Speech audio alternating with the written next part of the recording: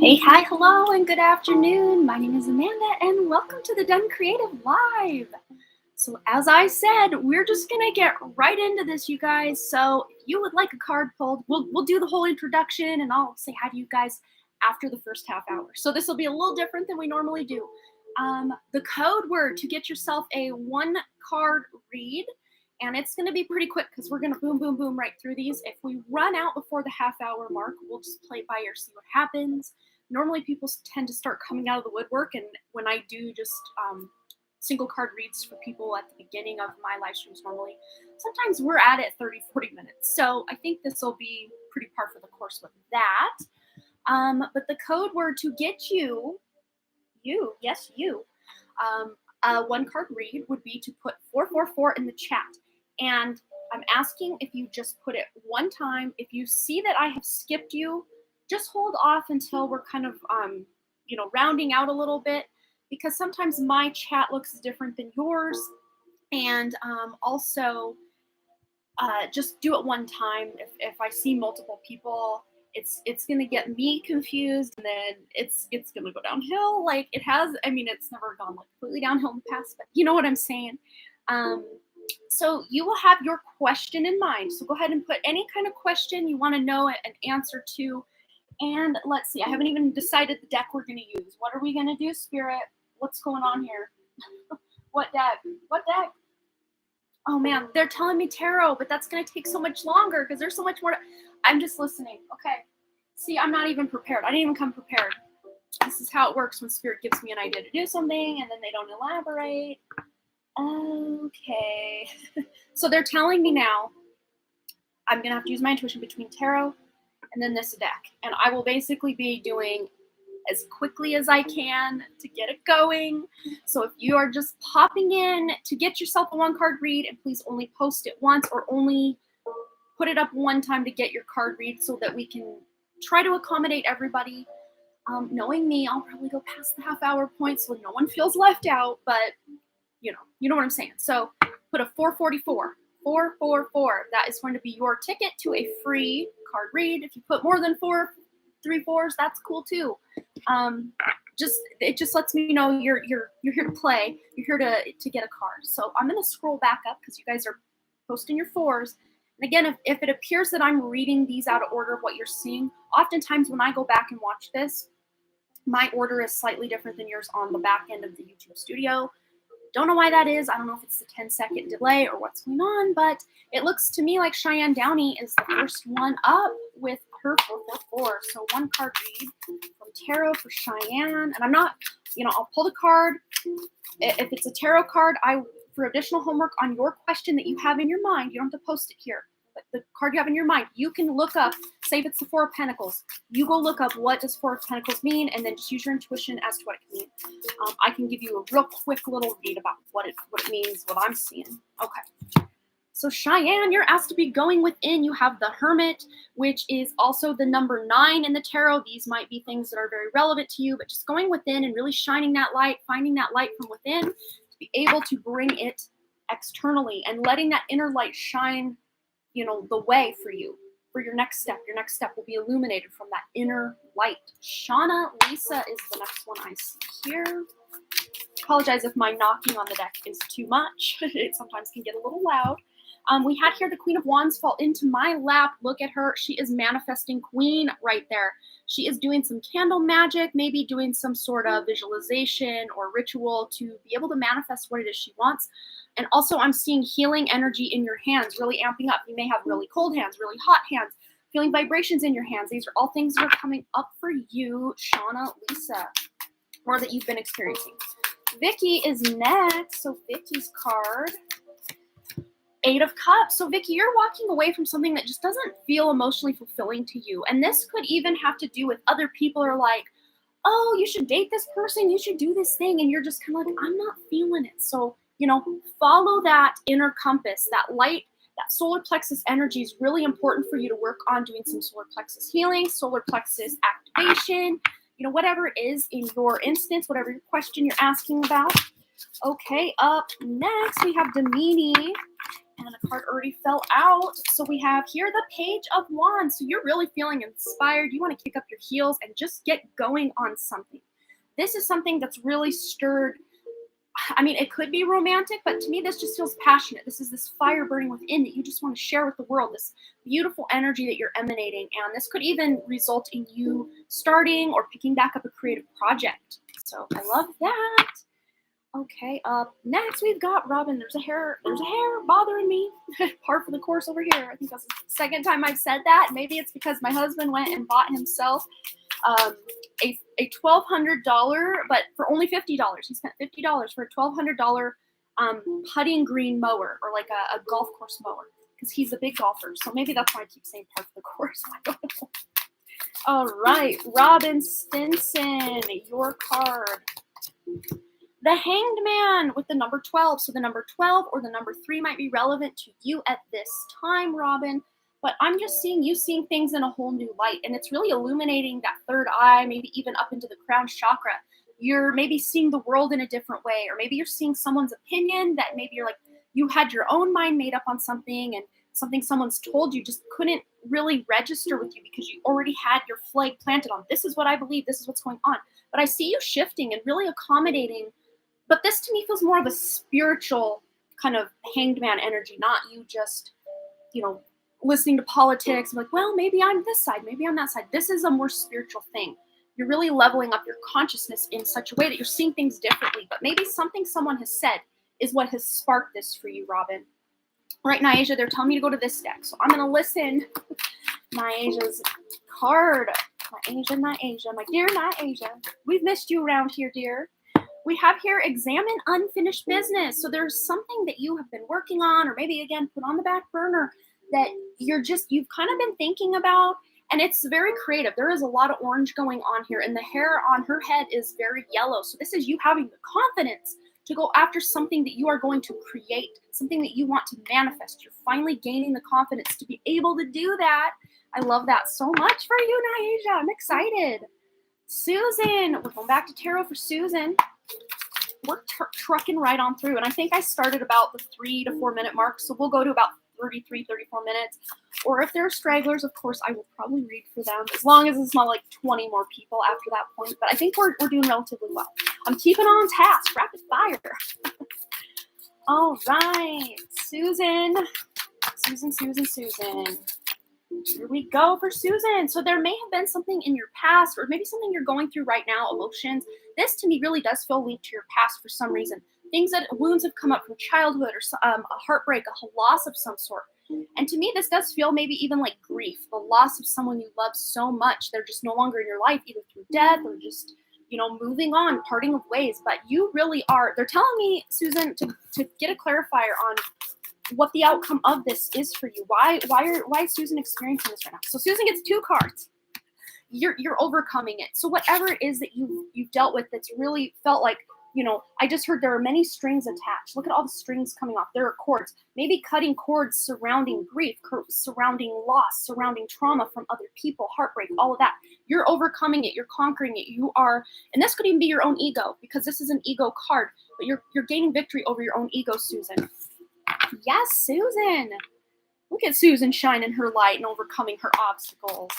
All right, Kimberly Morris, dear, let's get you a card as well. Here is your card, Justice, and the number 11 might be relevant, or 1 + 1 is 2. Those could be numerologies that you are looking up on your own as a little homework. But Justice, this is about righting wrongs, balancing scales, really focusing your attention on other people and helping the underdog, helping people who are underprivileged, but just also having this sense of feeling like things are finally looking up in your life, like things are actually fair now and not so out of balance where you're giving and getting nothing in return, or maybe rights are being taken away and you don't like that. Things are happening in your favor finally. Finally. All right, that was yours, Kimberly. So now Rita would like a card. So we're going to this deck for Rita. Here we are. Eat healthful food. So I don't know, Rita, if you have recently just shifted the way that you're eating or just been thinking about it. And I'm seeing not just eating like what you're consuming through your mouth, but also drinking fresh, high quality water. what it is you're consuming into your body through, chemicals you're putting on in the lotions you're wearing, or, the fabric softeners maybe you're washing your clothes in, or, what you're consuming with your eyes, social media, news, coming from this more heart-centered place, but especially eating high vibrational foods that are not processed, if you can. That is probably the main message I'm getting from this for you, Rita. Michelle Lynn, going back to the tarot for dear Michelle Lynn. And those of you who are purchasing your guaranteed reads today also, if there's something that we talk about here in your one card pull that you want to elaborate on, just let me know and maybe even remind me of what it was we talked about, because I'm rapid firing. So if that's the case for you and you want more in-depth information about this, during your guaranteed read $10 minimum donation question, just kind of give me a reminder synopsis of what I told you. Okay, thank you, Michelle Lynn. Here it is. All right, well, there's some wish fulfillment coming in for you, Michelle Lynn. Something you've really been wanting to happen or manifest is actually going in your favor. Or if it has been rerouted, I know you like almost on personal level at this point, just from all of the readings, but something that you thought maybe was like, oh no, I can't believe this is happening. You're actually seeing like the silver lining, or in this case, the very golden lining, and you're jumping for joy. Like things are really looking up. And again, that solar plexus going up into the heart and almost that higher heart and throat area is all illuminated. All right. And Kita, oh, you don't have a number here, but and Kita, you did post a question. If you do want one card read, or maybe 2 cards, depending on spirit, what they're up for today, go ahead and put a 444 if you have not already. If you already did, just stand by. We are going down the line. Karen McConnell has 4444. She's an overachiever, that Karen McConnell. Here we go, Karen. Ooh. Here we are. So 3 of Wands. So some plans that you have made, it's like you're ready now to take action, or even travel. This is a beautiful travel card, especially somewhere tropical, somewhere that just really brings you that fire, that passion alive within you. You're making this dream a reality. And if this is not surrounding travel, this is just something you wanted to do or had again, that back burner energy is very prevalent right now in my life and in kind of the collective energies of the more higher vibrational people that I read for and picking up. There's this sense of wanting to pick up something that we stopped working on, or maybe it failed and didn't work, but now we're ready to try it again. That's the energy I'm really picking up for you, Karen. All right, Jaden. Jaden. Here's Jaden's card. Oh, more wish fulfillment. Look at that. Wish coming true. I'm seeing you. This is something you've been working for a long time. Maybe even just like subconscious programming that you're breaking through. But you're really seeing the light at the end of the tunnel on something that's really been bothering you and just kind of causing some stress or anxiety in your life. So that was for Jaden. Katie R wants a card. Let's get a card for Katie R. Queen of Pentacles. So there is some financial or just secure abundance coming into your life. And to me, this feels like something you're creating. So this could be you. Again, creative projects are very ripe right now for a lot of people. Picking up an old hobby or thing that you used to do and just doing it for your pure enjoyment. And then maybe you're getting people say, oh, for instance, you're making something, you're creating something with your hands. It's a friend or a family member sees that. I'm like, oh my gosh, I want you to make me one. I'll pay you. Like there might be a new beginning here with something like that in your life. All right. So let's see. We got here Linda. Oh, it really jumped. Let me scroll back up here. Linda. All right, Linda's card. Here it is. It's already coming out, Linda. Linda A. Haggerty. 4 of Wands. So this is happiness. This is excitement. And right as I said that, my phone lit up at 144. So look up the number 144, and we are dealing in 444s with our questions here today. Anyway, and you have the 4 of Wands. So 144,000. That's a big concept in the awakening community. You can look up what the 144,000 means. Maybe you are one of those 144,000. But there is something to celebrate coming up. This could look like a festival, a wedding, just getting together of like-minded friends. But there's excitement, there's contentment. There may even be a signing of a contract here, but this is a contract you're excited about. This is something you're very happy about. And maybe even going to some sort of carnival or fair. There was a fair on that card. So that was for Linda. All right. Priya P wants a card. Yes, dear. Yes, dear. Here's for Priya P. The wheel. Wow, all of this energy is just looking up for us. Look at that. The 10. So the number 10 might be relevant to you, but 10s are all about closing out one cycle and starting another, which is what the Wheel of Fortune in and of itself is all about. So it was aptly labeled as a number 10 in the tarot deck. And you are on top of that world there. You're on top of that wheel. So things are finally looking up. Luck, like the dice have finally rolled in your favor. And again, she's got dice with a 6 and a 4. So number 6 and 4 might also be relevant. Of course, 6 and 4 do also add up to 10. But there's something that you have been working on. This is, again, a collective energy, something you've been working on that you're finally seeing kind of some benefits, or like the hard work is finally paying off. You're getting some nods from the universe that, wow, I'm really going in the right direction. All right, Jonathan Roseberry wants a card. Good to see you, Jonathan. It's been a while. Well, Jonathan gets 2 cards because they both fell to the ground. These are great. Wow, look at this. So you have the 4 of Wands, which we were just talking about, is something to celebrate. There's something to celebrate. And then the Ace of Wands. So this is taking action in a new direction of something to celebrate. But the difference between the 1 and the 3, or sorry, well, the 1 and the 4 is 3 Wands, 3 of Wands. So it's like you are taking action on an inspired idea that you have in your life, going somewhere new, trying something new, changing something in your life, and it's going to result in you having some absolute happiness as a result of that. This is a good move for you to make, whatever this move is. Pika Lee wants a card. Pika Lee. Okay. Pika Lee, you have 7 of Wands. You really are rising above. But this, to me, a lot of times, in the traditional Rider-Waite depiction of the 7 of Wands, the guy's wearing 2 different shoes. I call it the House Fire card because he rushes in. He's like, oh no, oh my gosh, I got to defend myself. I got to do all these things. But to me, look how zen she is. She has just risen above the haters. She's risen above the drama. And she's just focused within, focused on that solar plexus and really feeling her own worth, her own value. And, a lot of times this person has to really try to stand up for their convictions. They really have to push and fight to stand up for what they know is right and true and what they believe. But she's not trying to prove anything to anyone. She's just shining her light and living her life. So that's more, instead of putting your boxing gloves on ready to fight, this is just more of peace and calm, like going within and feeling that energy. All right. So up next, Earthy Deva. We'll pull a card for you, dear Anna. Absolutely.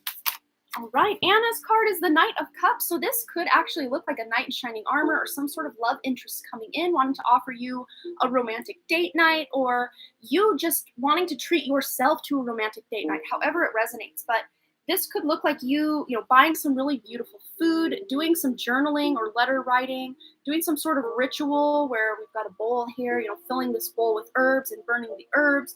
We've got flowers here, lots of essences of the natural world. So getting out in nature, I think, is going to be really important for you. And this is something you are in moving forward motion. Even though this horse is just standing still, it's ready to go. That horse is ready to go. Look, its hair is whipped back. Like, it's ready to go. All this guy needs to do is put his hat on, grab his stuff, and get on the back of that horse and take the journey. Take the journey. So there may be even a journey you're going on or wanting to go on, and now is the time, if that's possible for you. And Kita Das, let's get you a card as well. We have here the Page of Pentacles. So this to me feels like you getting a message from either a text, an email, face-to-face communication of something that's going to create more financial abundance in your life, or something, just even an idea. This could be a message from Spirit as a divinely inspired idea that you are taking then that Ace of Pentacles, like that seed that you can plant, that idea, and then taking action. But to ground that idea into reality, you have to take action on it. And that's what you're being asked to do here, Ankita. So you take action. You take some initiative and get into that more divine masculine energy of taking action. Dropping a card. Oh, wow. And Ankita, since I dropped the Lover's card, sometimes this could be, of course, about a love interest, or this just could be a choice or a decision you need to make in general. The Lovers is all about making a decision and weighing all of your options, and maybe even making a decision in love and weighing all the different love interest options that are available to you. Okay. Up next, Get to Lekka Ray. They're telling me to go to the other deck, so here we go. Get to Lekka. Okay, change direction. And look, this person looks very happy. In what I'm seeing here, I am facing north in my home right now. And the east direction is where I'm seeing him face. But of course, when I turn it around, he's facing my west direction. The east is the more spiritual direction. I think the west would be more the worldly or 3D kind of direction. So however you get to like want to interpret this as you're facing west in your depiction, or in when I'm looking at it, it's actually facing east, whichever one resonates more for you. Taking a new direction in the physical world or in your spiritual practices, whatever this means for you, but you're switching up either things you're doing in the 3D world or what you're doing in your spiritual practice, leveling up in some way. Okay. Amber, leopard wants a card. Absolutely. There's a card. After Amber's, I'd probably take a drink of water. All right, Amber, you have the Five of Wands. So look, it's interesting because in the traditional Rider-Waite Five of Wands depiction, the people are hitting each other's wands like they're fighting or battling in some way. I'm seeing this more of a cooperation or brainstorm energy in your part. It could be that conflict energy that you had with other people, or that confrontation energy you had with other people, that to me seems to be more of a thing of the past, and you're kind of getting to the point where now you're really working with those you've kind of, conflicted with in some way, or maybe you're just kind of agreeing to disagree. That could be that energy as well. But it's almost like they've stacked their wands and kind of almost created some sort of neat little ladder here to climb to the top and to create. I don't know if they're creating this fire or just reaching into its potential. I just heard untapped potential. So you're reaching untapped potential by, instead of conflicting with those around you, you're now trying to work in harmony with them. Even if it's that agree to disagree energy, you're finding new ways to work with people that will actually benefit all of you. So it's like win-win-win through compromise. All right. So up next, 444. Oh, AKA Patience. At the very top of this chat box here, I have a pinned comment with my PayPal donation link, or also in the description below, there is the information how to do so. Thanks for asking. Yes. Okay. So up next. Okay. XAF is here. Let's get a card for XAF. Oh, it's lagging because it's storming where Niaja is. Oh, no.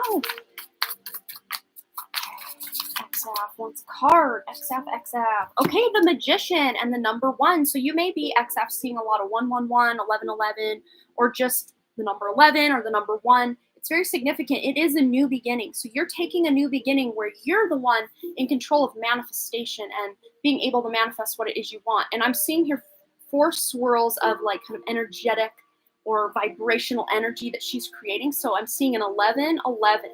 So again, that is the code for awakening to your spiritual side, your spiritual gifts, to higher consciousness. So you're really working on your own spirituality. It's really what it looks like here. Okay. AKA Patience wants a card. AKA Patience. 7 of Pentacles. So something you've really been working on. You're just starting, maybe you're getting a little bit impatient, AKA patience. It's in your name here. So maybe patience has been a virtue you've really been working on and cultivating in your life. But see, this guy doesn't look like he's stamping his foot, rolling his eyes, like, when is this going to happen? Like he's kind of succumbed or surrendered. I guess surrendered would be a better word to use than succumbed. He's surrendered to the process and realizing that growth is, it's not always even a linear progression, but sometimes it's more like a spiral. So sometimes it's like 2 steps forward, 1 step back. But really, if you count it all up, you're still making progress. And I'm seeing you as kind of coming to this realization that everything is happening in divine timing in your life. And he's putting his own healing energy through his hands, which the hand chakras are that extension of the heart chakra, right? So he is using that beautiful healing ability that he has as his God-given talent, his God-given gift and ability to make sure that the seeds he has planted have grown roots and broken the surface, and they're going to be ripe, and he's going to be able to reap the most nutritious and delicious fruits. Insert this however it applies in your life, and it's going to be even more masterful and magical for him because of how much work, effort, dedication, and time he has put into being patient, right? That's how I'm seeing that for you. Oh no, Niaja, we hope you can get back. Karen's card was accurate. Awesome. Yep, we're still doing free reads. Just put a 444 in the box. I'm going to get to as many as I can. We've got about 6, 7, 8, 9 or so minutes left of our rapid fire half-hour questions. Oh, Jessica Lynn, I'm sorry I skipped you. Here we are. Okay. Woo!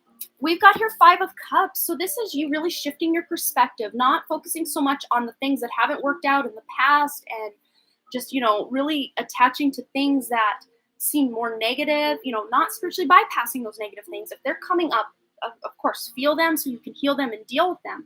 But this is really showing you dumping out that Ace of Cups into this kind of little vortex here. So you're in control. There is a new beginning in love, or just you feeling more in love with life. There is a new beginning here, but you're going to have to shift your focus out of constantly going back to the things that, didn't work out and, kind of being wistful for the past or angry at other people for things they did to you in the past, and just kind of, cutting cords with some of these things and not forgetting, but forgiving. And I think even forgiving yourself.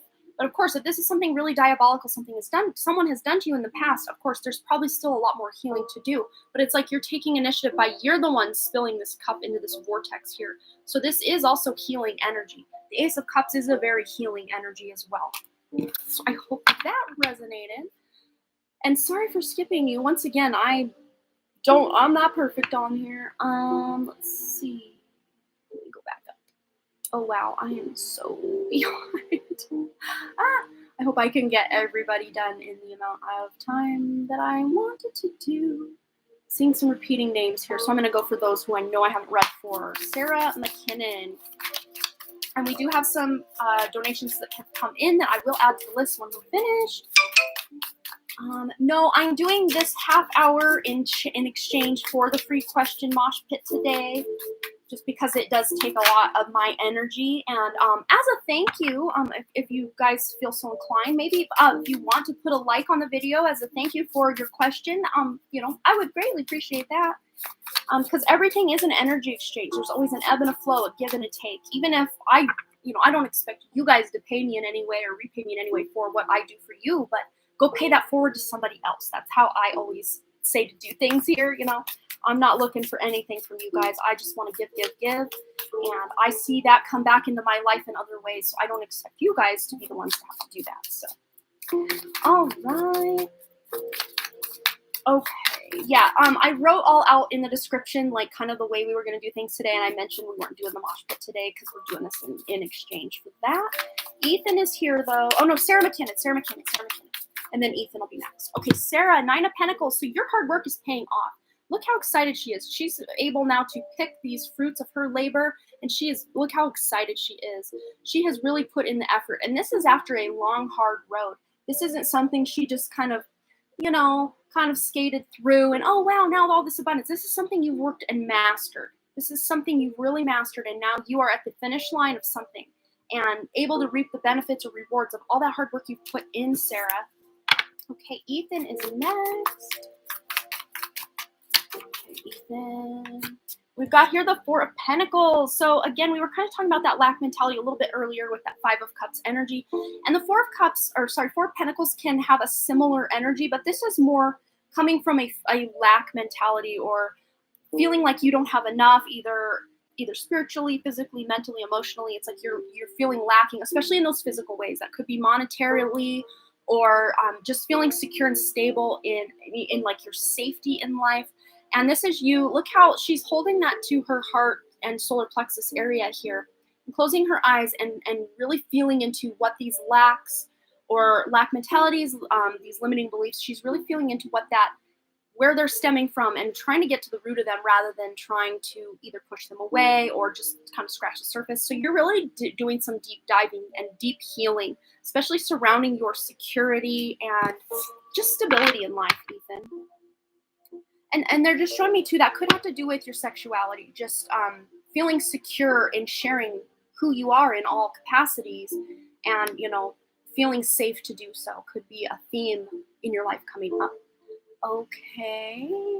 And Kita Deb, if you want a card, put a 444 in the chat. That's what we're doing here. And I'm trying to get to about 4 minutes left of this. And if I don't get to you, if there's maybe 3 or under 5 left when I'm done, I can probably do those remaining 5. But if I see there's 10, 15, 20 more people that are waiting, we're probably going to maybe try this again next week. And I'd say the earlier you get here, the and the closer you are to the top of my chat, the more likely you are guaranteed to get your card. Okay, so Ankita Deb wanted a card. She'll put a 444. Jillian Thomas, the next 444 I see on my screen. Okay, we have here the Six of Swords. So you are moving on from something that is just not it for you anymore. And this could have to do with, I call this my internet card. So this could be, not blocking people on social media, but I see you just kind of moving on, maybe unfollowing certain people, just going in a new direction. And she's alone. And in the traditional Rider-Waite depiction of this card, there is a man ferrying a woman and a child. It appears to be, we can't see their faces because their backs are to us. So it's almost like you're the one in control of you deciding to, cut certain people out of your life or certain habits. This could be habits you're moving on from. Miscommunications, because again, swords are all about communication, and this being the internet card, communication online, and just maybe kind of taking the social media hiatus just for a little while to get, more in touch. Like on my Facebook personally right now, I'm currently going through, I updated my profile picture as closed for spiritual maintenance. And I do that every once in a while where I'll take a month, 2 months off, and because that's my profile picture, people know I'm not around, so they can message me in other ways, get hold of me. But yeah, so I'm seeing something similar for you, where you just need to get real in touch with your own energy and kind of not push people away, but like just separate your energy, because we get, especially as empaths, which I do feel you are, Jillian, you just might feel so wrapped up in other people's emotions. You take them on as your own and you don't even know what end is up or what emotions are yours, where do you end and someone else begins, kind of energy. So Luna 444 wants card. Well, she put a 444. So Luna 444 for Luna. Woohoo! Fell right into my lap. So there's that patience paying off for you as well, and that very Zen approach to you being able to heal, cultivate, create anything it is you want. But again, this is something it's going to require some patience. So a new idea that you have, maybe even Luna, if you've been thinking, oh, I'd love to do that, but it's going to take so long. Spirit's telling me right now, the time's going to pass anyway. So if this is something close to your heart, you might as well start now, because a year from now, 2 years from now, 3 years from now, look how much farther you'll be than if you just always kept it as, well, that'd be nice, but it's just never going to happen. Or no, start now. If this is something that you've had on the back burner, or just a thought that's passed for you, and you're like, maybe I could do that. Do it, because it will pay off. Again, it's going to take a lot of time, effort, dedication, and patience. But if you're willing to put in the work, then the universe will meet you halfway and bring you that beautiful abundance at the end of this road. But you're going to see the journey is just as much fun and just as important as the destination. Okay, so that was for Luna. Up next, Deep Shoe. Oh. Okay, Deep Shoe. We have here King of Wands. So look here, you really are taking action in your own life to be the leader of your own thoughts, your own, what it is you eat, what it is you do. You're taking more of a leadership role in your own life. And I don't know, Deep Shoe, if you are a fire sign, you don't have to be, but wherever the fire trine is in your chart, that would be Aries, Leo, Sagittarius, especially highlighting Leo here because we've got the lion there. These are important houses and places in your chart where things are really leveling up and you're really taking that leadership role in your own life. And you're inspiring other people to do the same as well. So up next, let's see. And Kita Deb, we got to you. We've gotten to you. Yes. Okay, so Page of Pentacles. So you really are taking and deciding to take, what are they showing me? I don't know if this is a project. This to me feels like a relationship, but this is something that's stable. You're really wanting to create stability in a friendship, a relationship, but this is like you showing tokens of love, or reaching out to them through text or even just in person and saying, oh, I thought of you, and you have a little gift wrap box that you give them. That's going to mean a lot to them, and it's really going to enhance the friendship or the relationship. Okay.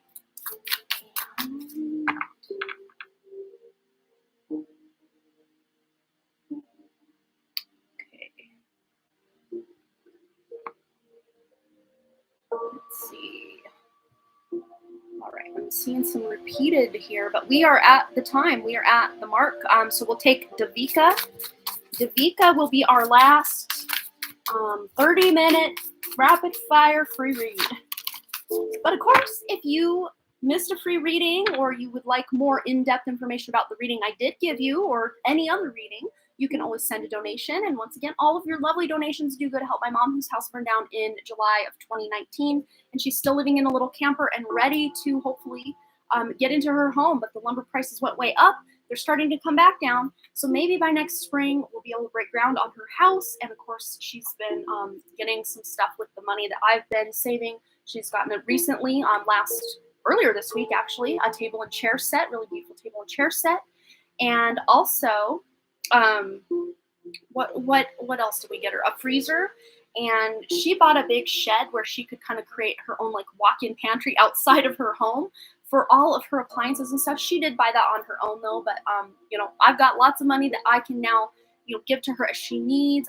What else did we buy? A couch, yes. So she's gotten some pretty major purchases for the home for when it is built, and she's able to store these in her storage shed, my grandma's storage shed, and her little pantry area. So yes, but for Davika. So Davika is our last one today. You got the star, and it is the number 17, and the number 17 adds up to 8. 1 plus 7 is 8. So 17 or 8 might be relevant numbers for you, Davika, but the star is all about wish fulfillment, especially after something that's been really hard, because in the tarot, the tower comes before the star, and the tower is a moment that's like rock bottom kind of energy. So if you've been having a really tough time or had a rock bottom kind of moment in your life lately, just know things are really looking up.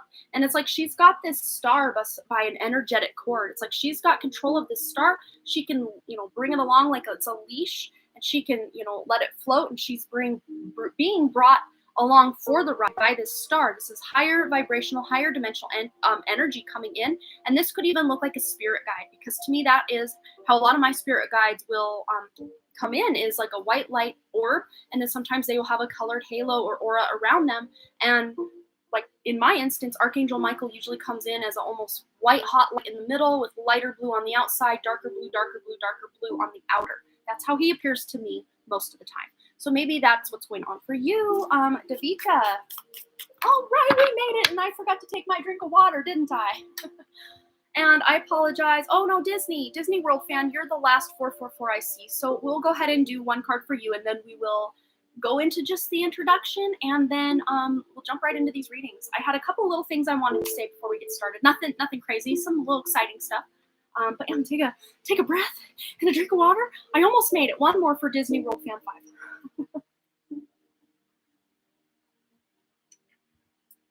These rapid fire, doing many all at once like this, they take a lot more energetically out of me than me really being able to feel into the energy quick, because spirit has to drop it like it's in a hot pan. Like you drop a lot of water in a hot pan, and it's just like, it's like all over. It's like, here we go.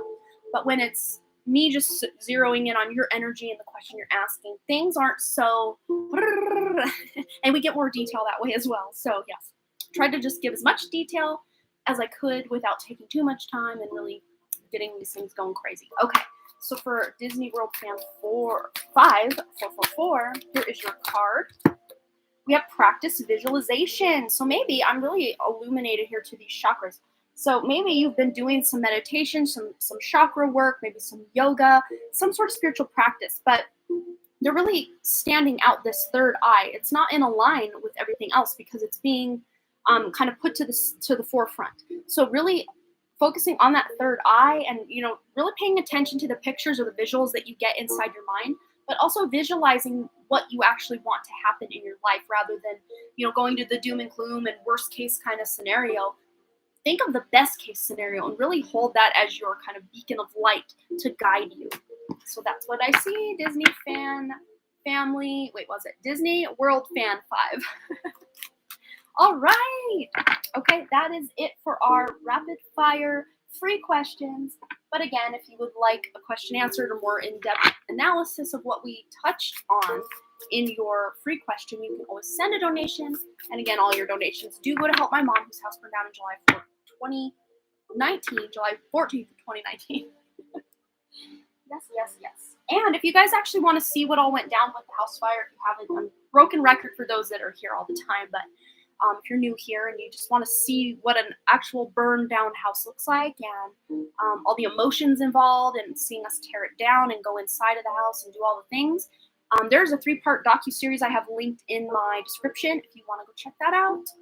you're more than welcome to do that. So you can see where your money is going. Okay, there is a list. Yes, Ethan, I will have to add a few more names to it, and then I will post it. And Ethan, put yourself on it if you want to hold the list for me. I really would appreciate that today. So Jillian Thomas has donated. And let me just tail this list off. Also, patient, aka patience. Okay, so here's our list. I'm gonna post it. Boom. We got a list going today. No worries, KDR. We'll get into it real soon here. I'm not gonna take too long on my little spiel, I guess. So tomorrow, actually, I am going to be doing a reading. Not me like performing the reading, but me getting the reading, which is something I don't do very often. But it's a lady named Victoria Grace, and I had touched on in one of my recent pick a card readings about me wanting to dive in and learn more about human design and more about like my human design chart and what that means for me and like all the different gates. Like it's a pretty in-depth, convoluted thing, which I'm usually ready to jump in and research, but like I researched like kind of the tip of the iceberg, what I probably could do for free online. And now I actually saw Jerry Kuykendall, who I did on his Dream Chaser Spotlight. I did an interview with him. Man, when was that? I think it was before. I mean, it was definitely before April, probably closer to February, maybe January. I don't remember exactly when that was. But I was on his channel doing actually a Facebook Live that he then later posted to his channel. But he also interviewed Victoria Grace, and because I follow him and was friends with him, I'm like, oh, he posted a new video. So I actually watched it. And it was just that great synchronicity that I'm really looking into getting into human design. And Victoria Grace is actually doing human design readings and has really done some deep studying. And I'm really excited to find out what that means for me. Of course, I will let you guys all know how it goes. We have that reading tomorrow. But I have her interview with Jerry Kuykendall. I have that video linked in the description if you guys want to go just watch that interview and get all of Victoria's information. I probably should have done that and put it with the video, but you can go to Jerry's video and get her information. I think it's toward the very end of the video where he talks about how to contact her and everything. I probably should have done that, and maybe when this video posts, I will go ahead and put that information in the description just so everybody has it. But then the other little bit of news, nothing too fancy, exciting, but of course, me and my crystals, I'm always excited and here for it. So as you guys might remember, I had received from one of our beautiful viewers here, Just Sandy, a wonderful angel chime moldavite, which after 5 minutes of having in my possession, I then broke in half. And the angel no longer chimed. It was no longer an angel chime. So I was a little, if not a lot, just brokenhearted over the fact that happened. But I ordered some more crystals from, again, Inner Vision Crystals, right? And I've really been, and I mean really, been into just beautiful Lemurian quartz crystals, seed crystals. They call these seed crystals because these are actually found just like this, buried in sand and just kind of, put all over Brazil, Colombia. They've been found in the Northwest or in the U.S. I think there's been some in Tibet. I don't remember the exact places where these have been found. But the difference between these and say, where's my big one? Where did I put it? Oh, it's under here. This is just your average, crystal clear quartz point, which Wrigley dropped and broke the point on, but it's still powerful. But you can see here it's more glossy in appearance, and there's, maybe some little inclusions inside. It's always fun to gaze into those. But the difference between this and, say, a Lemurian seed crystal is you can see almost like a barcode. You see this? And you can run your finger along this in meditation or just, sitting here, and you will actually get information. These are like little Akashic record keepers. But what's interesting is I bought this one about a month and a half ago, if I remember correctly. And I wanted to just get another one because I've really been I hold this in my hand while I sleep, while I'm dreaming. And guys, this is no joke. Like this is a heart chakra enhancer, activator. It's been beautiful in me helping to even work through my shadow and get in touch with my guides and just, do a lot of deep dream work. These are masterful at dream work. And I've been getting major, amazing visitations, not dreams, but actual visitations from crossed over loved ones. My best friend John, I had a recent visitation with him. And then the night after that, I had a dream. I can distinctly tell the difference between a visitation from John and just a dream of John. Major difference. But the visitation I had was the most powerful visitation I've had from him since he passed away in 2016. I did have a visitation from him actually in earlier 2016 because he passed away on Christmas, but I had a visitation from him in my dream state probably that summer, and it was more real than any dream I had had to that date. And he hadn't even passed away yet, but he was on the way out within months of that dream, and we connected deeply, and he told me a lot of things telepathically in that dream. It was just very, very powerful. So I've been really, really involved with these beautiful Lemurian seed crystals lately. Very, very in touch with these. And if you want to learn a lot more about Lemurian quartz crystals, Vibes and Frequencies, I'll just write his name out. Vibes. I'm just shouting everyone out today. We've even talked, me and Nathan over at Vibes and Frequencies have talked about doing some sort of collab, which I think we're going to do over on my super secret special project that I have planned very soon. I'm going to talk to him and see if he wants to do something over there on that super secret project. That'll be fun. But he has a lot of videos in his recent catalog of videos talking about this. Well, I'm getting to the point. Finally. So, of course, I've been loving this one. So, Intervision Crystals has been having a sale since August 9th through August 31st. They've been having a big site-wide 20 to 25% off sale. And I had to get some stuff. And one of the things I got was another Lemurian quartz. Me going back, circling back. I'm not the best storyteller on the fly because I go off on 50 tangents. That's just how I do it. So it takes me a lot in editing, for my books. It takes me a lot to get to the point and stay on task. But I ordered another one, and circling back to the beginning, where my beautiful angel chime broke, my Moldavite, Moldavite, I'm wearing it here. Moldavite is a green tektite, which is impact of a meteorite impacting the earth created this green glass. So my angel chime was actually a Moldavite. This is a Lemurian seed crystal, quartz crystal, clear quartz crystal.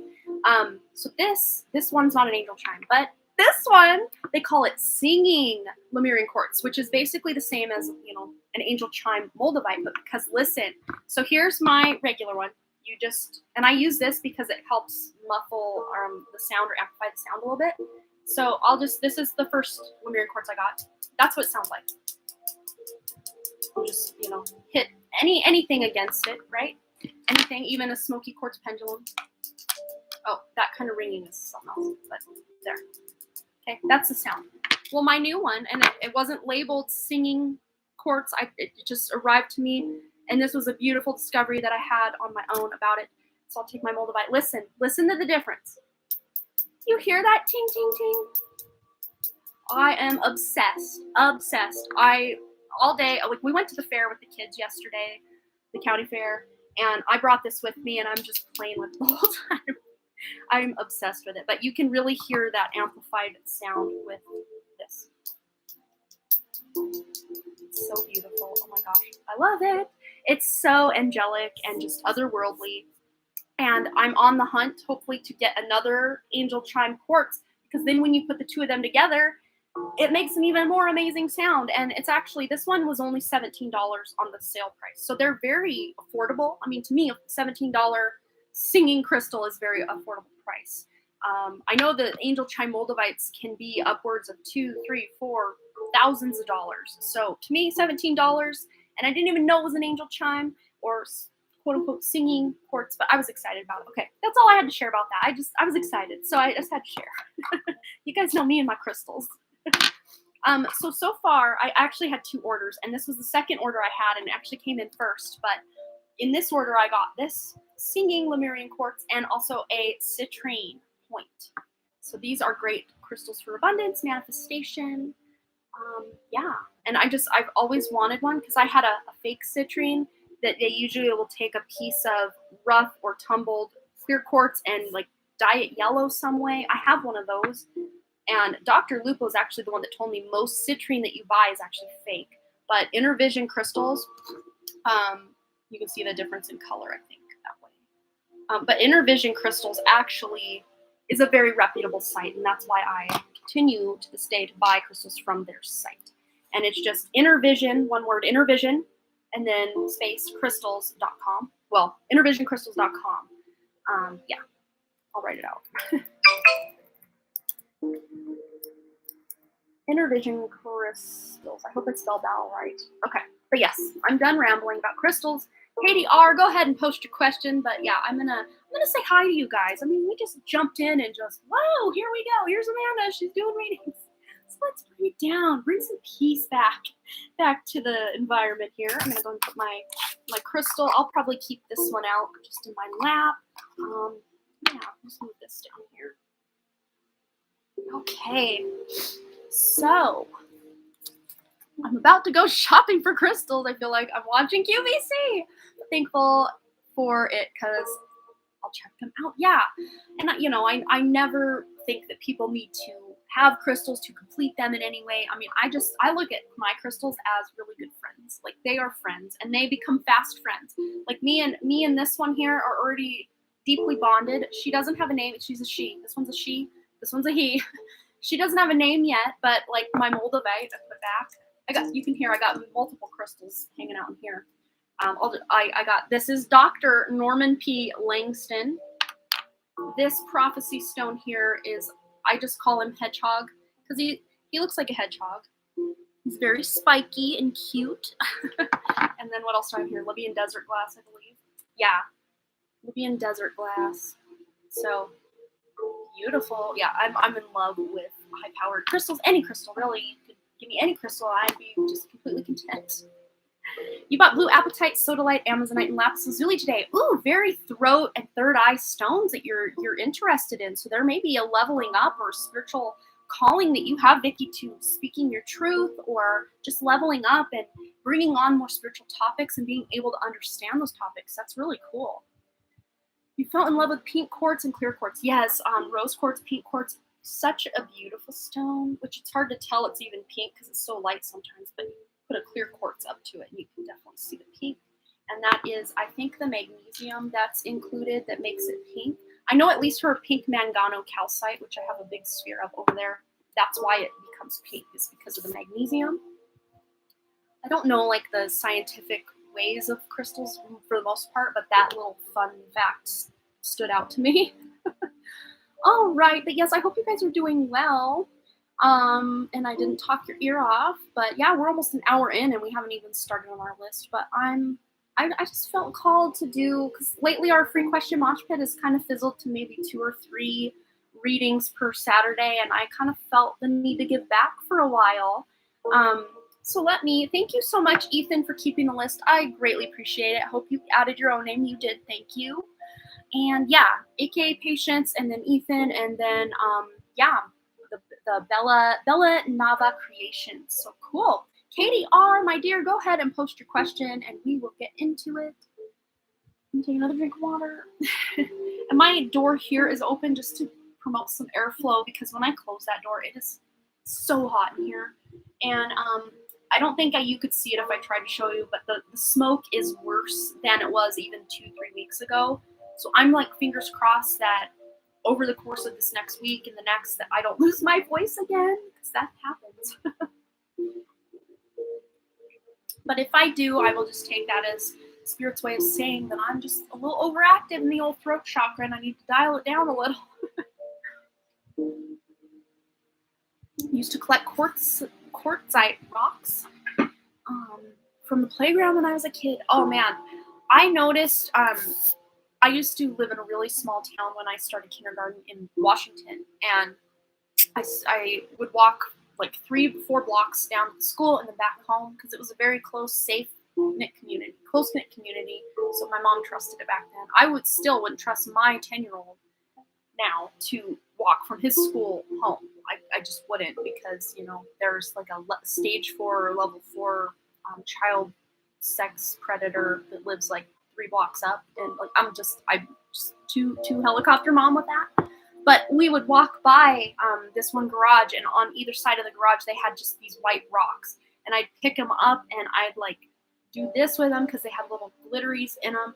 And I wanted so badly to take one home, but like that little like part of me, that little innocent part of me is like, that's stealing. I can't do that. But like I would admire them and pick them up and look at them every single time I walk by without fail. I could have walked by earlier that day, but each time I walked by, I would have to pick one up and look at it and just really, I'm just, that's how I was as a kid. Just very, very observant of the natural world. All right. Thank you so much, Ethan. I appreciate it. So, KDR, here we go. Ding, ding, ding. At 55:14, we are starting. So you can timestamp. If any of you want me to call out the timestamps, let me know. And I would be very happy to do that. And then you guys, those of you who are asking for the timestamps that will be here, I would just ask that you go make your own little comment under the video with your timestamp, because that way you can come back 3 months from now, 2 weeks from now, 4 years from now, and just check in on the progress of the reading if you want to do that. Otherwise, if you just want it in the moment and that's it, that's awesome as well. So, Kiara, could I please get a past life read? Maybe one I've lived on another planet. Okay, let's go in for KDR. Where are we going? Let's start with Starseed Oracle. And then we'll go to Tarot, I think. Okay, KDR. Past life, another planet. Okay, wow. We the Hathors, deep love, mother's milk, birth as a portal. Okay, so they're really showing me something interesting. So they're showing me a lifetime that you lived on Sirius. Yes, the planet or the star Sirius. It's not the sun, like the star we actually see, no one lives there because that's their sun. But there's planets that go around Sirius A and B that are considered habitable planets, at least in what we've tapped in with the Akashic records. I don't think you could go like scientifically prove that because they don't know much about actually what's going on out there. But you had a life there on Sirius where you were actually acting as a guide to people in ancient Kemet, is what I'm hearing. So you actually came. So you had that incarnation on Sirius, and I'm seeing you as a very wise old man on that planet. And they're showing me you came through a portal, so it was like basically you blink your eyes and open them again, and you're on Earth in ancient Kemet, which is kind of a precursor to what we would call ancient Egypt. And you would come there and teach the people ways and how to raise their vibration, and there was a lot of work with crystals. Maybe not specifically this one, but lots of work with crystals and showing people how to use crystals to make grids, to connect to the earth energy and the electromagnetic field of the earth. That was one of your main missions in that life. And you fell in love with earth. You came from Sirius, fell in love with earth, and then right after that, you decided, you were living thousands of years during that incarnation, and it just came to a point where, it was still fun and fascinating and exciting, but you wanted more of a challenge. So you decided to disincarnate as this guide. But it's neat. It's neat because they're showing me the fact that you disincarnated as this guide didn't mean you stopped being that guide on the other side, because you kept that imprint alive. I don't know how to even explain. It's almost like they're showing me now. This is gross and weird, but they're showing me how when Walt Disney died, he froze. They cut his head off and they froze his head, I believe, and in hopes that if we ever figured out how to bring consciousness back, like he could come back. Like they're showing me something like that, but something that actually works, something that's actually proven to work. And they didn't have to cut your head off or anything. It was almost like your body, like consciousness, like the body was more light anyway. Like you existed as light in that incarnation, and then you could take physical form as you saw fit. And your favorite way to take that physical form was a wise, old-looking, masculine energy. And so you kind of went into, I guess, a stasis or a disincarnation. It's not really a disincarnation. So it's more like a stasis in that life to come and experience life in Kemet as a young boy, as a child. You didn't live like long in those days, because they're showing me like people lived hundreds, maybe even, I don't know, they're showing thousands, but like low thousands of years. Oh, I just heard noise over there. Interesting. Wow, I don't know what that was. But anyway, people lived a long time, a lot longer than, say, an 80 to 100 year lifetime that we would live in this life. but you live to be around the age of 89 in like human years in that lifetime, and you just want to experience things on the other side. So it was kind of like a dual lifetime in a way. That's kind of how they're showing it to me. We got all of that from one card. Isn't that interesting? Wow. Wow, it really came through. I love that. Yeah, that's so cool. Very interesting. They're showing me the name Nadavo. N-A-D-O-V-O. Nadavo. I've never heard that in my life. But there you go. That's the name that came to me, that you went by as that kind of more Syrian guide to these people. And they're showing me you still are Nadavo as well right now. Like you could ask Nadavo, your higher aspect, or one of your higher aspects, to bring more of that beautiful crystal wisdom. And getting chills now. Wow. Yeah. So maybe it's going to happen as a result of you allowing, opening your crown chakra and connecting to your higher self, higher aspect. So you really could call your higher self, maybe the name you could call your higher self is Nadavo, because he was the higher self of that boy that incarnated in ancient Kemet to learn to work with crystals and the energy grid on the earth. I love that.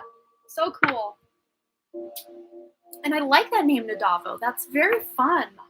I'm going to remember that for writing purposes. How cool. Awesome. I love that. So up next, Vicky Downey, followed by Cheyenne Downey. And then on deck, Michelle Lynn has a couple of questions, which I thought was funny because to me it looked like an equation when I typed it out.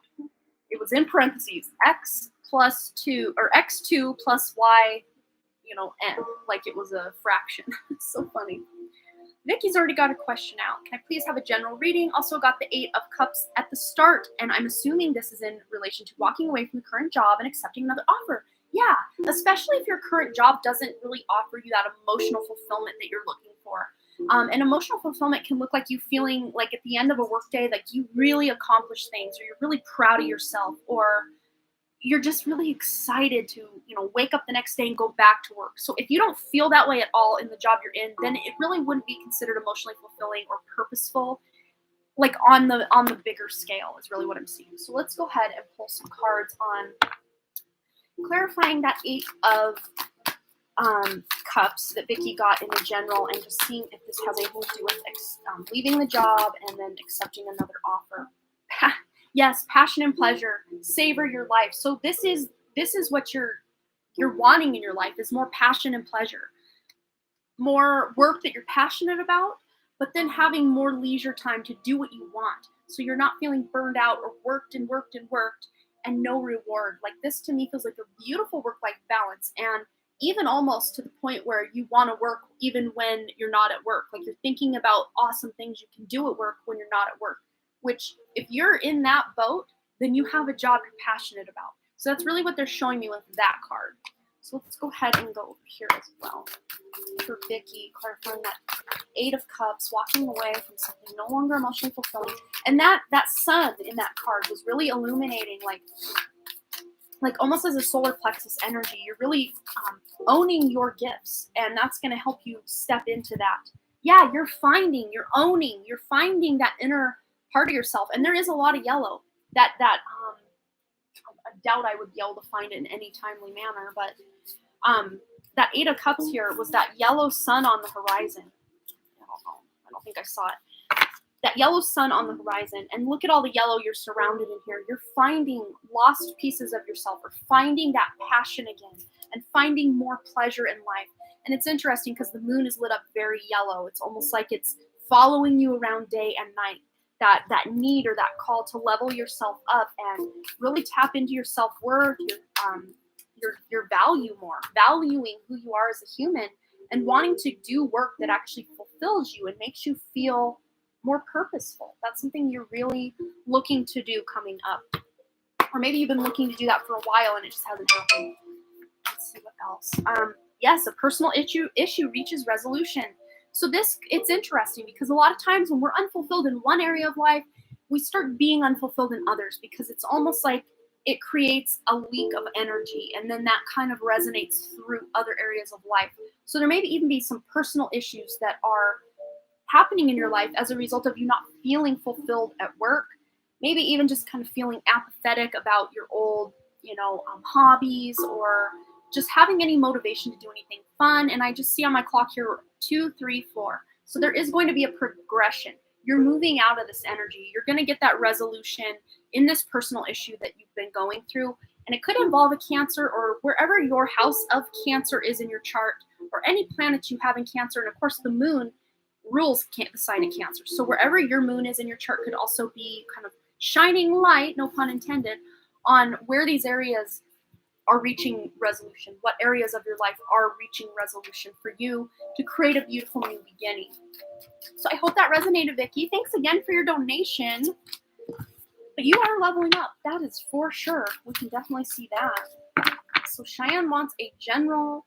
I got the Hermit card, and I'm currently not working and will soon enter a new job according to Spirit. P.S. Driving test Tuesday. Yay! We're excited for your driving test. I'm sure you will do very well. That's exciting. That's a great milestone. So let's just see. Let's just see what's going on. Pairing up with that Hermit, let's just clarify that or shed some more light on that Hermit. Okay, well, look, the Hermit and the High Priestess are very internal energies, going within to seek the answers we need. So you really are going within. I mean, I thought I saw that Hermit pretty close. Here it is. Yeah, so we'll just use this as our little cheat sheet. So we have the Hermit that you pulled in the general, or the free. So that's the number 9. And here we have the number 2. So the number 2 is all about partnership. It's a breakdown of the master number 11 as well, which is all about awakening. And what I do see, because it says here discernment, prescience. I don't know. I've never seen that word that I can recall. Prescience, prophecy, and vision. So you may be getting downloads or like precognitive events or precognitive dreams. And it's by going within. She looks very rested, very relaxed, and she's very content to go within.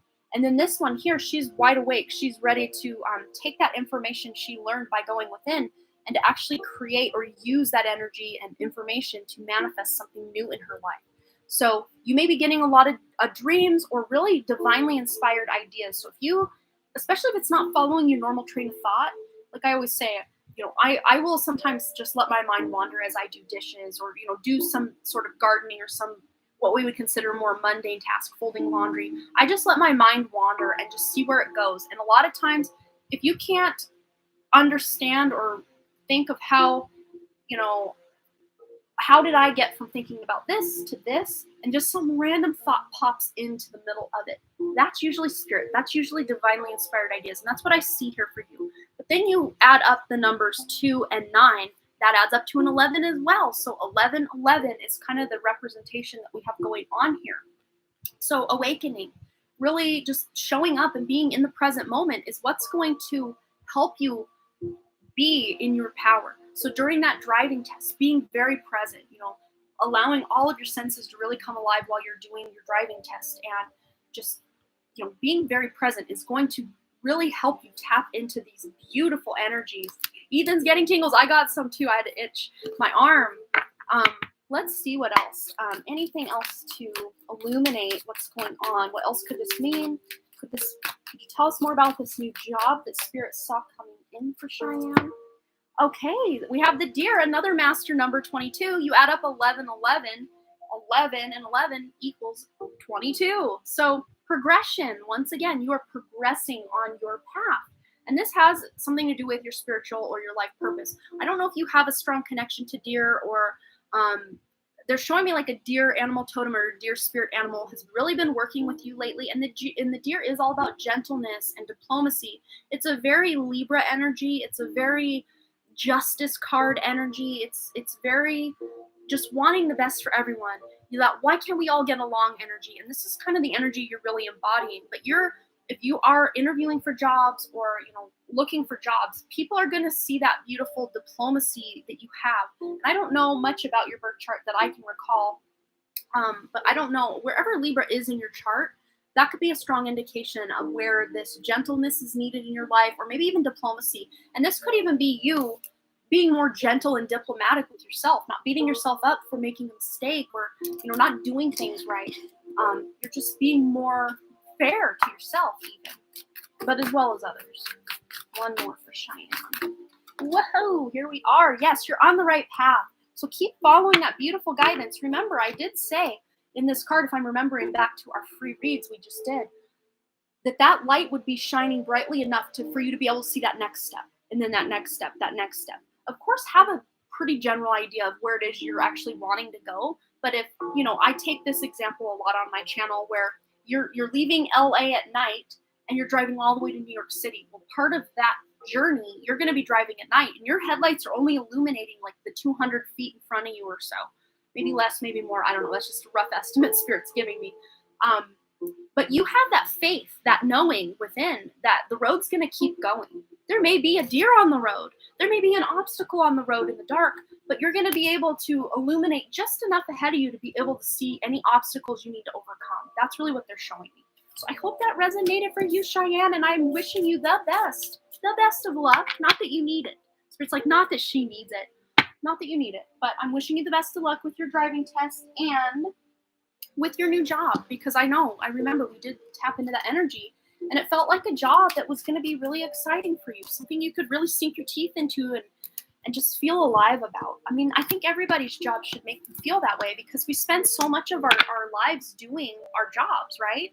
So we might as well love and be passionate about them, am I right? Life was meant to be enjoyed even while at work. All right. So Michelle Lynn, she's already on it. Let me take a drink of water.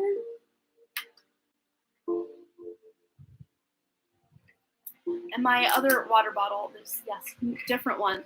It's a fun little thing my husband laser engraved on there. But this is a joke. This is an actually existing business. But we made the date different, I think. I'm remembering right. We did this. That's what it looked like, and I added this, and then he engraved it on there. But yeah, we have a whole new thing.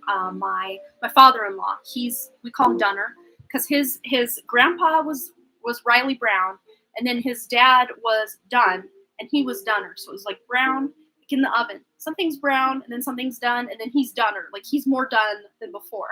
So we all call him Dunner. That's been his nickname for a long time. But my husband's youngest brother, Dunner's youngest son, has now a woodworking business, and he's gonna start a YouTube channel and have content there where he's doing woodworking and stuff. But Dunner always would say, we'd be driving or going around and be like, hey, there's a pile of wood over there. Hey, that's good wood. Like he'd always say, hey, that's good wood. And so my youngest brother-in-law, he's got his business now, and he's asking me, he's asking my husband Ryan, like we're all trying to brainstorm a really good name for his business, and we came up with, finally Rhett came up with That's Good Wood, because he was trying to do RD, because Richard Dunn, Riley Dunn, Ryan Dunn, Ricky Dunn, and Rhett Dunn, like RD, and then I got Wrigley Dunn, so RD is like a theme in the family. But yeah, I don't know, this is funny. Weird side tangent, I just thought I'd share. But my water bottle, see, this is me with storytelling in my K2 in the third house. I never get to the point. My water bottle, I sent it with Boston to the fair because his friend picked him up, his friend's mom, and she's like, oh, does he have a water bottle? I wasn't even thinking. I had my water bottle, so I'm like, oh, here, he can just take this. I mean, they drink out of it anyway, right? So it's still in her car. So now I'm using Ryan's water bottle today. So musical water bottles in the family. All right, Michelle Lynn, finally, I'm going to stop rambling. Okay, so what does Spirit want me to know about this relationship I have with my friend who likes me? He is in a commitment with someone. I'm curious what life lesson I'm learning and what karma is playing out. I'm not interested in taking it anywhere, but we definitely have chemistry. I try to keep boundaries because I want to attract my soulmate. Okay, so see, this, I could really resonate with this as well. But my difference was, okay, my best friend, John, he was the one with feelings, and I won't say I thought of him as a brother, because I didn't. It was a very platonic, flirty kind of relationship. But I never had romantic attraction or feelings for him, but he sure did for me, and he let it be known. And it was weird for me. But then when I was with my husband, I'm dating my husband for a few years. That's when he finally confessed his love to me.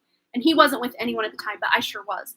And I didn't know how to take that or what to do with that information. So I'm just like, okay, buddy. Like I tried so hard. Like it broke my heart that I had to break his heart. Because I mean, obviously I had found my soulmate, even though, you know, I think somehow, some way, I really still do think that John is my twin flame, but it just was not romantic on my end in this life. I have tapped into lives where it was, but not in this life, not meant to be in this life. And I definitely see that I'm on the right path with who I chose. So he ultimately did marry someone else, and I'm hoping I didn't have much contact with him in the last 10 years of his life because his wife did not like our connection. His girlfriend then turned wife. But yeah, it was a whole convoluted thing that, again, you don't care about, don't want to know about, but I'm feeling like I have already some grit knowing what's going on already, just energetically with this, and how you feel. It's like you're like energetically attracted to him, but not romantically attracted to him. And there's a difference, really, there is. And you still want to romantically / energetically attract your soulmate. So let's feel into this. What's going on? What are the lessons? Is there karma playing out here? What is Michelle meant to know about this? I'm just letting you know. I've been in your shoes, so I know it. I feel it. So we have here direction guardian, choose your path. So this is really letting you know you have options in this life. You don't have to just, and I don't want to say settle because it's such a mean way, because energetically you guys are very compatible energetically, but romantically it's just not there on your end, and that's okay. It doesn't have to be that way. But this is showing you have at least, so I'm seeing your friend here as this, I mean, he looks very eagle-like, but he's got a blue beak. I don't know if that's an actual hawk or eagle or falcon. Like, I don't know I'm not an ornithologist or anything, but he looks very eagle-like to me, and I'm really leaning toward eagle symbolism. So maybe looking up eagle symbolism, see if that really resonates with who he is. So what I see here is you actually have a Leo, sun, moon, or rising, or personal planets, which would be your Mercury, Mars, and Venus. So this one soulmate has Leo placements, prominent Leo placements, at least 2 or 3 placements within the sign of Leo. And then another soulmate you have available for you in this life. Again, you have other soulmates, but these are like romantic attraction type soulmates. The other one is a Taurus, sun, moon, rising, Mercury, Venus, or Mars, personal planets within the sign of Taurus. So that's what I see already with this card. But you're the one, ultimately, your free will, Michelle. You have the ability to choose who and what it is you want. But this connection that you have with this friend, this is saying you don't have to settle into a relationship with him just because there is that magnetic attraction. You're a Leo and Venus, and my soulmate that I get in a reading is a Leo. Yeah. And to me, this really, I wanted to, of course, this is representing your friend. So I really want to talk about this one first because it really caught my eye most in this whole card. Outside of this one, it caught my eye first because it's in the middle and it's white and all that. But this was kind of the third one that caught my eye. So this is your most likely love potential that you're going for in this life is really what I see. And this friend and your connection with this friend, it's really teaching you that you do have choices. You're the one in control of your destiny and what you choose to do. And even if it feels weird and rough at times, like, why can't he just not like me like that and we could just be friends and it'd just be normal? You're just not meant to experience it that way. You're meant to have this deeper, strong connection that's not romantic to teach you something deeper about yourself. Not sure about the Taurus, maybe someone I have yet to meet. And that's really what I'm seeing, a very future energy, probably in your 40s, like age 40 on. And if you do meet this person, this Taurus, when you're already married and with the Leo, you could still just develop a really close friendship. It doesn't always have to turn romantic, although it has potential to. And that being said, there is potential. Again, I'm seeing after, this is interesting. So this to me with the friend is going to be a lifelong, as long as both of one or the other of you are living, it's going to be a lifelong friendship. So there may be, Michelle, potential in your future to choose a new direction or choose a new path with this. If he's no longer with his love interest and maybe you start catching feelings. I mean, it's all potentials right here. But we also had here guardian angel, you are not alone. And there's that trinity again, 3. And you've got the angel saying you're not alone, and then the 3 soulmates here. And it's interesting because this is an upside down triangle. This is an upside or a right side up triangle. And then you put those together. This one's broken, so disregard the back. A Merkaba.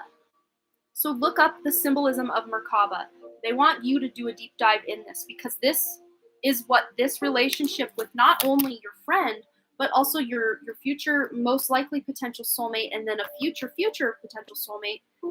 This is what all three of these souls have come to help you learn, is this Merkaba energy.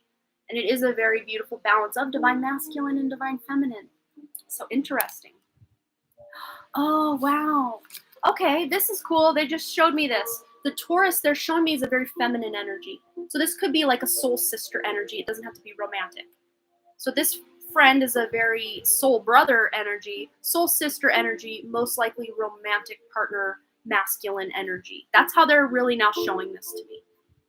So there you go. Woo! Yes. Hello, Rhonda. Welcome to the chat. Rhonda has entered the chat. It's broken though, and I received it broken, and I should have, it was from eBay, and I should have just said, hey, it arrived broken. But this beautiful little broken, imperfect Merkaba is like, keep me, don't send me back, I'm yours. I was meant to break for you. Just like the angel chime that Sandy sent me. I guess I'm just the home of broken crystals. Even this one that I used to charge my pendulums, broken tip right there. Yep.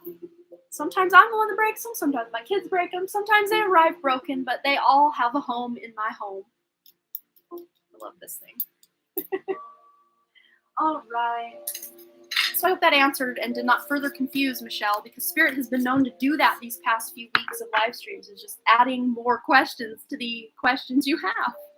Maybe an answer here and there, but more questions as well. Divorce scares you. Yeah. I don't see this as like a divorce energy. To me, it feels more of a soul sister. But this could be someone you if you don't know them already, you will meet them like after age 40. This is someone you might meet through your children or just a direction that life takes you after 40. That's really mostly what I see with that Taurus connection for you, Michelle. So second question for Michelle.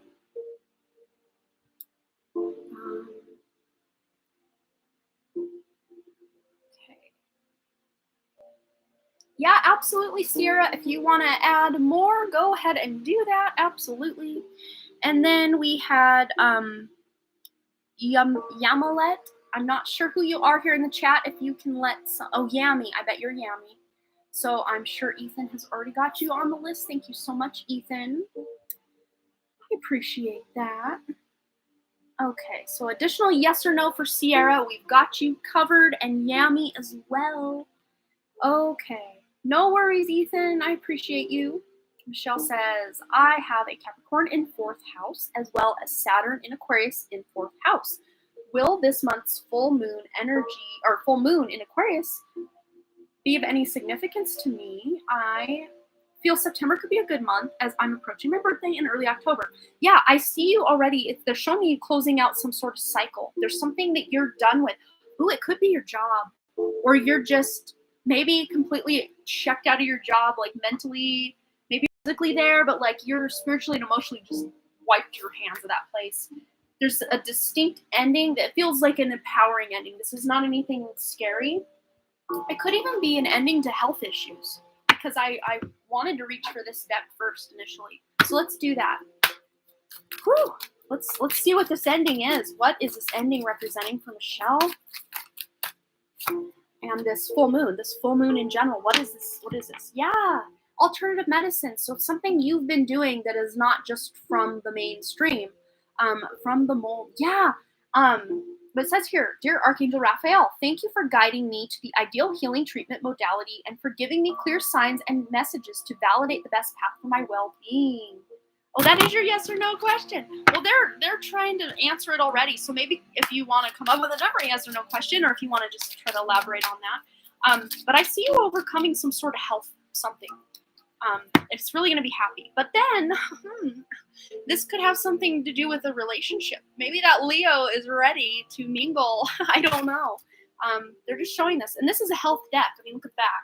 This is Archangel Raphael's healing deck. So it says, Dear Archangel Raphael, thank you for healing and guiding all of my relationships upon the path of love. So this could even have to do with coworkers and you just being so done with some of these people you work with. But then solidifying and strengthening those relationships that do mean a lot to you in the workplace, that maybe you're like, well, if I leave here, I still want to be friends. We should still hang out sometimes and all of that. So keep that in mind. There's something exciting. To me, again, this feels like almost like a ripple effect. Like one area of your life will affect another area of your life, another, like that. In such a good way, though. Like this is bringing, you're the one with the tower card, putting that detonator ready to blow the top off of this tower that you have wanted to crumble for a long time. So on the back of the deck, we have caffeine free, and ask for a message from your body. So any attachments or cords you have connected with caffeine, if you're caffeine free already, they're just saying, hey, this is good job.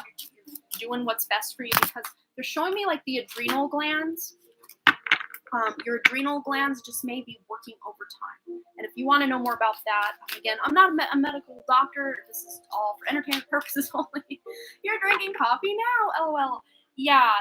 I mean, just examine what this means for you and your life, and where this could be affecting your life, and where you could maybe benefit from cutting back or cutting it out completely, which I know is like asking anyone that drinks and loves coffee to cut it out completely is like sacrilege. Which that was me. I loved coffee. I still love the taste of coffee. I still love the smell of coffee. But I know it's not good for me. Caffeine in general is just not a thing I should be doing. Even though once in maybe every 3 months or so, I will go get a coffee, just because, not because I'm craving it, because I do hang out with a friend and she goes through the coffee line, like I'll just get one too. But there are times I hold back as well. But as far as making it a daily habit, it may even be affecting your throat chakra. Maybe that caffeine is helping to keep your throat chakra blocked in some way, because I don't know why I cough like that. I didn't have anything going on. So, interesting. But let's see what else. This full moon is bringing for Shaman in September. Smoky quartz, clearing negativity, release negativity from within or around you. And this is exactly what we were saying. Clearing those relationships you're done with, clearing the job you want to be done with, putting the detonator on the things you're just done with, the health issues, all of it. That's exactly it. And smoky quartz, I have one sitting right here. It's a pendulum, obviously, but this could be a great crystal for you to carry in your pocket that will help dispel any negativity around you. And if you pair that up with a clear quartz, you'll amplify that negativity, releasing energy even further with the smoky quartz.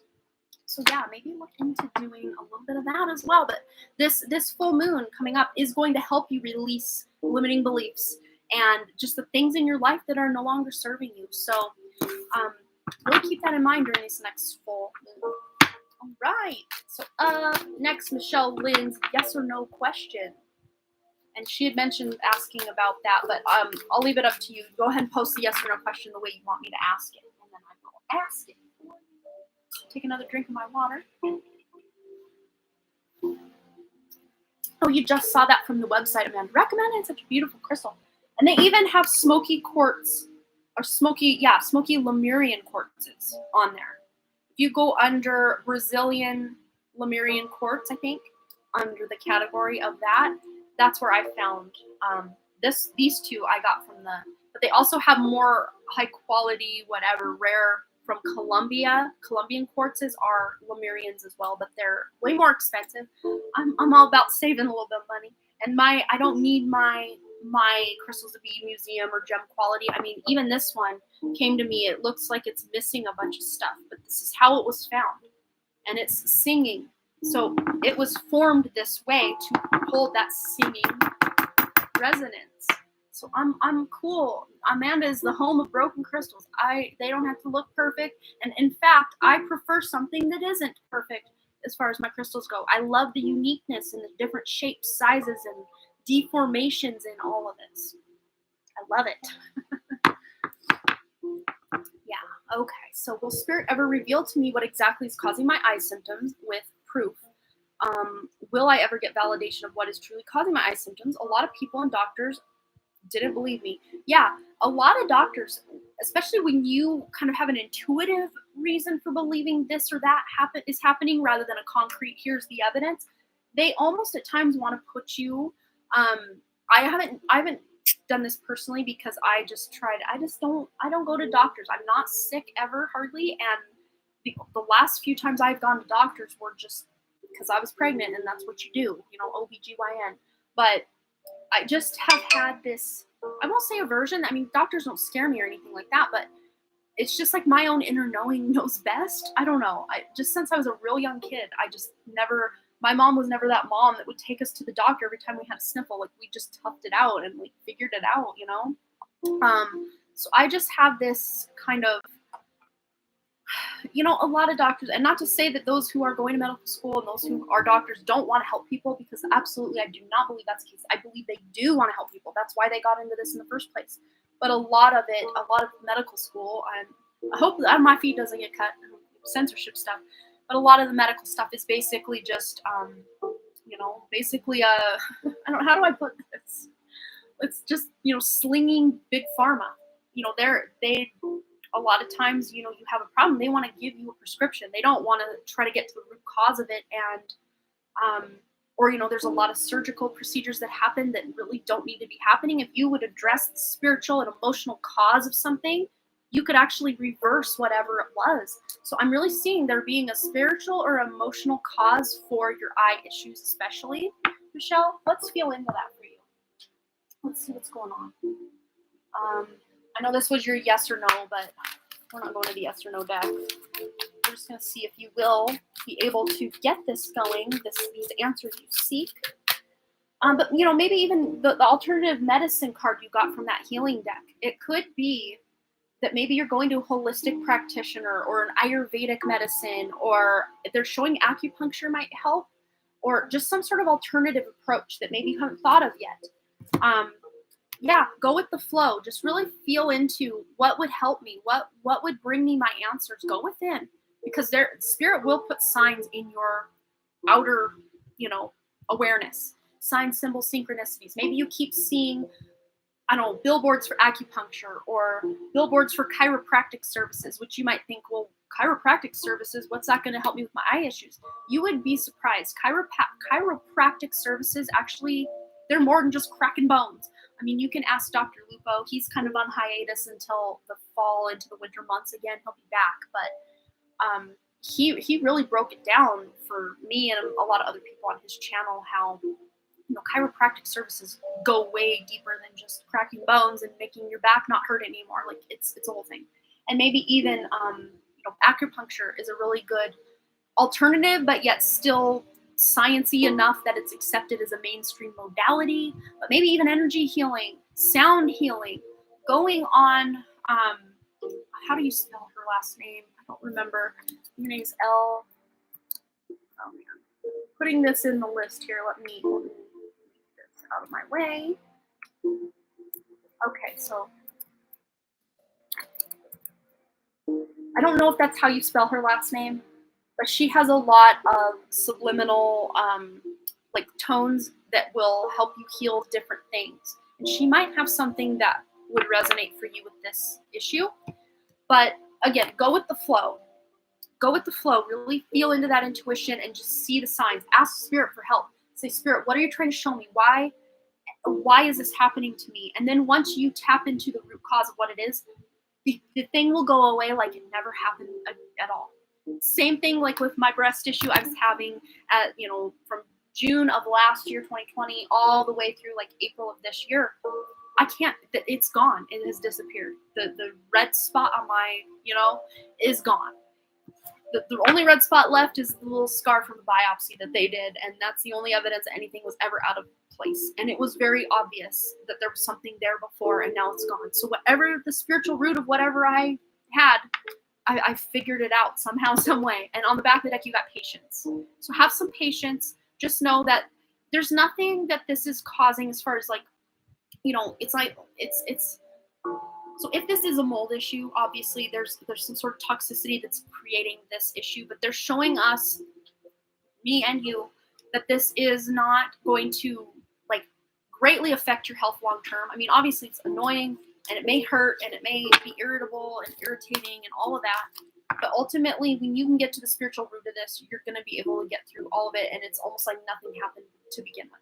And you won't have to deal with with it or have any kind of long-term effects because this was going on, is really what they're showing me. But there is that need to have patience. And then on the back of the deck, as I put everything away, trust. Trust and patience. Yeah, I know, right? But maybe that full moon, maybe you can have some sort of ceremony, and then on the back of the deck, as I shuffle again, go with flow again. So be in the flow. Maybe using these lunar cycles to be in the flow with life, and to to have some sort of ritual where you're releasing. And actually, the best time to release, I've recently tuned in, is not during the full moon, because that is when the moon is the brightest. You want to use that power to keep going forward. The best time to release is on the dark moon. So Google when the dark moon is. That is your most potent time every month to release, because the moon is dark and it's at its lowest point. That's the time to release, right? Okay. So try that out. Try that on for size. I know the full moons and the new moons are very powerful cycles and times, but there's a lot to be known with the dark moon as well. So look into that. Google that. Okay. And of course, if you're still doing the fulvic acid, that's going to help. So yes, the fulvic acid does go in and give you the nutrients and stuff, and fights all the bad stuff going on in the body. But it also brings up, long buried traumas and wounds and emotional stuff and spiritual stuff. It'll bring it up for you. So you don't even have to go searching too far for any spiritual cause of something when you're taking that fulvic acid, because it's going to bring it up for you when the time is right. So again, there's that patience word that none of us like to hear. All right. So Sierra Lavender, you've got a question and then a yes, no. If I'm not mistaken, that's how we had that. Or was it a question and then 2 yes, no's? Let me go back through these and make sure I'm not shortchanging you in any way. Let me delete some of these other notifications that are not PayPal so they don't clutter up my feed. Okay, 1 second. Stand by. I'm going to just double check so I don't shortchange anybody. So Sierra, yes, so you have 1 question and then 2 yes-no questions. That's how we're doing this. Okay. So for the first yes, no, will I land this client on Monday? We'll start there. Here we are. Answer simple. Will Sierra Lavender land this client on Monday? Oh my gosh, that was a lot going on. There was some chaos there. I don't know if that's reading or lending to the energy of what's going on with this client. But let's find out. Okay. I just heard the song, It Came In Like a Wrecking Ball. Well, we have here helpful people. And they're really showing me that maybe if you do not land this client, that what I'm seeing is you dodged a bullet, or like, wow, you really escaped having to deal with someone who was just way too high maintenance. So if you do land the client, then just know it was the best thing to happen. But if you don't land them, just know this is kind of divine protection, that this would be kind of one of those really needy, high maintenance types of clients. But no matter what it is, you're getting a peaceful resolution. So if you do not land the client, because they're still showing me it being very up in the air, very 2 of Pentacles energy. If this client is meant for you, if you align energetically with this client, you will land the client, no worries, no issues. But again, if this client, if it just doesn't work out, again, this is divine protection, because this client would just be a lot of headache, a lot of work. So spirits kind of just leave it. And I hate to do that with yes, no questions, because you paid money to get an answer and I feel bad. But sometimes that's just what spirit wants to do. But that Came In Like a Wrecking Ball song, maybe there's a lyric in there that will give you some answers, or, just how I dropped everything and it kind of fell. There's some chaos surrounding the energy of this client. So if the client's meant for you, you will land the client. If it's not meant for you, spirit's protecting you from their energy long term. Again, sorry I can't give you just a yes, no. Sometimes that's what spirit does, but it's because the client hasn't made their decision yet. That's why. I'm so sorry. But yes, that's what spirit's laying out for you. So I hope, either way, if it goes good, know that it was meant for you. If it doesn't, know that you're being protected. Okay, so your second yes, no question. Should I take the accounting job I was offered? Okay, go back over here. This one's backwards. I don't not Liz Lavender, because we have a Liz Lavender that comes here and a Sierra Lavender. So Sierra Lavender. All right. Should Liz again. Okay. Clear it, Spirit. We're not Liz Lavender. We're Sierra Lavender. Sierra Lavender. Will or should she take the accounting job she was offered? Whoa, we got 2 coming out. So ask for help from others and let go. So if you think maybe in your intuition that it's probably not the best fit, then listen to that intuition.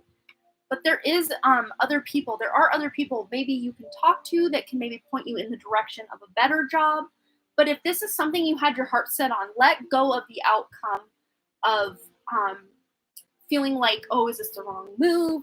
Again, your question's kind of going both ways because I think you just haven't made up your mind on it yet. But you can ask for help from others, maybe asking if you know people that work for this company, is it a good company to work for? Or, asking Spirit to give you a sign if it's meant for you. But let go of thinking that you're going to make the wrong choice is really what I'm seeing, because whatever choice you make to take that job or not take that job, it was the right choice for you. Much like this client. It's like, but that's almost like Spirit or the client are the ones making the decision. It's kind of out of your hands. But this one, yeah, you keep second guessing yourself. Yeah. And then they're saying, listen to your intuition. So maybe just going on a walk in nature or going to sit out in the grass and just clearing your mind and, not having your phone or anything next to you. You don't want that electromagnetic frequency interfering with your electromagnetic field. If you can get your bare feet on the ground while you do this, just do this without your phone or, being under like a power box or power lines or anything. Just try to get out in pretty clean, clear nature. And just put your bare feet on the ground or your hands on a tree. Connect to nature. And then ask to go within and ask, is this the right move for me? And you will hear a very clear yes or a very clear no. But yeah, again, this is you listening to your inner guidance rather than some girl on the internet. But hopefully I at least could help you go in the direction of knowing that this was the right move this way or that way. Normally Spirit doesn't do this, but once in a while they do. Yeah, you keep second guessing yourself. So there is still just some undecided energy within you. Yeah, look for a sign. I was going to say look for a sign from Spirit, and then they're reminding me, go ahead and say it. Here we are. So you will get a sign that this is in your best interest or a sign that it's not. Man, I keep feeling like I have to apologize. So I forgot to turn that ringer off. So yeah, really feel into that. Do what I showed you or what Spirit showed me to tell you about tapping in to your own inner guidance there. Okay, so we have a couple more donations coming in from, so 2 more from Pika Lee and then 1 more from Michelle Lynn. So I will get you ladies all on the list. Oops. And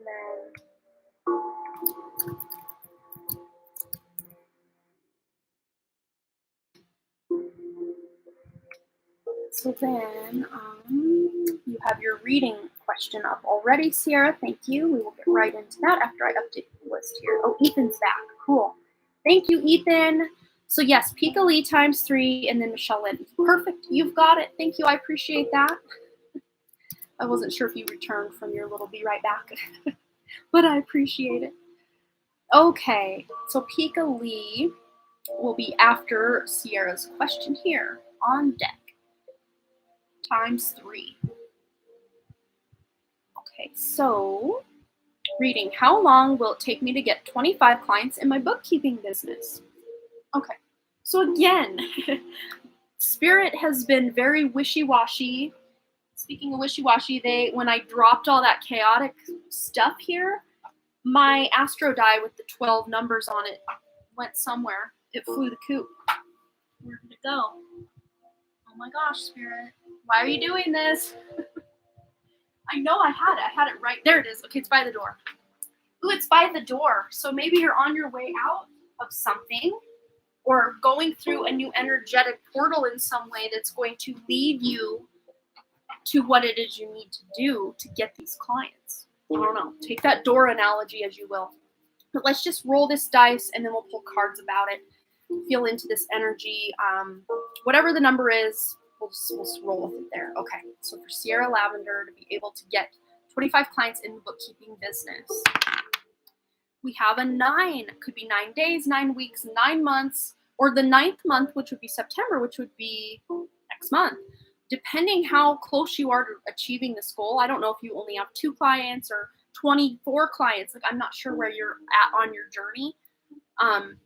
But take those numbers as it resonates. 9 days, 9 weeks, 9 months, or possibly the month of September. But let's get some guidance on getting these clients, anything that Sierra needs to know. You're just starting out. Okay.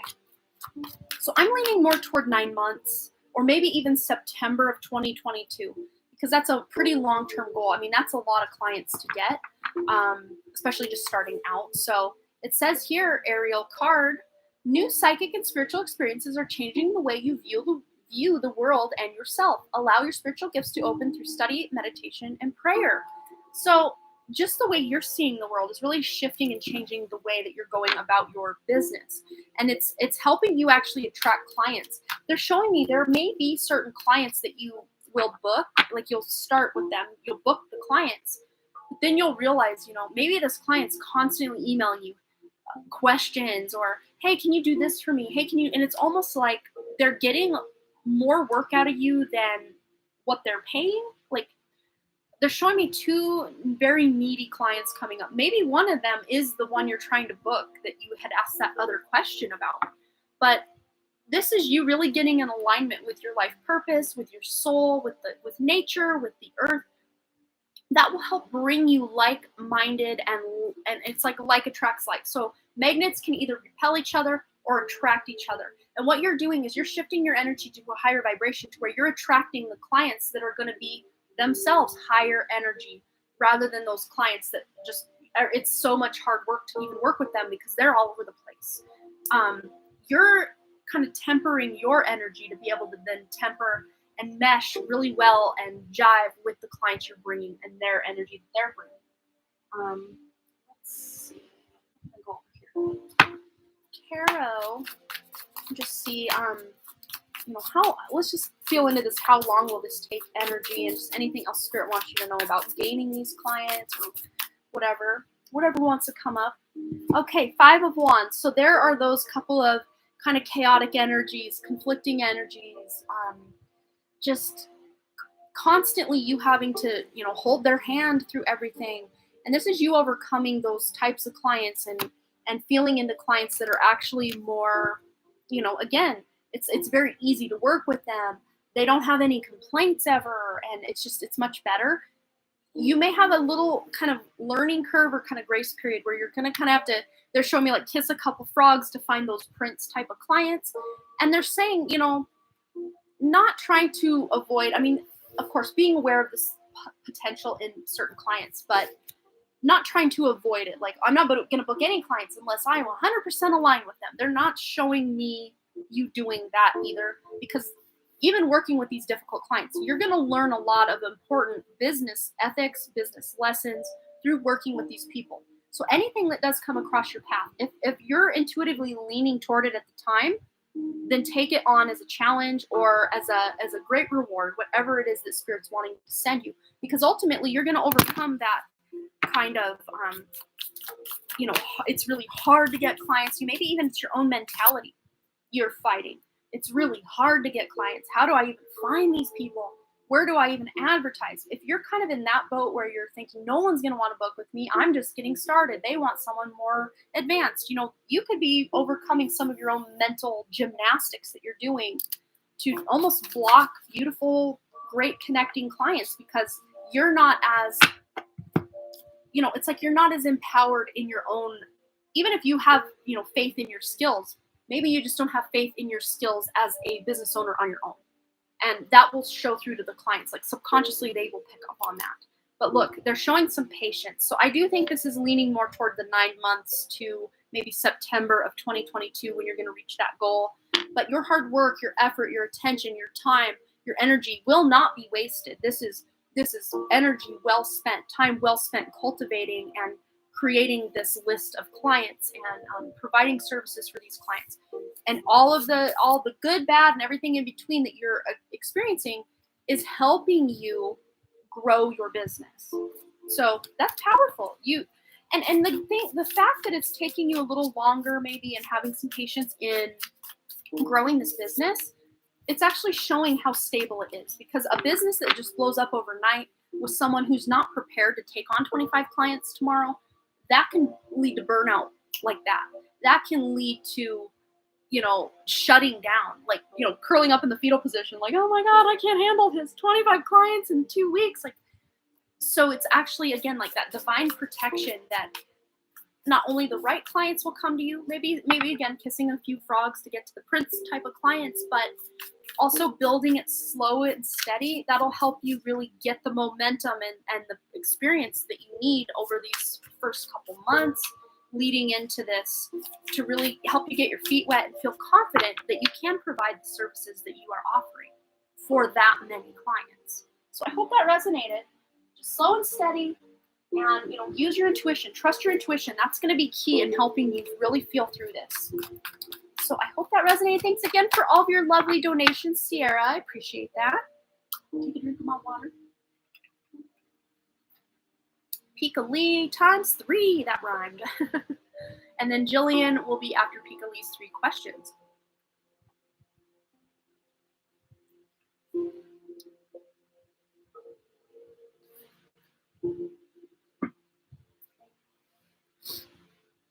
You are so welcome. If anything, I hope I at least gave you some things to think about, because Spirit, especially with you, Sierra, you have a very strong intuition. It's just a lot of times you don't trust it because you don't have proof that it will work out.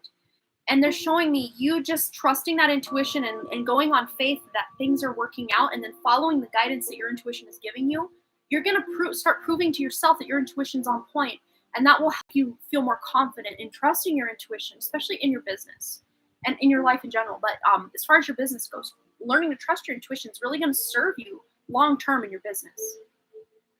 All right, so Pika Lee says, does Spirit have any messages for me? I would like to dive into that 7 of Wands energy. Yes, as it really resonated.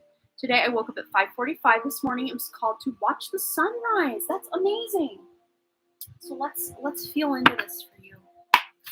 Any message from Spirit, especially regarding that 7 of Wands that Pika Lee got in 3 readings at the beginning.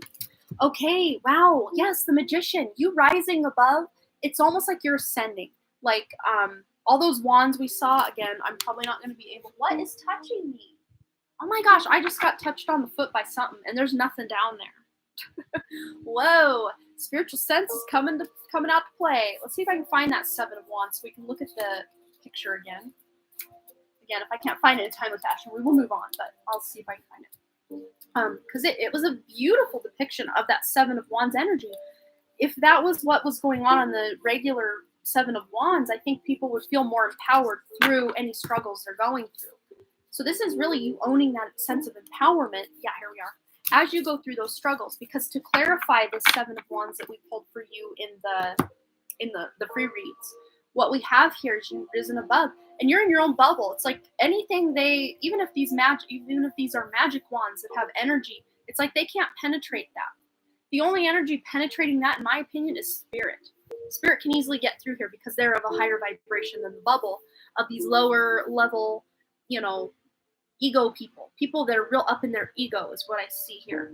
And this just could be people at work, people just out in the world, because this world right now is very ego driven. People want to not only be right, but they want to, it's like their opinion is a big pile of dog poo, and they want your nose rubbed so far in that dog poo that they come out smelling like a rose, and you've got their opinion all over your face. Like, that's what Spirit's showing me. I know it's disgusting, but they wanted to show. Most people are so in their ego. It's not even about anything being true. It's about them being right. And you're so far above that right now. It's like, I don't need to be right. I don't care who believes my opinion. I just want to feel something authentic. And I know this ain't it. So you're rising above something. And to me, this just feels, I'm not seeing this in your love life. Like, that's not even the direction that this is going.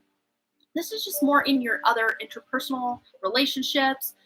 relationships with just people that are more acquaintances or just people you see going on like social media, people fighting over the dumbest things and even some really important things. But it's like, are you really fighting for the justice of X, Y, or Z, or do you just want to be right? Because most people are in this energy of they've lost sight of why they even believe what they believe. They're just at this point now where they want to feel like superior over someone else, or it's bad. It's not a good feeling. So maybe even taking, oh, this is interesting because I was really drawn to these four kind of swirls here, which to me, the Four of Wands, that really kind of could represent the Four of Wands, which is all about ultimate happiness, weddings, celebrations, just ultimate, just yes, things are working in my favor. Well, what is the Seven of Wands minus four? It's the Three of Wands. So really what I'm seeing with that is you separating four of these wands into your happy ever after. And then the three wands before that, the Three of Wands, is all about making the plans, taking the actions, maybe even taking a trip, going on a vacation, just really going somewhere where you can separate your energy from everybody else's to really get more clarity on how you can create that Four of Wands in your own life and be that magician in your own life. And a lot of times we can't do that when everybody else's opinion, everybody else's BS is just flowing around. So sometimes we have to take actual action to separate our energy from things that don't matter.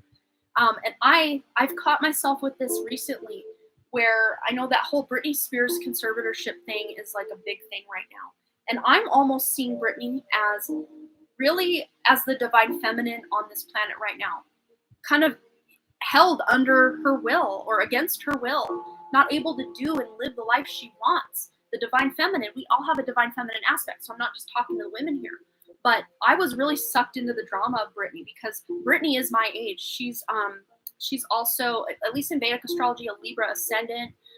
We have very similar placements because she's born about 4 months before I am. So a lot of our planets are in the same houses in our charts, but of course different degrees. So it's slightly different. But I can really, she rose to fame as I'm leaving high school. The last few years of high school, we're the same age. So I get chills now. Like Britney is more than just this, pop star. Like she's a poster child for the feminine wound on this planet.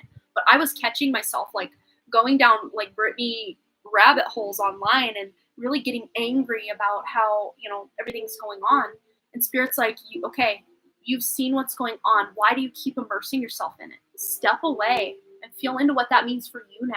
Don't just keep going down the cycle of, oh my God, he said this. Oh no, let's see what happened today in the drama. Like sometimes it just takes enough for us to understand what's going on, illuminate the problem at hand, but then not swirling in it, not letting someone rub your face in it, that yucky poo that we were talking about earlier. So it's almost like just, okay, here's the issue at hand. I'm not going to throw all my power, attention, effort, and energy into it. I might take little pieces up for myself to examine in meditation and to see what that means for me. But, just scrolling needlessly and then reading like a friend posting a cryptic message and then someone being like, oh, vague book much? And then they're like, screw you. I hated you since high school. Okay, I'm unfriending you. Like you're getting involved in drama that has nothing to do with you. And it wasn't like you went to seek it out. It was just right there on Facebook for all to see. So there's a lot of those little traps set for all of us right now. And I think you're overcoming that. It doesn't even have to be anything big in your life, Pika Lee, but it's. I think this was a message for a lot of us. We went deep. Brittany, it's interesting because I have a pick a card. Man, how long ago was it? It was one of my weekly pick a card readings. I think it was maybe somewhere in January or February. But like Brittany came on deck. Her movie Crossroads, like I referenced that movie in the pile, and like I went deep with it. So Brittany brings out a little something in me. I don't know what it is. And it's not like, I guess I enjoy her music enough, but I'm not like a Britney super fan. But there's something more about Britney's soul that I'm drawn to rather than the emblem of Britney. Of course, when I was in high school, it was more the former probably than the latter, but yeah, I don't know. Swirling in the problem is something I do. I think we all do it. It's a big trap that's set for us in this human condition. But here's the thing. Just us putting awareness that I'm swirling in that trap, I'm swirling in the problem, that in and of itself is powerful, because if you don't know you're swirling in the problem, you're just swirling in the problem, you can't then take a step to remove yourself from it or to work yourself through it or work your way out of it, right? So just being aware that you're doing something is half the battle, because a lot of people engaged in all this ego battle online, and I'm right, no, I'm right, no, I'm right. They've lost sight. They don't even know they're in the problem, that they are the problem. But they might be like, maybe I'm part of the problem. I'm contributing this. Or I don't even need to be investing my beautiful attention, time, and effort into this. Most people don't even realize they have a choice to remove their energy from that yuckiness. But we do. We do. And just acknowledging that this may be not for me is the first step for so many of us. So just acknowledging that, pat yourself on the back, because that's a big step. All right, Pika Lee, let's go ahead and have your next question. And I said to myself, I'm not going to worry about problems that have nothing to do with me, especially since people like to dump their issues on me because I'm very empathic, and it's so draining. Absolutely. And that might be where those boundaries, remember that bubble she had created, creating those boundaries so people can't do that. Or just letting, if it's someone real close to you and you feel like you can tell them, I'm really sympathetic to your problem right now, but like I have a lot going. You don't have to justify. That's the thing. We always think, I have to justify. I'm going to be rude if I just say whatever, but no is a complete sentence. So, just letting people know, hey, I'm just trying to get through the day myself. I'm very sorry what's going on with you, but I've got my own stuff going on, let's see for second question. Anything about my past life, either on Earth or on another planet? I watched a video on light language and I started singing, and this song stays in my head. Oh, that's so cool. Tangent time. Amanda's tangent hour. Here we go. Hopefully it doesn't take an hour. This is embarrassing, and like no one except my two baby boys, my children, have heard this. There's something that happens to me when I'm in the car driving, especially places that I drive back and forth, like from my hometown and back. So when we were done going through my grandma's estate, I had hung out with my aunt and uncle and a bunch of my cousins, my aunt and uncle's kids, and my mom. And anytime I'm with my cousin Tanya, there's something that activates within me. And also her daughter Jessie and Jessie's two little babies. There's just something that activates in me, because Jessie's two babies are my art. They're one, the youngest one, we call him Baby Arcturus, and then the older one, he, as far as I can feel, he has not had any other past lives. Like, he is fresh from source. I get chills just talking about my beautiful family. But when I'm around my cousin, my second cousin, my third cousins, they're all cousins. We all cousins, right? It's not first, second, and third. Like, it's just we're all tight, right? But when I'm with them, magical things happen, and there's new activations within me. There's new activations with them, and then we go talk about it all the time. But on my way home, I was driving home from my hometown back to where I live now. It's about 3.5 hour drive. And when I'm in the car and I'm on the road, again, tangent time, right? I go off on different tangents. But what happens is I just start channeling music. So a lot of times I have to listen to music or play music in the car. But I just felt called to turn it off and go within. And I actually channeled, and I heard that this was a song from a past life that I was a shaman. If I can find it here. Again, I was driving, so there's driving sounds in the background and all sorts. Where are my videos? Why can't I find anything? Help, spirit. Where is it? Okay. So I think let me see if this is the right one. I think I did too, but the other one. Yeah, here it is. Okay. I'm going to turn off.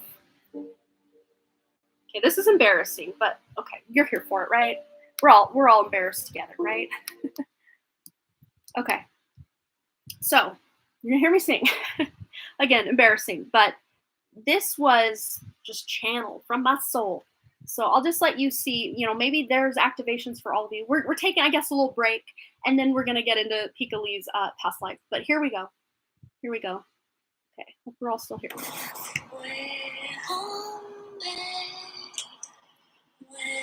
Just driving.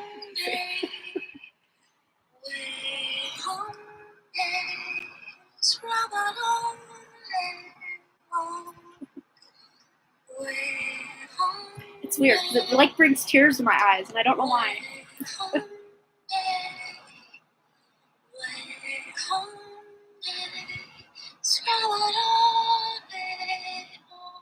And like shaking as I'm singing.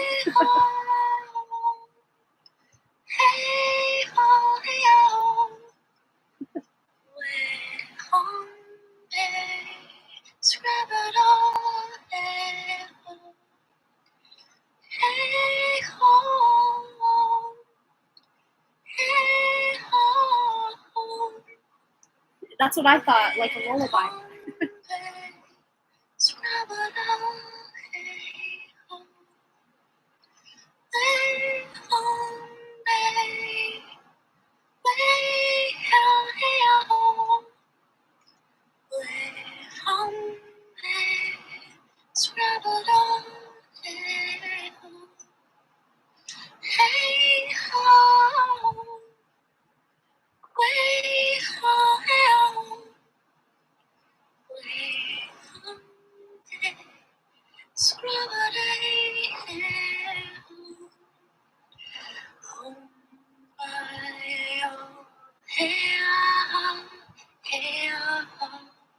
Chills. Not like, oh, I'm a good singer, but like the codes that are embedded in that.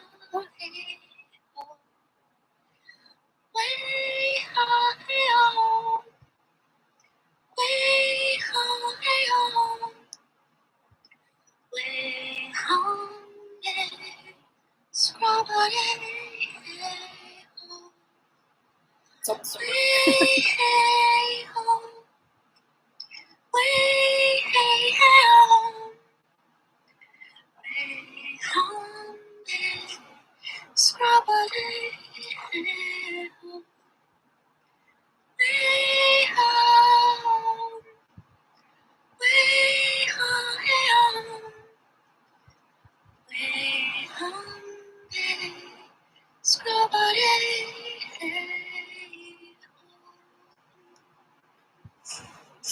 So that very last word, because I just kept saying ho, but that very last ho, I said home.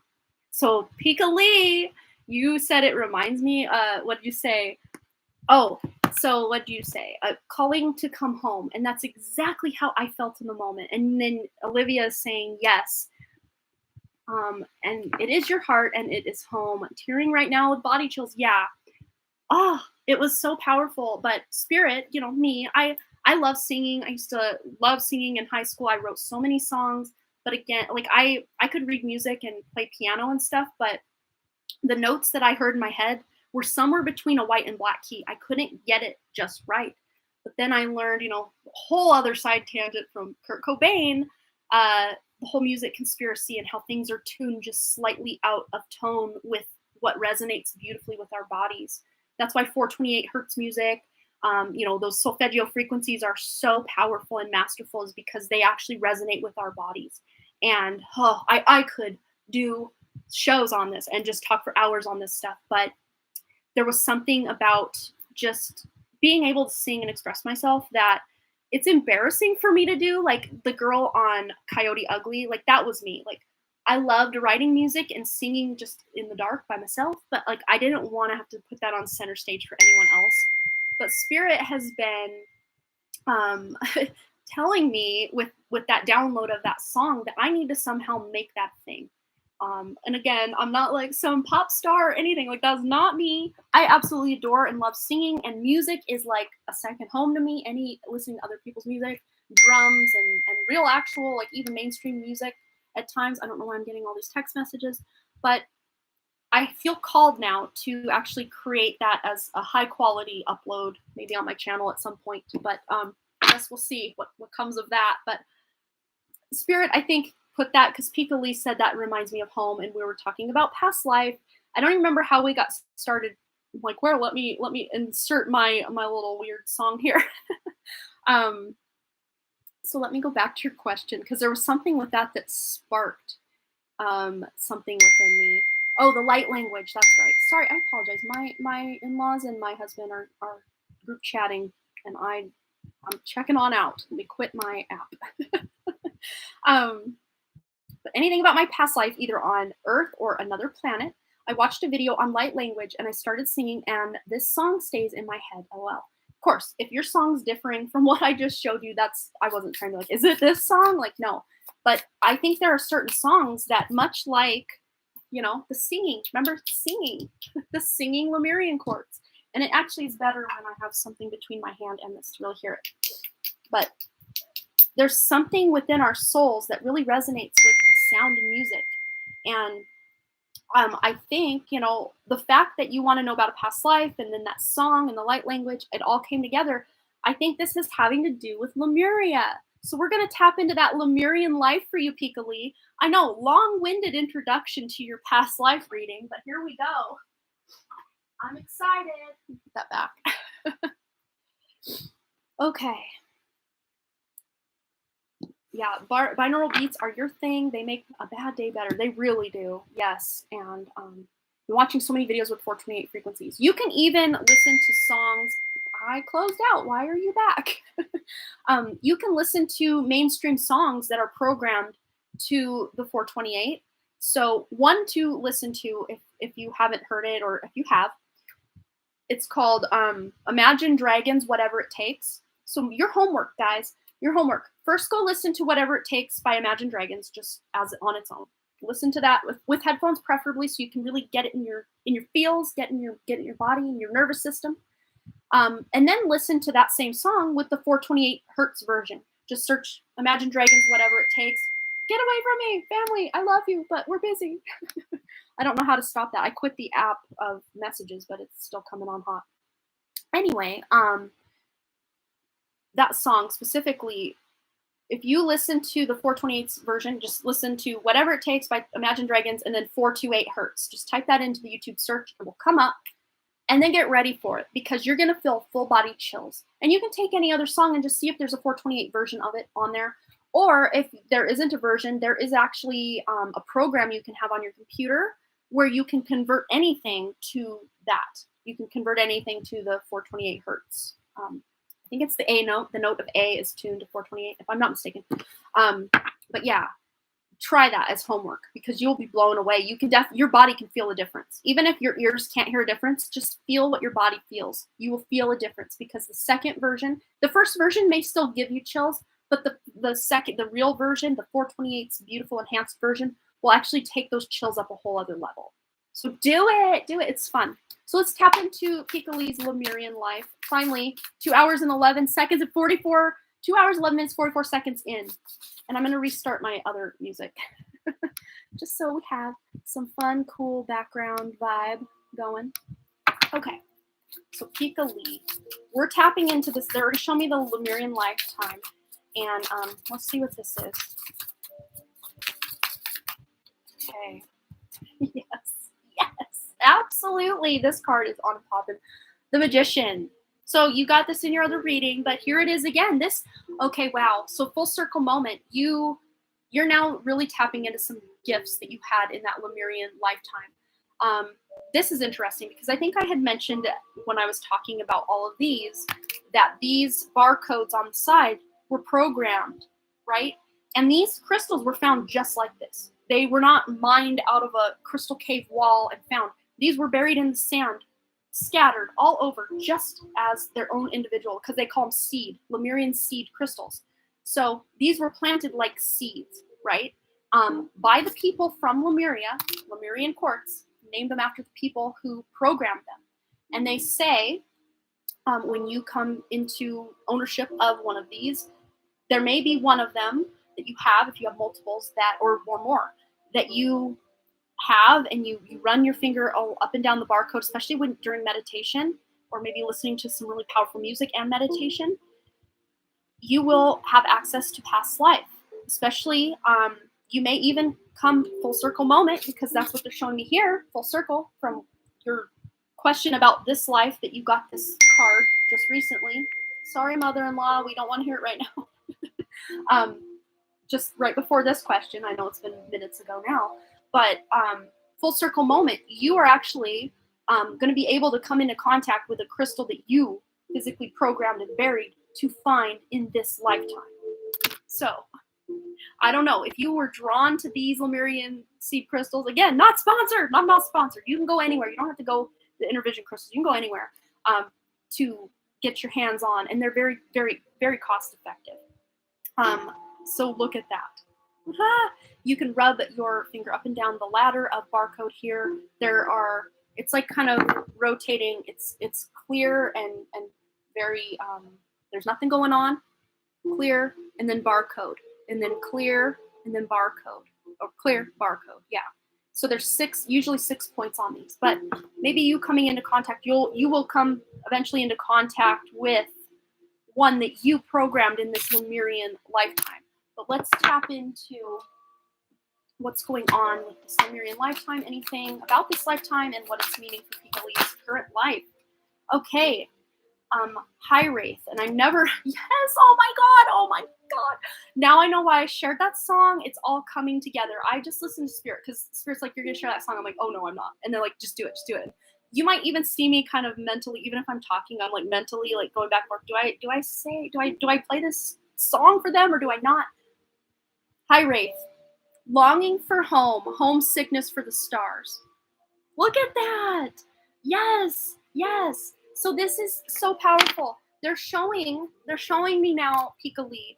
So just much like the crystal that you programmed in that life to then uncover or order online, because you're probably not out there physically digging and uncovering it that way, but it will find its way home to you, crystal that you receive. We also receive or come into contact with soul family. We may come into contact with them at work. We may be coming into contact with them through incarnating into their family line. We may come into contact with them by marrying them or being friends with them or starting elementary school with them or meeting them online. And that's exactly what's going on here. Many of us in that Lemurian life, because they're like, will the real Slim Shady please stand up? Why? I don't know why they're giving me that song or that thing by Eminem, but it's like we're all Slim Shady. We're all connected. We're all, many of us in this chat do feel very close, very bonded or, some way connected to the other people in the chat. And there's a reason that, we listen to our intuition and, the algorithms are in such a way that we find our way home to each other. We find those soul family members. Again, even if we never meet in person, we're still making a difference in each other's lives. That was your jam as a kid. That's interesting because that actually came out right during my senior year, kind of going into the summer after my senior years when I really put that one on repeat. Yeah, so, but they're really showing me, that you and many of us others here in the chat, we do find our way home to each other. Even if we don't meet in person, it's like we're walking each other home. We're connecting with each other. So really, Picoli's past life reading, we're going to tap into some specifics for her, but if this resonates for you and you're here or you're watching the replay, especially my regulars, but the fact that you're here right now listening and your consciousness is tuning in, do not discount the fact if you're not a regular that this was not meant for you, because it probably is. But if it doesn't resonate, just disregard. But I think many of us are those Lemurian starseeds, longing for home and homesick for the stars. And it's like we're grasping for any bit of home, especially in these very turbulent times we're living in. It's like all these readings have been for me. Yeah, isn't that interesting how that goes? Oh, you were singing the Slim Shady song the other day. I made up a whole thing. Like I had a whole little dance number I made up to that.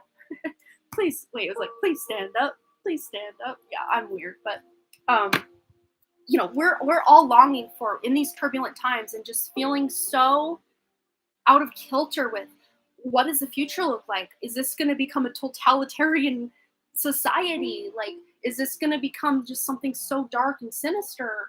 Or are we going to elevate? I mean, it can go either way because we have free will, but like, we need each other. We need to help each other walk home. But let's get some specifics for Picoli, for sure. Me too, weird sisters forever. Absolutely. Why be normal when you can be yourself? I love that. And speaking of sisters, right? The 7-star sisters. Birthing creations, tapestry of life and expression. Look at that. So the tapestry of life, like I always say on my channel, we are all each threads in that tapestry of life, and we all have a very important role. And there may be a very beautiful golden thread. There may be a very rich and deep, beautiful plum purple color. There may be another really bright white thread. We're all here to do different things and to weave together to create something beautiful. And that's what those of us who don't want to go down with the ship, that totalitarian kind of, like society with the transhuman agenda where they want to have everybody basically become a computer chip. And I mean, it can be a lot again, with that Britney Spears thing, it's like, we understand the problem, but we don't have to immerse ourselves in it so much that we lose our mission, we lose ourselves. So that's where we help walk each other back home. We walk each other back to each other, walk each other back to our mission.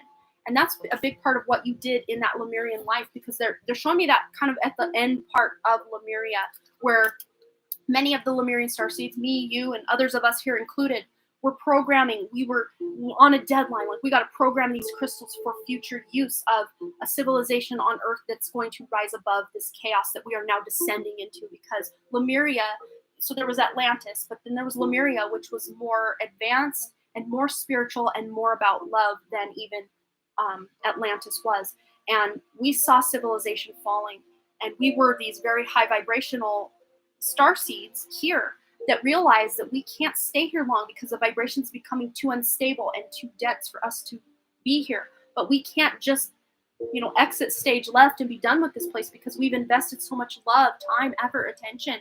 And so we wanted to also then come back later at a later date and continue the work we started. But what I'm really seeing with this is, Pika Lee, you worked your butt off to go program a whole bunch of these, and you put them out there. And many of you here watching as well did the same. We worked together as that beautiful Lemurian collective to do this. Magicians, to leave a little, it's very Six of Cups energy mixed with the magician. Leave a little piece of ourselves for the future us to come back and, benefit from this information. Okay, wow. And then here, fall into my arms, surrender, holding the opposites extremes of life. And that's exactly where we're at right now. We're falling in, we're surrendering to this higher path. We're not surrendering to that fatalistic surrender to falling and going down with the ship. We're here to, fall into each other's arms, to help each other, to call on spirit, those versions of ourselves, our higher selves, that know better than that ego mind that we think is who we are, which it's not. We're the observer of everything that's going on here. We're not that ego that's, doing all the things the ego does. I don't need to get into that. You guys know.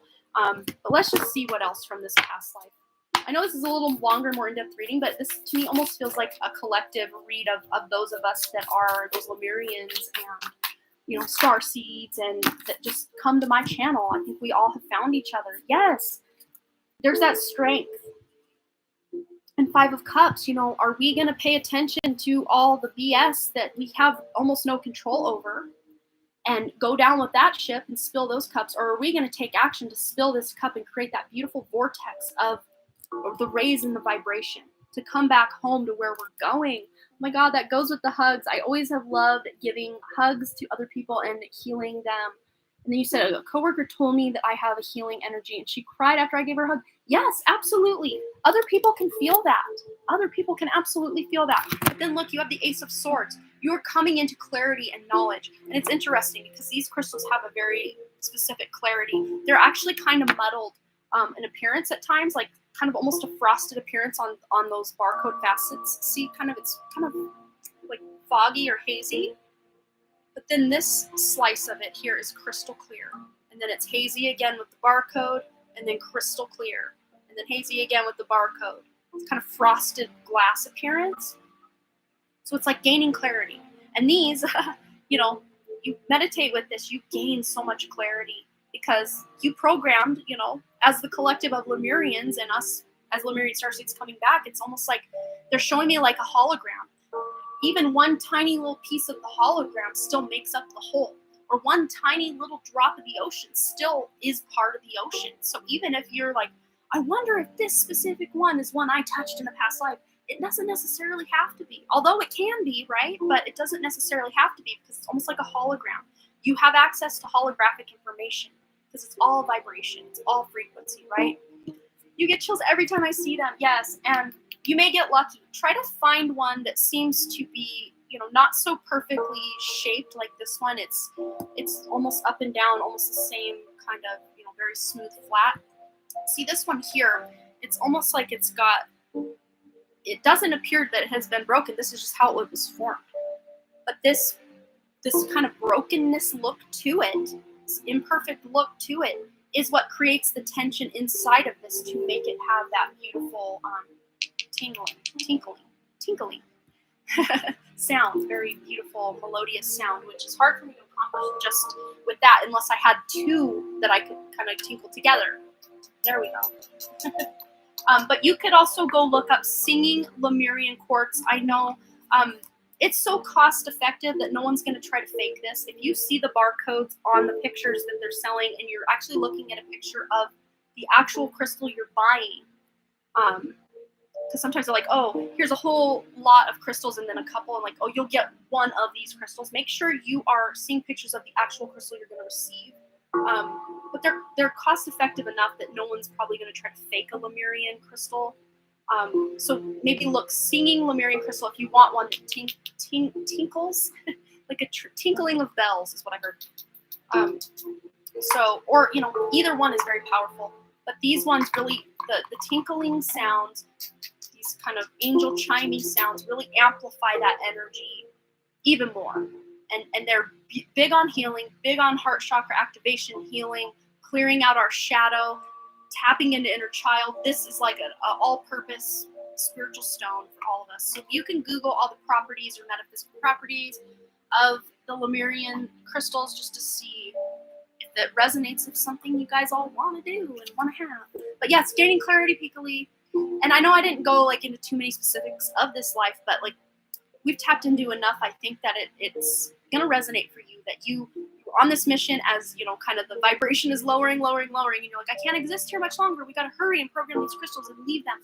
That's mostly what we're tapping in with this past life that you did in Lemuria, as it's kind of falling from grace, because what happened in the times of Atlantis is they got too crazy with the technology and trying to mix genetics of different animals and basically trying to play God and go out of the natural order of what's going on. And that's exactly what we're doing right now on this planet. The transhuman agenda to basically make us all cyborgs or AI, brain chips. And we're not meant to be that. We will not be an organic human anymore. We can't create anymore. If we're no longer an organic human, our greatest power is to create as humans. That's what we have, the ability. The controllers of this planet, they can't create, so they use us as slaves to do their bidding, basically, and they want to turn us into what they are because they're so jealous of our beautiful human creation. But also the Strength card came out as well. So, yes, really owning that beautiful power. And many of the Lemurians were from that planet of Lyra, which is a very lion person. The Lyrans they're cat people. So you may really resonate also with Lyran Starseed. I can't remember if we tapped into that for you before, Pikali, about Lyra. Many of us have had incarnations all over the place, so it's like, I just feel we're all just an amalgam of whatever and wherever we've been. Tells our story, that's for sure. You just saw a video of that. Well, there's your confirmation of that beautiful synchronicity. So cool. Yeah, I could just talk about this kind of stuff for days. This is where I really love getting deep. But it says here also, trust the timing, trust the wave you came in on. Time is not running out. And it's interesting because that was the theme of that life. So time's running out. We got to get these crystals programmed. We got to get this going. Time was running out in that life, so to speak, but it's not running out now. You're always arriving on time in this life, even if things feel like fear-based and I got to hurry, I got to do these things, I got to do that and this. And you got the card with the cat. The last reading, yes, that's right. But just trust that you're being led exactly where you need to be, and trust the timing that, even if you feel late to the party on this or that, you're not late. You're arriving just on time. Okay? So keep that in mind in everything in life, spiritually, mentally, physically, emotionally, all the things going on in life. You're arriving right on time. Your relationships, everything. You're arriving right on time. Things are happening in divine time. I know, Pikali got the longest reading of the day, but really, a lot of her reading was very collective, so I think we all needed to hear that, and Pikali says she needed to hear that as well. Okay, wow. Yeah, my apologies. I went on and on and on and on about that. So we had also Danielle, who may have told us who she was over here. I'm sure Ethan's already on it. Oh, no. We have Stephanie. Steph Freeman Art, I think she has donated right after Pikali's question, or third question. And then Danielle, who I'm sure Ethan has already figured out who all that is, and Katie R. Oh, Katie R has donated for anyone who could really use a reading today. That's so sweet. So we have basically Katie has donated in place for someone who desperately wants a reading. That's so sweet. So let us know. Ethan, I know we've been chatting a while, so my list isn't current that I can see here. Oh, Danny. So Danny is on the list. That's good. And then we're wondering. No, that answered the question. Stephanie Freeman Art, and then Danny, and then Katie R. Those are the last three I have coming in. But I see here Seni says they sent a donation, but I'm not seeing that pop up yet. So we'll see when that pops up. We'll definitely add you to the list at that point. Okay. So, Pika Lee, I think this is your third. Is this your third question? Yeah, we did it. We made our way. Okay, so we have a new. Wait, no, 3. Go up a little. Okay. Any advice regarding my job career? I didn't get the team lead position, but that's okay because it kind of sucked. Okay, cool. I'm glad you got onto the position you wanted rather than that. We have a new supervisor who I connected with day one and seems to want to bring change, but I'm kind of tired of this place, but also hopeful of the changes. Kind of don't know whether to stay or go. Yeah, let's feel into that. Let's see what's going on. For Pika Lee, staying or going. Yeah, that's a big thing. Sometimes when things get, oh yes, Bella Nava was on the list at some point as well. I do recall the name, so let me just make sure. I'm getting a lot of other extraneous notifications. Let me clear those out that are text messages and Telegram notifications and what have you. Let me dial it back to PayPal here. Light and Liberty. Okay. Let's see.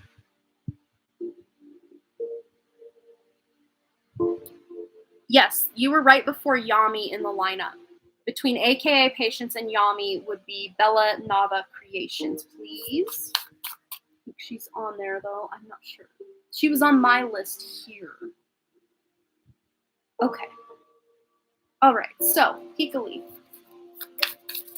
Let's just see what you need to know about your career. Is staying better or going? We'll get some advice through the cards. Here's some anything Spirit wants people need to know about your career, staying or going. Okay, we have death and rebirth. So whatever it is that you do choose, which we're going to try to tune in more to see exactly what's the best path. But whichever one it is, there's going to be a major rebirth and just new and exciting energy. I mean, ultimately, if you want to take this at face value, it would be the death of the place you're working and then going somewhere new. But with what this manager or this lead person, or what was it you said? Supervisor. With what this supervisor wants to accomplish at your current job, this could be the same energy. So we're going to need some clarification here. But either way this goes, there's change. Changes are coming. Change is happening. It's coming in hot. Let's see. Okay. What else? Ooh. Yes. So this is just you again. This card is coming up hot for a lot of us here, but it's come up in 2 of your readings today specifically. So not focusing on what's wrong, not crying over the spilled milk, but really focusing on what's still available. And here she is taking action. She still looks a little kind of apathetic about things, or maybe wistful or melancholy a little bit, like, oh, I wish this was better. But she's doing something about it. She's dumping out that Ace of Cups to kind of put it in that cauldron of that Magician card that you keep getting as well. Let's see. Ooh, here we are. 8 of Pentacles. So this is, okay, we've got our more distinct answer. This is your hard work. You know, you're still putting in that hard work, but you're buckling down and really putting your nose to the grindstone. So if I had actually pulled this card out of any other deck or kind of the more traditional depictions of this 8 of Pentacles, I would say keep staying at that job. But when I pull this card, and this was the Lion's Gate, one of our 2 cards, we had this in the Chariot, if you remember. So maybe watching that reading again about the Lion's Gate and what that means could even give you further clarification on your career path. But I see she's got her stuff packed up. Like she's packed up her cubicle and she's ready to move on to a new job. That's the guaranteed rebirth. Because the rebirth of this supervisor wanting to create change, but maybe not having a game plan and maybe not really knowing how to go about this, it might be that it would just take so long that you would just get burned out well before these changes were implemented. So going in a whole new direction, a whole new place. But it's showing me your hard work that you put in at the current company is not going to be for no reason. You can still apply all that hard work and effort you put into your career up to that point and continue forward, like without skipping a beat almost. But let's feel into the energy of this new job. If that's the direction Spirit's really pointing you. Yes, an awakening. So I think this new job is going to have higher vibe people that you can really connect with on not just a work level, but like a soul level. This to me feels like just a transcending what you know at this current job, transcending, and that is kind of a death. It's like her soul is leaving the body, but again, in a good way. Like this is not anything doom and gloom. Her soul is left the building and going to greater heights. This is something more exciting, more high vibe, and it to me feels like it also does just coincide with the spiritual leveling up that you're personally doing also peakily. All right, so yeah, new job is kind of where it's at. Because I think the supervisor has great intentions, but I don't think he or she realizes the level of work that's going to be needed to invest to make these changes a reality. Yeah, and I think it's going to come on quick for you. That to me felt very stagnant, almost stuck in the mud for you to stay and these changes to happen. I know this, again, the supervisor has these grand illusions of this will happen and we'll do this, but it's going to take way too long. But you moving in a new direction, things are going to move quick. It's like meeting of the minds. You guys are all going to inspire each other. Awakening. This is further leveling up your spiritual like capabilities or capacity. Like you're bringing on more light. Yeah, that stagnant pool. Look, she's mixing it up. It was stagnant and she's adding this to it and it's swirling. There's movement there. Look at that. And you're the one taking action.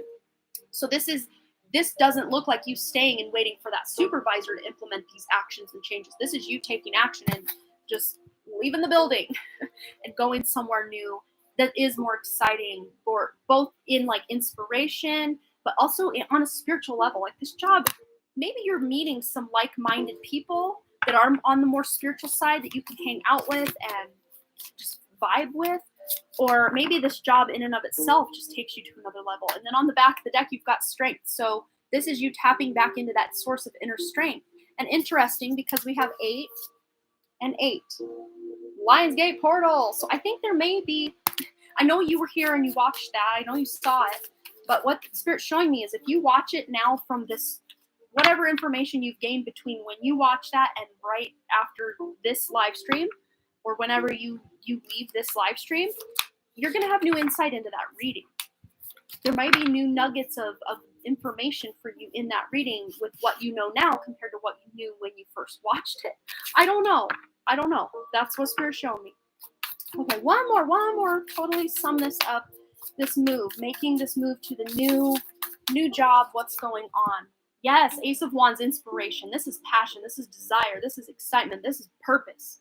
Again, you taking action and doing things with this passion is what's really going to show for it. But just you knowing you're making a change is really going to inspire a lot of passion with you. So that's good. That's your outcome, is just renewed sense of passion, not just in your career, but in your spiritual life too. So cool. And probably other areas of life, because when you shift, something so big as what you spend a great amount of time at, like work, it shifts your whole life in big ways that you wouldn't even expect. All right, so Jillian, finally we're getting to you. I apologize, but man, I think we needed to go deep with Pika Leaf for some reason. And when Spirit's knocking, I just answer the door, let them in, and let them linger as long as they need to linger, and then we're on to the next. You are so welcome, absolutely. It's funny because I try to talk as fast as I can, but yet still enunciating my words. And then I get myself out of breath and thirsty, so it all, whatever. It works, though. So Jillian, you are next, and then AKA Patience, who has had a lot of patients waiting. And then also on deck after that would be Ethan. And then we have everybody else as well. You feel a new change coming, like a new season of life. That's absolutely, that I think is a collective thing in many of us more high vibe people, because a lot of people who are very stuck in just the day-to-day mundane of life, they feel like things are just getting worse and worse and worse. And then if we put too much of our attention into the mundane life, the news cycle, Facebook is a really toxic soup. So is Twitter. These are places where we can get triggered like that. But, again, triggering is kind of a gift because it kind of points out where we need some healing, right? But at the same time, it's like, do we need to keep poking that cavity or that, poking or stabbing, scraping off the scab of something that's trying to heal? When it's time to really heal, Spirit will let us know. We don't have to keep putting our foot in the water, hoping not to get bit by the piranha. They keep giving me all these weird little analogies to use. So, yeah, so interesting. I feel the change too, and I know the change seasons is coming as well with the fall equinox coming up, or the spring equinox, depending where you're at in the world. On it's either 20th of September or 21st, somewhere in there, maybe 22nd, somewhere in that little 3-day window. Katie R's donation was the very last one I've received, so we can put that right behind Michelle Lynn. Thanks for reminding me. Okay. Thanks for being patient with my 3 questions. Hope some of it resonated with y'all. I think it did. I know it resonated with me. So true. I've definitely cut back on social media and dive more into spirituality. And that's like a good thing for all of us to do. I mean, be informed. Do what you feel you want to do to connect with people you like. But I know on Facebook, at least, there's a way where you can cultivate specific lists, like close friends or family, that you can put only the people you really want to see their stuff pop up, or there's some spiritual ones. I have Dolores Cannon page on Facebook, and what's it called? Cosmic something. That I love their updates, and I share a lot of their things on Facebook. So I like to see that content, but it doesn't always show up because I see other people's drama show up before that sometimes. So, and I try not to click on drama when I see it. I try to scroll on by, and then that kind of teaches the algorithm I'm not here for the drama. I'm here for the spirituality and the fun and excitement. All right. So, yes, Jillian has her question. I just launched a new soul-guided offer with my business and would love to know the next steps from my spirit team. It's interesting. The initial card you pulled said disconnect from social, which is the opposite of what I'm doing. Thank you. That's okay, because you can disconnect from social media in a personal way, but yet still be very involved with business. Because, like, for me personally, like, I don't have my business at all on Facebook because it's just not the vibe I'm looking to attract. Not to say anyone spiritually based can't be on Facebook. It's just I don't feel it's right for the Done Creative, because I'm on YouTube and a super secret place I'm going very soon, and also on Instagram, which I'm not that up with the times on Instagram. I love Instagram, but I tend to go through phases where I will spend a lot of time scrolling on Instagram, and it's hard for me to separate the personal / business of Instagram. But with YouTube, it's easy for me to not watch so much content that's I'm not supposed to be watching, and just focusing on my business stuff. So it's kind of maybe finding the line of when is too much social media in a personal way not benefiting me, and still being able to put out content you need for your business. So let's find out what's going on with that business stuff. Jillian, new soul guided offer with business, and would love to know the next steps from my spirit team. It's an interesting and initial card you pulled. Okay. So what does she need to know about the next steps in her business? Okay, we have your inner child. That's really powerful. This is such a theme right now, this inner child work. And the inner child usually goes hand in hand with that shadow aspect of ourselves. So ultimately, I don't know if this new offer that you are having on your page has to do with inner child, or just healing in general, or just upliftment in general, just wanting to uplift people. I mean, she's got that baby held high in the air, and this little girl's got her arms going up. Like, this is uplifting. This is very needed at this time. Very uplifting, very exciting kind of energy, and very playful, because the inner child is very playful. But it says the fairies of playfulness remind you to make time to embrace your inner child. Playing keeps us young at heart. Do something silly and fun, but stay safe. And especially those who are younger than you, would really benefit from this thing that you're doing. Divine channeled messages of healing. Ooh. Is that what your spiritual thing is? Is that what the new offering you have? What else? What else? What else? What else? Okay, healing. Yeah, you saw me shuffle that bad boy. Now is the time for you to give or receive healing. Everyone has a natural ability to heal others. Yes, even you. Look at that. So if you're doing something in the realm of healing with your words, with your energy, with your whatever, you are on the right track for sure. Especially regarding that inner child, that playfulness. That's very important. And I think the next steps on your journey here in your business have to do with, finding peace after a hard time. Because look at the beautiful rainbow that she's holding between the healing chakras of her hands. She is healing the past to create that rainbow after the storm of all the past ish she has been through. So that is your next step in your business, is to be able to, not just do the healing, but then to show that beautiful rainbow bridge to something better after the healing has taken place. So that's exciting. That's really powerful too. Let's get one more about Jillian's next steps in her business.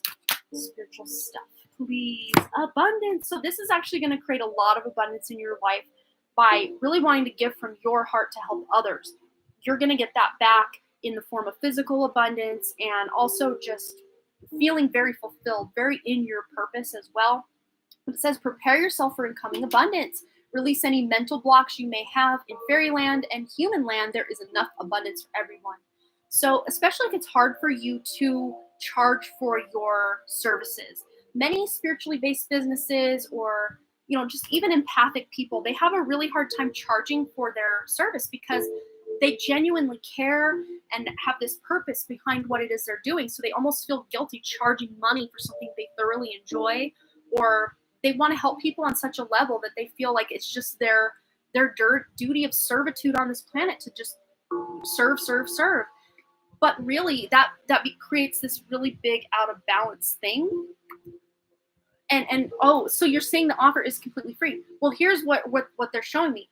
When we give and we don't get anything back, that's an imbalance. But they're showing me, because you're being so giving, Spirit is going to offer that abundance up. Even if these people you're helping with this offer for free aren't then opening their wallets and giving you something, the universe, because you are putting that beautiful energy and investment to someone, the universe or another person, or somehow, some way, that beautiful love and healing and energy is coming back to you. Or maybe this is going to create people getting this for free and they want to know, do you offer sessions? Do you offer readings? Do you offer healing in another capacity where these people are going to be more than willing to pay for it? So I see it going both ways and all of the above for you. So that's really cool. Okay, let's get one more. Woo! Here it is, motivation. Look at that. Beautiful solar plexus and sacral energy I'm seeing come together. So when spring approaches, the flower fairies urge you to spring into action. If there's something you've been merely thinking about doing, they say get busy and do it. And again, you don't have to actually wait for spring, although spring would be a good time for you to, if you did have some new healing thing that you wanted to offer, the springtime is a beautiful time to offer that. But also now, let's roll the dice. Let's just see if they'll give us a good month that you can really offer something, a new healing thing that people can really benefit from. They're showing me one, so that's smack dab between right now and springtime. So basically, they're showing me balance it out. Anytime it feels right to make the next move, go ahead and do it. But you could also interpret that as January, or 1 month from now, 1 year from now, 1 week from now, 1 day from now, whatever resonates, because that number one, it does represent a new beginning as well too. So taking action in a new beginning, that's going to help people heal their inner child. If that's not completely on your radar, might be something you can do, or maybe you're getting motivation to be able to do that for your own life. And as a result of you doing your own inner child healing, you're going to be able to help others do the same. That's powerful. So you're on to some good things, and abundance is coming your way. Even if you're offering this for free, I see people that get this thing for free and they want to know where they can sign on the dotted line to actually purchase more from you. I really do see that. So you're on to something, Jillian. So keep going. And then on the back of the deck, you have protection. So it says the fairies are of protection or shielding you with a magical fairy ring of love and light. Practice psychic protection before embarking upon any spiritual work. So there just may be, just a heads up that there may be people that are jealous or, lower level entities that want to bring you down, and just do any protection work that you feel you need to do as you, I don't see you need protected while doing the healing, but just who it is you're healing and who it is you're connecting to. Just, the fairies have you, though. Your guides have you. The universe has you. They're protecting you. But, any healing you feel you need to invoke on your journey, then do so. Okay, that was powerful. That's exciting. So AKA Patience has been so patient, and now is your turn, my dear. So go ahead and post your question, and then we will get into Ethan's question. Ooh, it's hot. Oh, I'm so glad. I'm so glad you enjoyed it. Okay, so we're really working our way down the list now. Okay. I might go check on my dogs real quick, give them a little snack if they need one. So while we wait for AKA Patience's question, I'm going to actually even refill my water, check on the dogs, give them a little snack. I'll be right back, maybe 2 minutes, maybe 3 minutes. So I'll be right back, guys.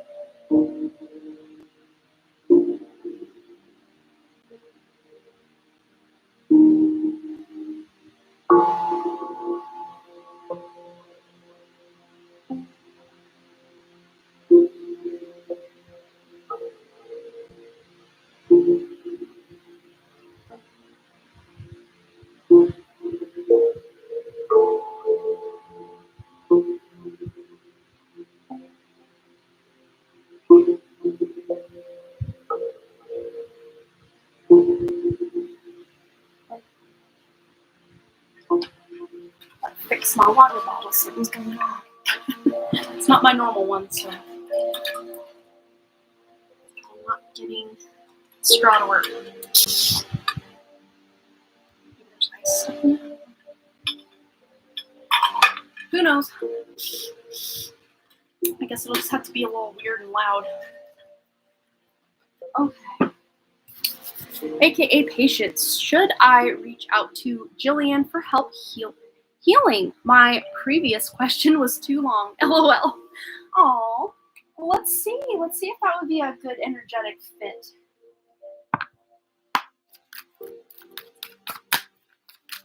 All right. These two want to come out. Okay. Wow. So we have Moldavite, unconventionality, and Emerald, ceremonies and celebrations. So with the Moldavite card, it says your unique qualities are an important part of your life purpose. It's okay to feel and be different from others. So I'm really seeing Jillian. If Jillian's still here, I don't know exactly what she offers. If there could be a way you could get in contact with her. Maybe even the way you work with Jillian could be in an unconventional way that maybe Jillian hasn't worked before, and you could really benefit each other and help each other grow and learn. But ceremonies and celebrations, it's a time of important life passages such as weddings, birthdays, graduations, and anniversaries. So this could be just an important life passage. Who knows, right? Let's see. Tarot. Ooh. Knight of Cups. It could be something very emotionally fulfilling. Something that you could really benefit from. And the knights, they tend to take action the Knight of Cups are not the slowest moving either. So I think this could be, because the Knight of Pentacles is the slowest moving. I think the Cups would be third. So it would be, it would take some time, but I think you could work through it. I really do. And it would be emotionally fulfilling, something that really inspires you to, kind of treat yourself better. Maybe even working through some limiting beliefs. Yes, look, she's feeling very empowered. I think this would be a good fit. If Jillian's still here, she'll have to let us know her contact information if that's something she wants to do. But look, she feels very empowered. She looks like, there's not too many cares or worries going on. She's got a little black cat down by her feet there. I don't know if you have pets or, cats especially, but, any pet would work. Any pet you have is your pet. So you would have a connection to it. But there would be the need to, I'm saying, connect to nature, and connecting to fire would be very important as well.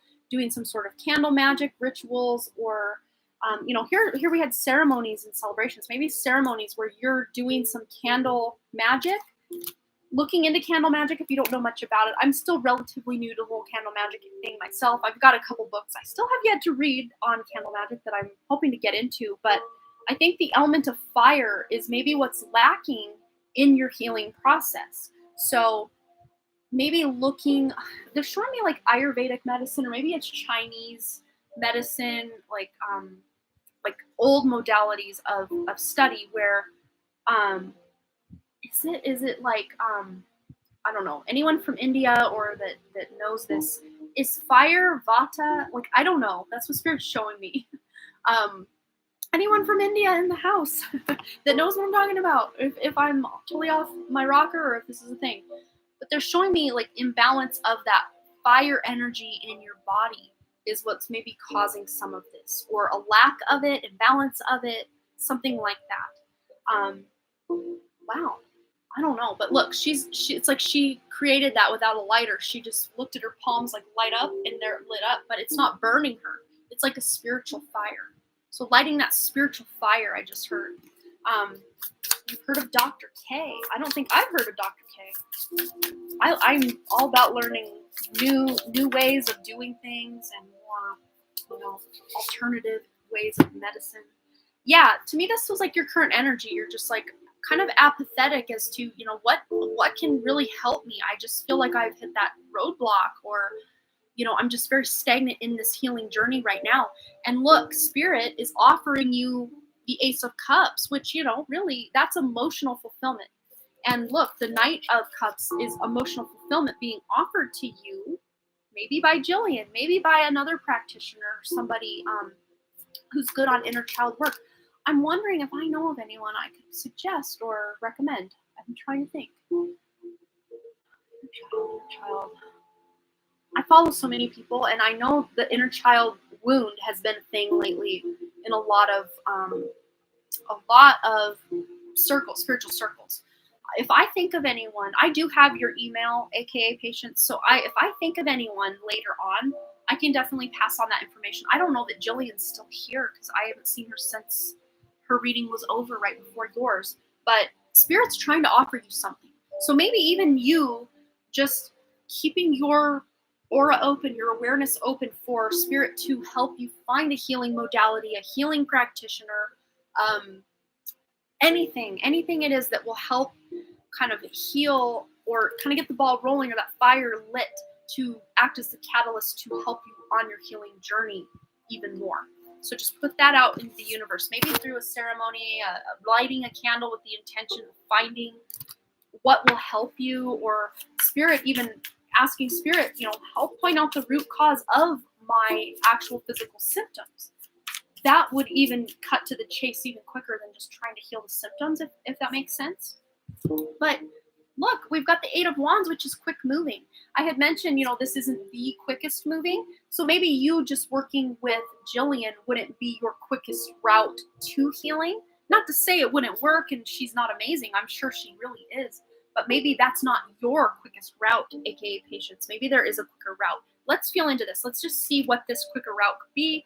If there's any keywords, we're going to use the Green Witch Oracle. Any keywords about this quicker route, or getting to the root. That's what I want to say. Maybe not like, oh, let's speed this along, but like, let's get to the root of the problem so we can be done with it indefinitely, right? So what can, okay, we got two there. What can AKA patients do to get to the root of this feeling in a quicker amount of time, if we can handle it? Okay, wow, so love. So there is that heart chakra energy coming in hot. We've got a number 3 here. We have a 2 here with communication.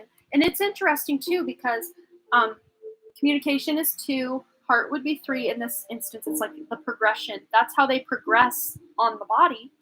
So throat and heart, which you would think, well, to heal a lot of things, I pray to heal the root chakra, because that's kind of your physical manifestation here in the physical.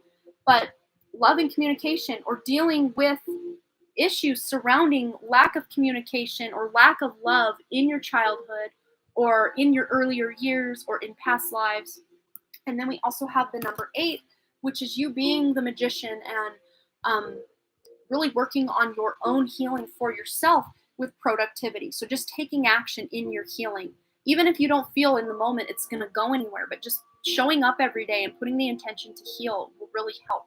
And wherever the sign of Cancer is in your chart, that might help you. And also wherever your moon, because Cancer does rule the moon, wherever your moon is in your birth chart, in your natal chart, that can really lend you where this might be taking place, where you can really get productive. We also have the sign of Libra, which would be the natural 7th house. The sign of Cancer would be the natural 4th house.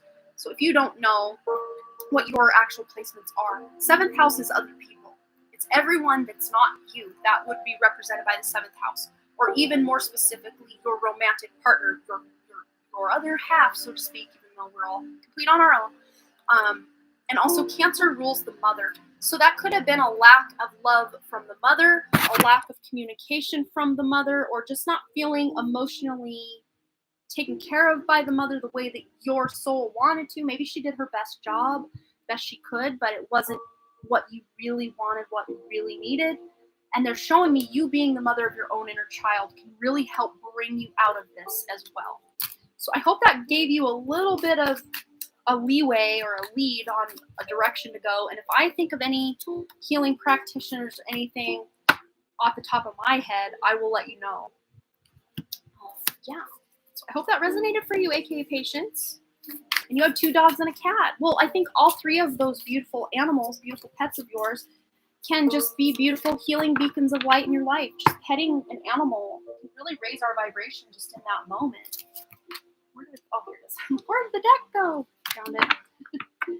All right, up next, we've got Ethan. And then after that, we've got Bella Nava Creations. Another drink of my water. It's going to be a weird sound because I don't know what's going on with the straw. Had to really suck hard to get that come out. That sounded dirty, and I apologize. I don't know what's going on with that straw in there.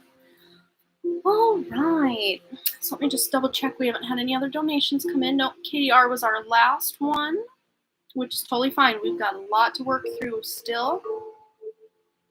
Delete all these unmuted notifications. Okay.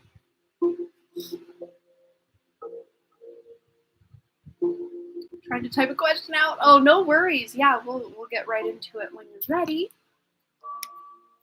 So I'm gonna just update my list in the chat box so I have it handy just at my need here. Ella Nava Creations will be on deck right after Ethan's question. Go find the rest of the list because I don't think I have the complete list. Let's see. Yeah, I'm missing 1, 2, 3, 4. Missing 4.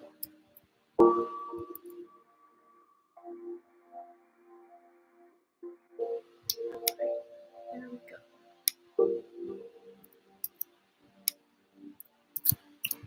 Oops, I didn't mean to push enter, but there it is. That's an old list. I forgot to take them off. So let me update that. Disregard everybody. Remove. Okay. This will be our updated working list right there. There we are. Put it here for me. Okay. Cancer moon. Oh, you have a Cancer moon. Well, then that's letting you know we were really hitting on your energy for sure. Tuned into my mom. Yeah. And a lot of Cancer moons do struggle. Cancer ascendants, Cancer in the, let's see, what other ones struggle? Cancer in the 10th house sometimes. So that'd be like a Libra ascendant. Because sometimes, like struggle, have power struggles with their parents or not feeling loved enough, stuff like that. Like, yeah.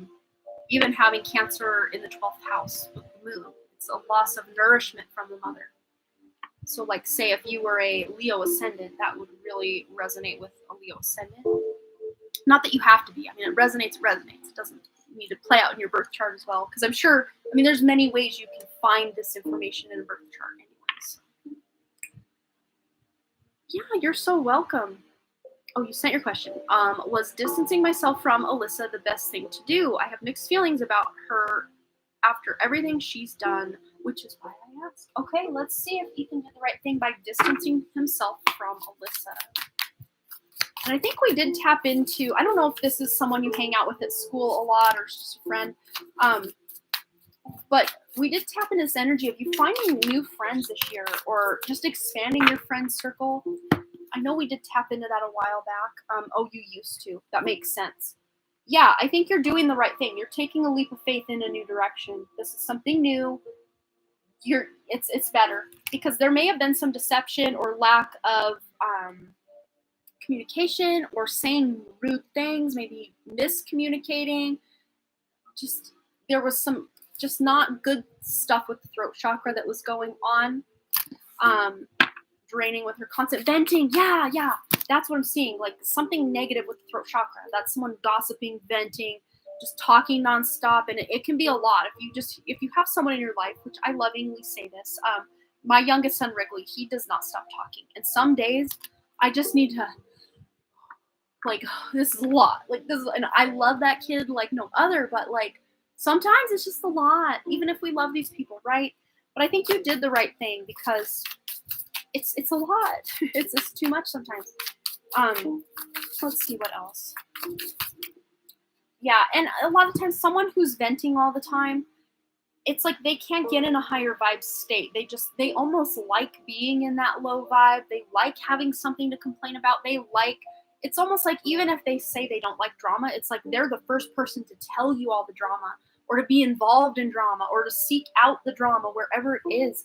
And that's just not the vibe that you're hanging with because we have 3 of Cups here. You're on with like-minded people of a higher vibe, people who, see the world in a different way, that Fool energy. This is someone who's not afraid to try something new.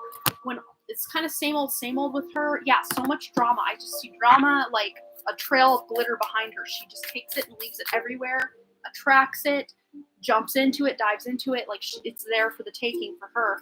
Yeah, I think by you kind of distancing yourself from her and just putting that intention out there to find more like-minded soul brothers, soul sister types of connections, you're going to get rewarded by Spirit. Spirit's going to send you those loving connections that we had touched on in a recent reading. I think it may have been early summer that we did that reading for you. But yeah, you definitely did the right thing. And as a result of you, because remember, think of it this way, you have a cup of crystal clear water, and then she brings in her green dye of her venting and her negativity. But say you want to add someone else to this. Maybe green's not the best. I would see more black because green's actually got a beautiful vibration. Let's say a black kind of like food coloring or dye to the water. It muddies it up. It kind of turns it gray. So even if you have a beautiful green chakra friend, beautiful blue chakra friend, you add these colors, it's still kind of muted or muddy because of that other energy in there. But if you kind of wash your hands of that energy, so to speak, you drain that cup and you fill it back up with your beautiful crystal clear energy, then when a green chakra friend and a blue one come in, it creates beautiful colors. It's not so muddied and just tainted. Yeah, always tainted by her energy. I felt bad, but I'm like too drained for this. Yeah, and there's no reason to have to feel bad. I mean, yes, we do. We're human. We feel bad. But it's ultimately for your highest good. This is your soul's way of saying there's something better. There's a friend group that's better, that has better things to say, and they will actually uplift your energy rather than drain it. You know you're with like-minded people or like-vibe people when you leave the converse, or even higher vibe than you people, when you leave the conversation feeling uplifted and just excited to hang out with them again, even though you just left their house or you just left school. But when you're hanging out with someone who's draining, maybe you're still hanging out with them like, God, I just want to go. I just want to go home and like get in a bath or lay down. Like you feel drained, absolutely. But I think she's feeling that's how you felt with your best friend. I felt amazing. Yeah. I think she's getting that beautiful hit of high vibe when she's with you. It makes her feel amazing.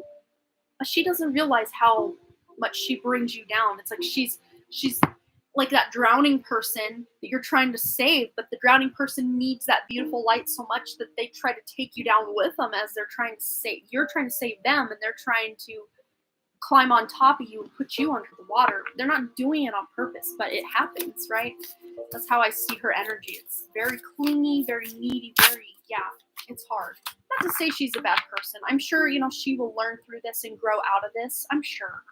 But it's just, you're not needing her energy right now, or it's not beneficial to you right now, and that's okay. There's no reason to feel guilty about that either. All right. So I hope that resonated, Ethan. I think you did the right thing. So good on you for trusting that intuition. All right, Bella Nava Creations, you're next, and then Yami, and then Michelle Lynn. And I'm gonna see. I never did see Seni's donation come through. So I had Stephanie, and then Danielle, and then KDR. So until I do see Seni's donation, I'm gonna actually remove them. My apologies. I never saw that donation come in. But if it does, I will be the first to let you all know. So Seni, if you're here and you did donate, just let me know that you donated. I could maybe even go into the app and double check. Just let me know if you're here, Seni. I don't want to try to skip you purposely. Like, I'm just making sure. All right. So Bella Nava Creations, then Yami, and then Michelle Lynn. Then Steph Freeman Art, Danny, and Katie R will be rounding us out. What do all the signs and synchronicities mean? Let's find out. This is a great deck for finding that out because we have numerology going on and some other little hints and tips, and also astrological signs, so we can really break this down with this deck. All right, for Bella Nava Creations, what do all of the signs and synchronicities mean? Right. We have here communication P with the number 2. So you maybe even seen some 222 action going on. I think this is the sign of Pisces, which rules the natural 12th house. So 1 + 2 is 3, maybe 333 or 33. Maybe you're seeing that. But with this communication, this is spirit letting you know we are communicating with you. And there's something. Let's find out what this actual communication is. Or maybe this is even just your validation that you are communicating with spirit. Let's feel into this energy. More signs and synchronicities. What do they mean for Bella Nava Creations? Also success. So there's another 2. The 222 I was saying, or the 22. Look, 222. So those 2s are really going to be on and popping. If you haven't seen a lot of 2s yet, just you wait. They're coming. They're on the way. But if you've been seeing those 2s, just let you know that's further validation that you're taking these signs and synchronicities for what they are. And we also have the sign of Libra, which is the natural 7th house. So wherever the sign of Pisces is in your chart and the sign of Libra, you can go and research what those houses represent and then see if these signs and symbols and synchronicities line up with what that is. That can just be some additional homework you do to find that out. But really, the key to success, so you're getting the key to your own success through following these repetitive numbers, these other signs and symbols and synchronicities you're getting. Let's get one more of these, and then we're going to move over there. There does seem to be a crossed over loved one that wants to come out and say some things. So we also have the 4. So we've got 2, 2, and then we had added up something that made a 3. I remember saying that. And then 4. So there's a progression from 2, 3, and 4. Maybe seeing 444, 44 a lot. But this is just reminding you to stay positive, to keep on a positive mindset, not to fall trapped to all these little dramas that are popping up all over the world right now. And also getting a lot of communication from spirit in your dreams. We have a dream catcher here as well. And man, that's not Leo, is it? I think I have my. Okay, maybe one of you know. Is this Leo? Does that represent Leo? I can't remember. I'm more Vedic astrology, so I'm still trying to teach myself all the symbols. I know most of them by now, but that one still, sometimes I get confused. I think it's Leo. So wherever Leo is in your chart, and Pisces and Libra, those can be additional little homeworks for you. And Leo represents the 5th house, which is all about creativity. Libra is all about balance and other people and just wanting justice. And Pisces is very dreamy, very, seeing through beyond the veil, but also sometimes falling to illusions. But I'm not seeing you falling to illusions with these signs. It's like you're seeing through the illusions by now getting these signs and synchronicities. Let's see, where else are we going to go? They're showing me a specific deck that I have back here. So let me grab it.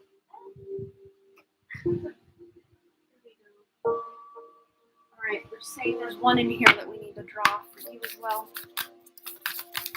But I'm really seeing that this is helping you level up in your communication. It's really helping you tap into that more positive mind state to be able to create more success in your life. Oh, you're a Leo rising. That's beautiful. And then also we have your back and forth. So you may go back and forth where maybe for a while you see a lot of 2s, then you see a lot of 3s, then you see a lot of 4s, then you see 11. Like it's gonna, and right as I said that, we've got 11 people and 33 likes on the video. So maybe even see 1133. You can look up all these different numbers and then get some guidance on what that means as well.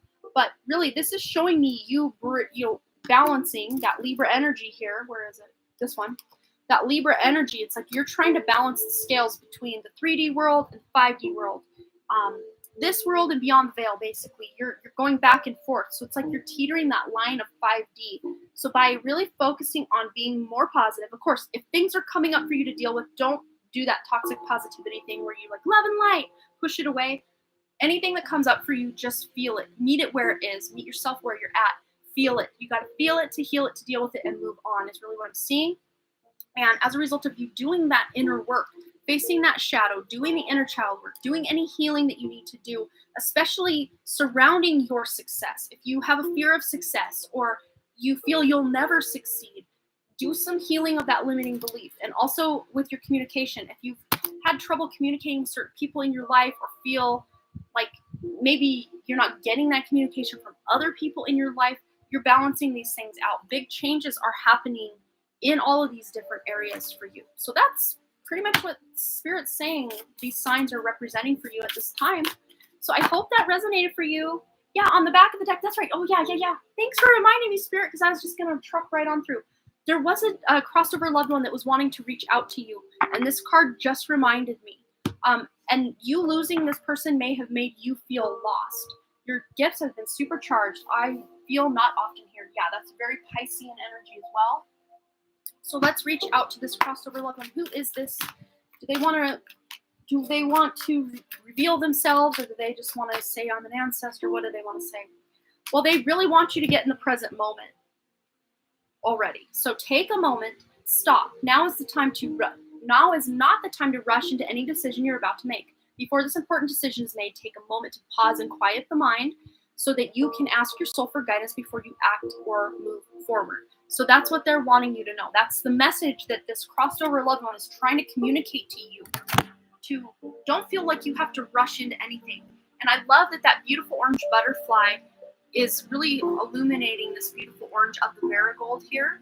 So maybe marigolds, looking up the meaning of spiritual meaning of a marigold flower, that might bring you more signs and symbols and messages from Spirit about what these signs mean for you. But let's see who. I'm feeling a grandmother energy. If it's not a grandmother, it might be a great grandmother. But let's just see what her personal message is to you, Bella Nava. We have here, don't be afraid. Yes, I just heard fear of success. So don't be afraid of succeeding. Even if on your conscious mind, you're like, I'm not afraid to succeed. I want to succeed, but I can't.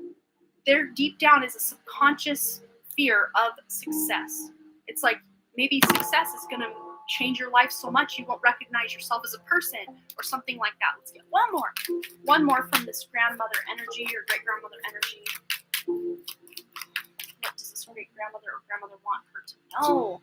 I was met by so many loving people. So if you did know this grandmother energy we're speaking of, and you were worried that she was alone when she died or anything like that, just know that on the other side, she was met with so many loving other family members, guides, just love. She was surrounded by love, and she can feel your love. If that's something you send to her, she can feel it.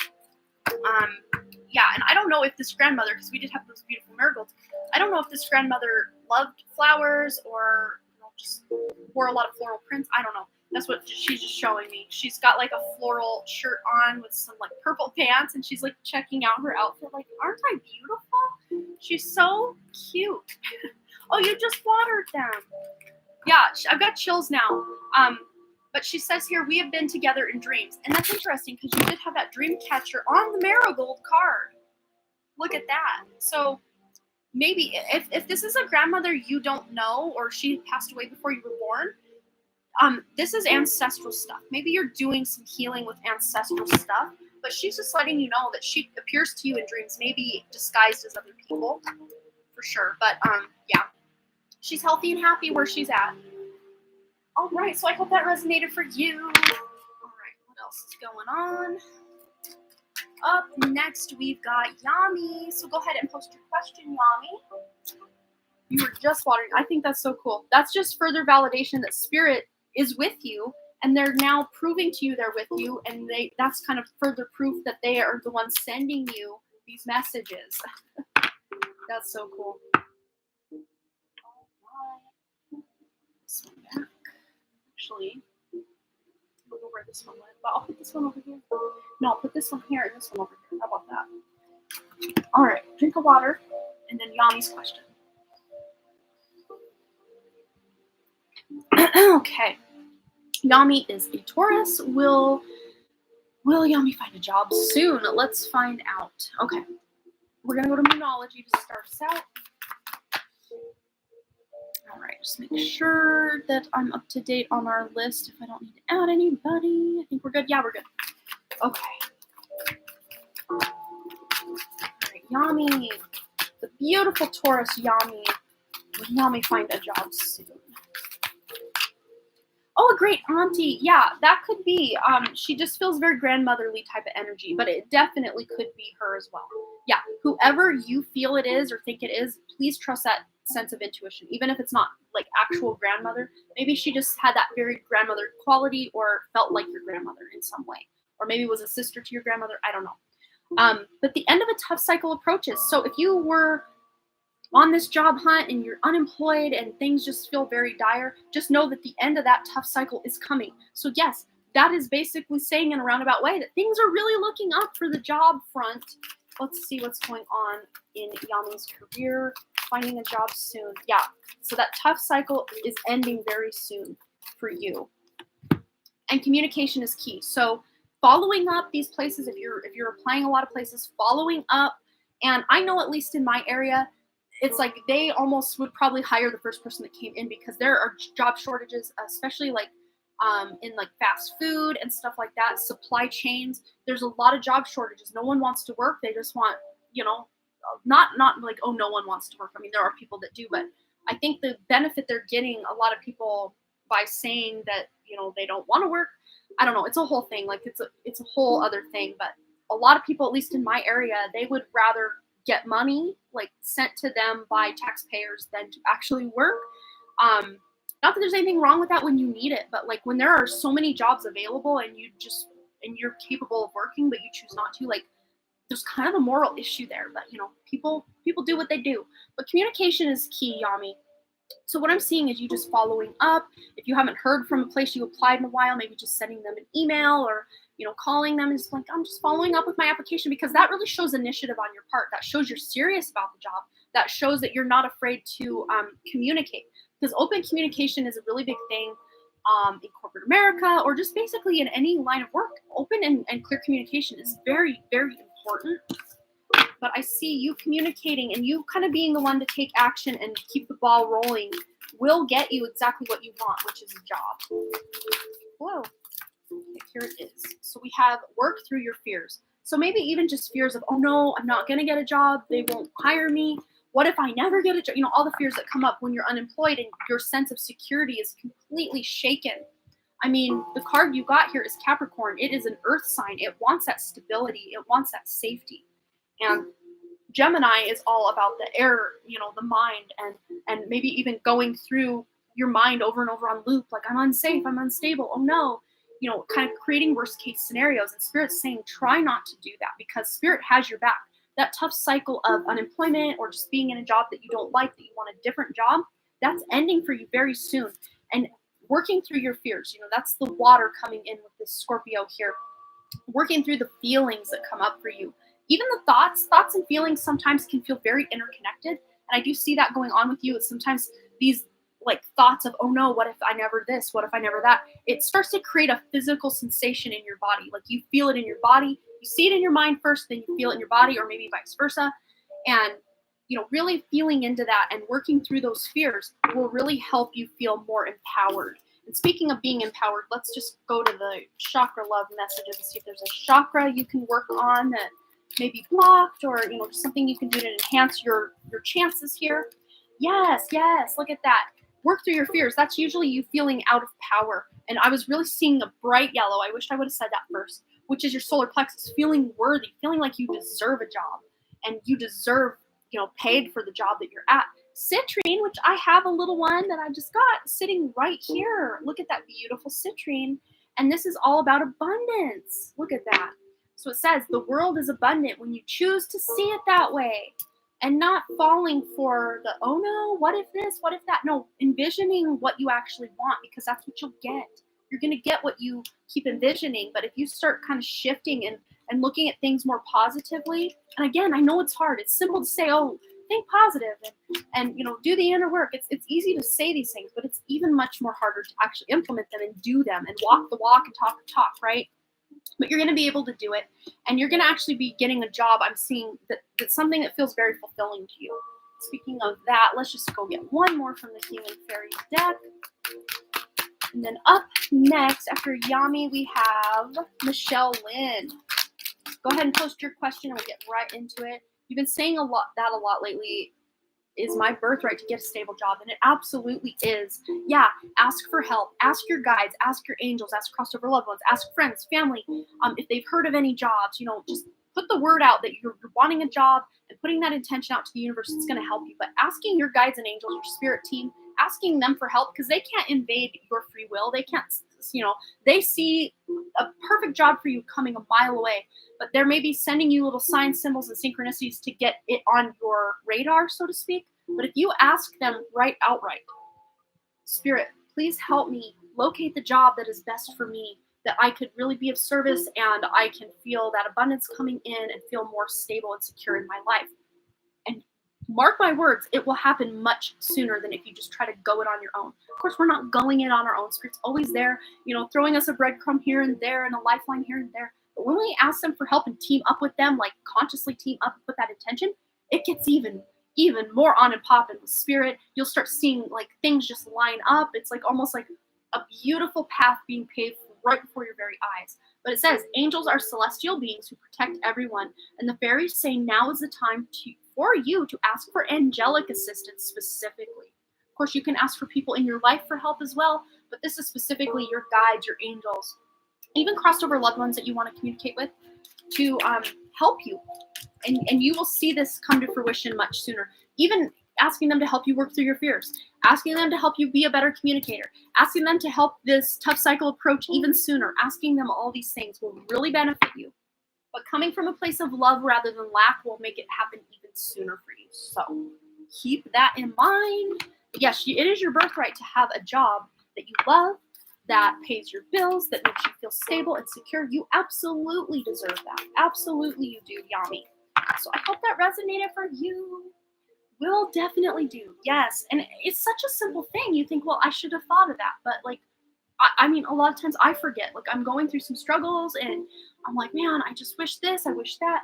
And then I'm like, oh, I can ask Spirit to, light the way or give me a sign or, throw me a bone, Spirit. And then they will. And it's like magic. It's just crazy. I mean, it's not always easy. I mean, I still have to put in the effort and do the work, obviously, but they still help me. They help bring clarity and light the way for me so I know what to do. For all of us, not just me, all of us. All right, so I hope that resonated for you. Thanks again for your lovely donation. And then we have Dear Michelle.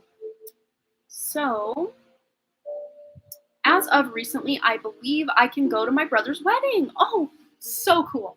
New York might not be able to force the thingy just yet. Absolutely. I knew where there was a will, there was a way. But if it was meant to happen then, it would happen then. If it wasn't meant to happen then, it wouldn't happen then.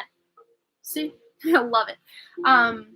So my brother was going to have it regardless, but I and some others wouldn't have been able to go to the after party, and I felt he was upset with our decisions. They are planning to change the date, but I'm curious with why the Fool card came up in reverse in one of my readings about this wedding. Let's find out. Not sure if things are meant to change. You picked up on a destination wedding in my last reading. Yeah, I mean, I still see that as a very big potential. Like, they just might shift this completely, or, maybe they do further things in New York and it just becomes blatantly obvious that it's just not a good fit for New York. And, things are still very much in the air. Spirit's really showing me that. Since you got the Fool in reverse, I'm actually going to use my reverse deck. It's got uprights and reverses included. So I'm just going to shuffle her 3 times and kind of reverse it. I apologize if that's loud. I try to be mindful of very loud shuffling, like especially on my whole filming getup with the pick cards, but the computer seems to make it a little easier than my audio levels there. Okay. So for Michelle Lynn's brother's wedding, let's find the specific question to ask. So, reading about his wedding, why did that Fool come up in reverse, and just anything else Michelle Lynn needs to know about this wedding. Ooh, this one bent and wants to come out. So 6 of Swords in reverse, which is interesting because 6 of Swords upright is moving on from something that's not really working out. But the fact that it's in reverse, it's like maybe there's not a need to have to go anywhere different. Maybe this will all just work out. Let's clarify that. All right. Oh. Or maybe just you seeing things from that full reverse perspective. It got you to where now things, I don't know, they're really showing me like things are working out. Like they're laughing, like things are working out. I don't know why everyone's so worried about it. But we are. We're humans. That's what we do. We worry about things. But we have also Lovers in reverse, which Lovers upright, I mean, Lovers, it could represent a wedding, but Lovers upright represents a decision that is maybe difficult to make and you have to make it. But in reverse, it's like the decision's been made for you. There's no need to move anywhere else. That's what they're really showing with this here. We also have Knight of Wands in reverse. The Knight of Wands, that's one of the 2 knights, the Knight of Swords and the Knight of Wands. They both kind of rush in without really thinking. Or, I think the Knight of Wands thinks things through a little more than the Knight of Swords. But they still rush in, and then they're so passionate at the beginning that they kind of fizzle out before they can finish the job. They're so gung-ho and dead set on one outcome that they can't see the other one. Like they can't see the forest for the trees, and then their light burns out at midnight and they have no light to illuminate the way. But the fact that it showed up in reverse lets you know that the planning will be more secure and stable and will actually go through this time. Or maybe not this time, very soon. The planning will actually go according to a future plan that's not yet quite set in stone. Did I confuse you there? Because I think I almost confused myself. But Spirit's like, a plan that's maybe not even set right in this moment we're experiencing in this present moment, Michelle, but a plan that will be set within a week. I'm seeing with us calendar week, a long week, 7 days. Within a week, there will be a plan that is made that will then be the plan that actually happens, if that sounds possible. Even if that plan is not, say, the same date, even if that plan is the same date that they had planned, plan. The plan will go according to plan finally is what I just heard. So again, hope I didn't confuse. Okay, let's just get an outcome on this whole thing. Okay, these 3 popped out. So 10 of Wands, so it's felt like a big burden. Yes, it has. But then 10 of Swords, That's taking this burden up a notch and actually murdering the person because the person's so burdened they're dead. But it came out in reverse. So the burdens that have been had up to this point are worked out. The dead has risen. The dead has come back to life, and things are finally happening now. And then the Page of Swords came out, and the Page of Swords is a message. So you're going to be getting a message probably within these next 7 days, Michelle, that this is the plan. And as far as we see, I think things are going to happen according to the plan that they then tell you sometime this week. Because it's a messenger card. They're bringing you the Two of Swords. Because interesting, normally the Page of Swords has the Ace of Swords. But in this depiction, he's got on us, and it's almost like a ring bearer. Isn't that funny? The ring bearer, it's like instead of 2 rings, though, there are 2 swords. And the Two of Swords is a stalemate of, do I make this choice? Do I make that choice? Is it this plan? Is it that plan? Or a stalemate of all plans, like, CV 19 going on and putting a stalemate on all our plans. But the Page of Swords is coming in to say things are moving forward this week. They will give you the clarity of the stalemate this week, or they will at least figure it out this week. I don't know if they'll tell you this week or what, but within a week is what I'm seeing here. Let's get one more on the outcome. Let's see it. Hopefully this is a good outcome. I'm seeing it's not anything crazy to worry about. Okay, the High Priestess in reverse. Okay, I love this because the High Priestess upright can sometimes denote delusions, illusions, not being clear on what's really going to happen because it's very elusive energy. But in reverse, it's being made crystal clear. So you're getting crystal clear. You're getting clarity. And in regards to this card, they're really highlighting this snow owl. I think it's called a snow owl. So look up the symbolism, Michelle Lynn, of a snow owl. That will bring you some further guidance on this reading. So hope that resonated. It looks like maybe the plan's not set in this moment, but within the week things are gonna be more in stone than they have been. Hope it works out. I just want them happy. They've been so upset. I can see that with that 10 of Wands. That is absolutely the card I would have pulled for this whole thing. Is the 10 of Wands. Completely overburdened, completely over it, ready to just be done with this. It's not even fun anymore, and it's supposed to be the happiest day of their lives. Like, I can totally see that. I felt they were upset with me when I decided to stay true to myself and not do. Yeah, which really, it's like, how selfish would that have been, though, for them to be upset at you for not doing something you were morally against? If you think about it, like, that's kind of the Spirit's like, that's very bridezilla. I don't see your brother or his wife being bridezilla material, but it's like, that's very bridezilla for someone to put their personal morals on the back burner just to appease someone's wedding day. That's so funny, Spirit. Oh, I love when Spirit gets all snippy. Oh. So I hope that brought a little bit of clarity. Maybe a little bit. But Spirit's like, the train is coming to the light at the end of the tunnel. So I think something's going to happen soon. At least a decision will be made that's more set in stone than anything that has happened up to this point. But something good is happening soon. And this wedding will finally be a thing of the past soon. And they'll be celebrating their 1-year anniversary before we all know it. Yay. Good. Hopefully, huh? Okay, Steph Freeman Art is next, and she's already got her question posted. So I was hopeful you could give me advice with my spiritual path, and is there anyone in spirit for me?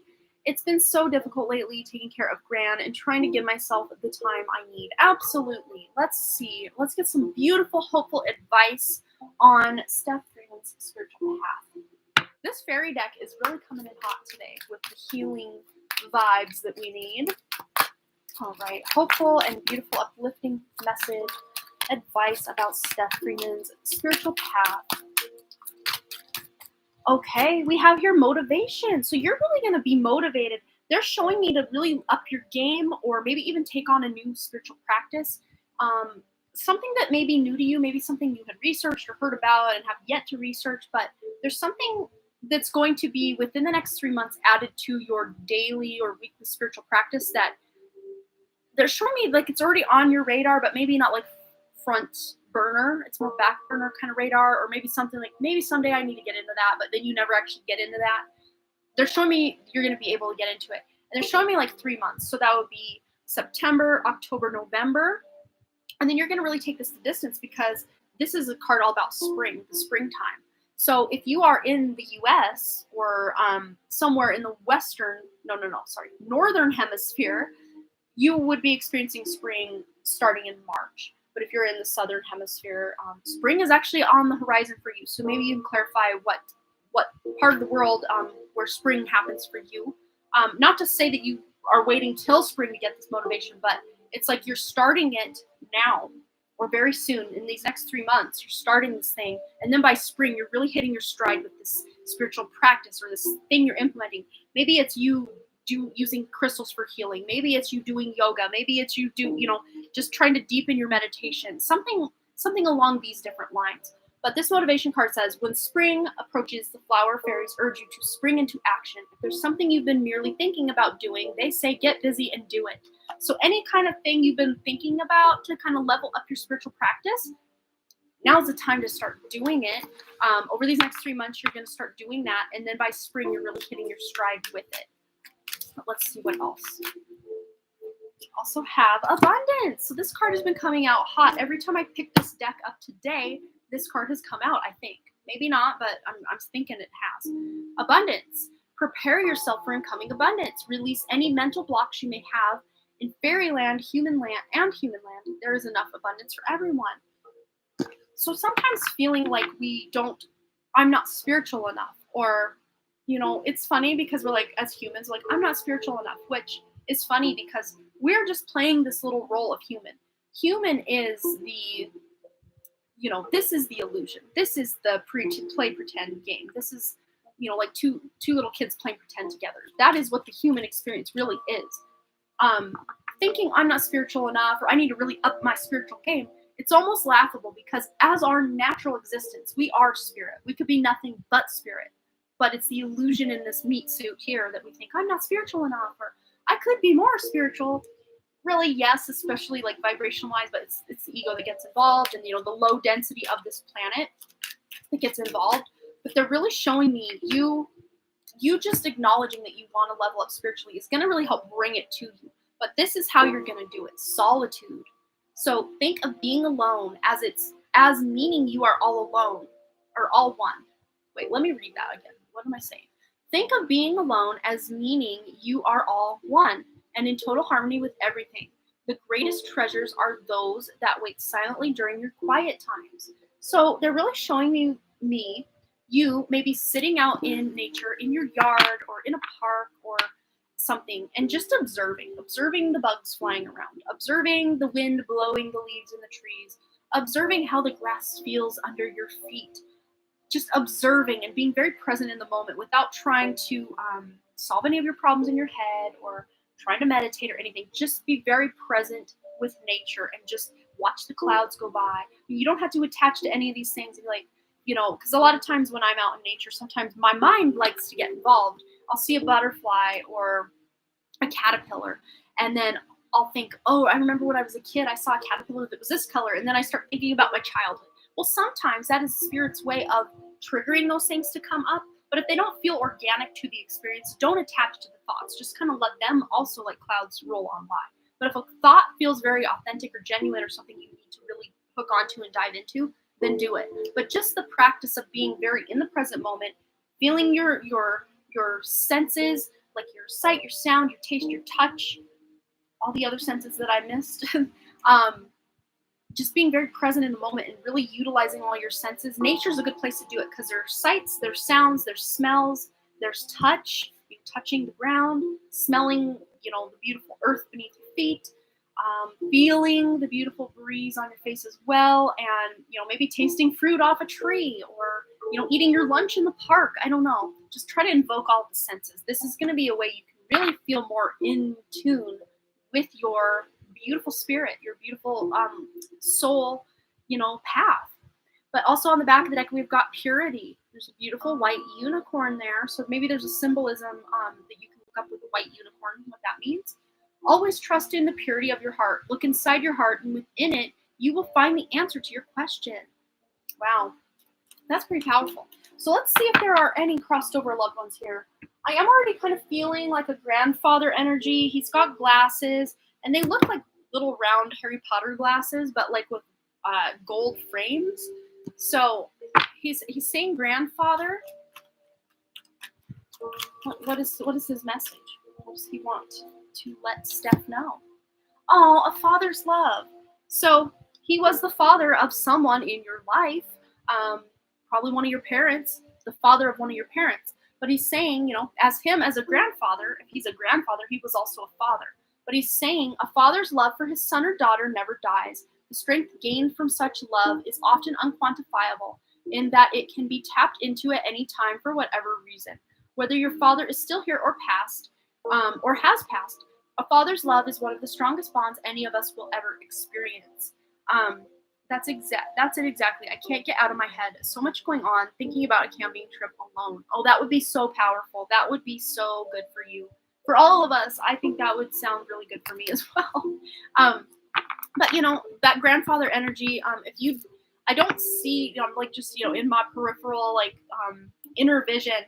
I don't see a father figure stepping forward. So if you do have a father, though, that is crossed over, this is him dipping in by way of your grandfather, if that's the case. But if your father's still alive, then this is just a reminder from your grandfather to his son or daughter, whichever resonates for you. That makes sense to me. But I'm almost even viewing this as a grandfather holding your hand as you, a younger child. If that didn't happen in real life, then it could just be energetic. But Spirit's really showing the bond can never be broken between you and this grandfather. And it's so valiant or worthy of what you're doing. Oh, your father too. Wow. It's so worthy what you're doing for your grandmother. And this is really highlighting that the connection is not broken. Maybe you have grown up and they have passed away. But that bond, that connection can never be severed, never be broken. But is his father passed away too? Your father's father, is he passed away too? Because it's like he's presenting like he's the father, like he's very much connected to your father. Your father, he raised you. Your father raised you, or your grandfather raised you? Maybe I'm confusing myself, but that's beautiful. That's powerful. But he's stepping forward. Look at that. Also on the back of the deck, we have the Animal Kingdom card. So animals of all types are extraordinary creatures and miraculous gifts to us. They've been our spiritual companions since the dawn of time. At this moment, they have lessons to share with you that will open your heart and soul. And getting out in nature is where you can observe some of the animal kingdom. Of course, if you have pets, that's another great way.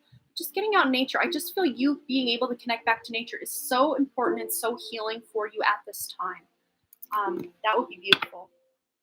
Oh, we also have New Beginning on the back of the deck. So I think you just really tuning in and tapping into what you need, quieting the mind as much as you can. I know it's hard. Gemini moon here. I understand your pain. It's hard sometimes to turn that mind off. But a lot of times when our mind is overactive like that, it's almost like we're trying to not focus on the actual healing that needs done, or we're too in our head about the healing that needs to be done. We don't just allow the healing to take place a lot of times. I know I get in that trap myself with just what I have going on. But this grandfather, father energy as well, they're both uniting now. And because, you're all connected through the family line anyway. So you're connected. And what I see is they want you to know there is a new beginning for you. And everything in life is constantly vibrating and moving, and therefore continuously changing and evolving. Be aware that a new beginning is on the horizon. Have courage and faith, because right now life is trying to nudge you forward and move you in a new direction. Oh, your grandpa raised you with grand. Okay, that's what makes really big sense to me. Why he was the one that decided to step in rather than the father. Wow. But yet he sent you the father's love card to let you know it doesn't matter that you were my grandchild. You were like a daughter to me. Oh, chills. I think he's really showing me, and I wanted to say this before, but then I saw the New Beginnings and went into that. He's showing me that he's so grateful that you are doing what you're doing for your grandmother, because it's like he just like full circle moments. Like they raised you, and now you're helping take care of her, almost like she's a child to you at this point. So it's like the roles have kind of reversed in a way. not to say that she doesn't still keep that beautiful grandmotherly and motherly energy of wisdom as well, but there's also this kind of vulnerability of her needing you and you taking good care of her. And your grandfather's really like, I have chills all over. He is so like, he's got tears of joy, and he took his glasses off and he's wiping the tears.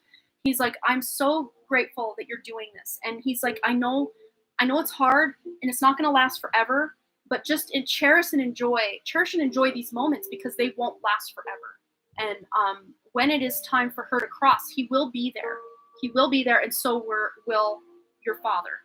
And I think your connection to nature is important because that's when you can feel more connected to him.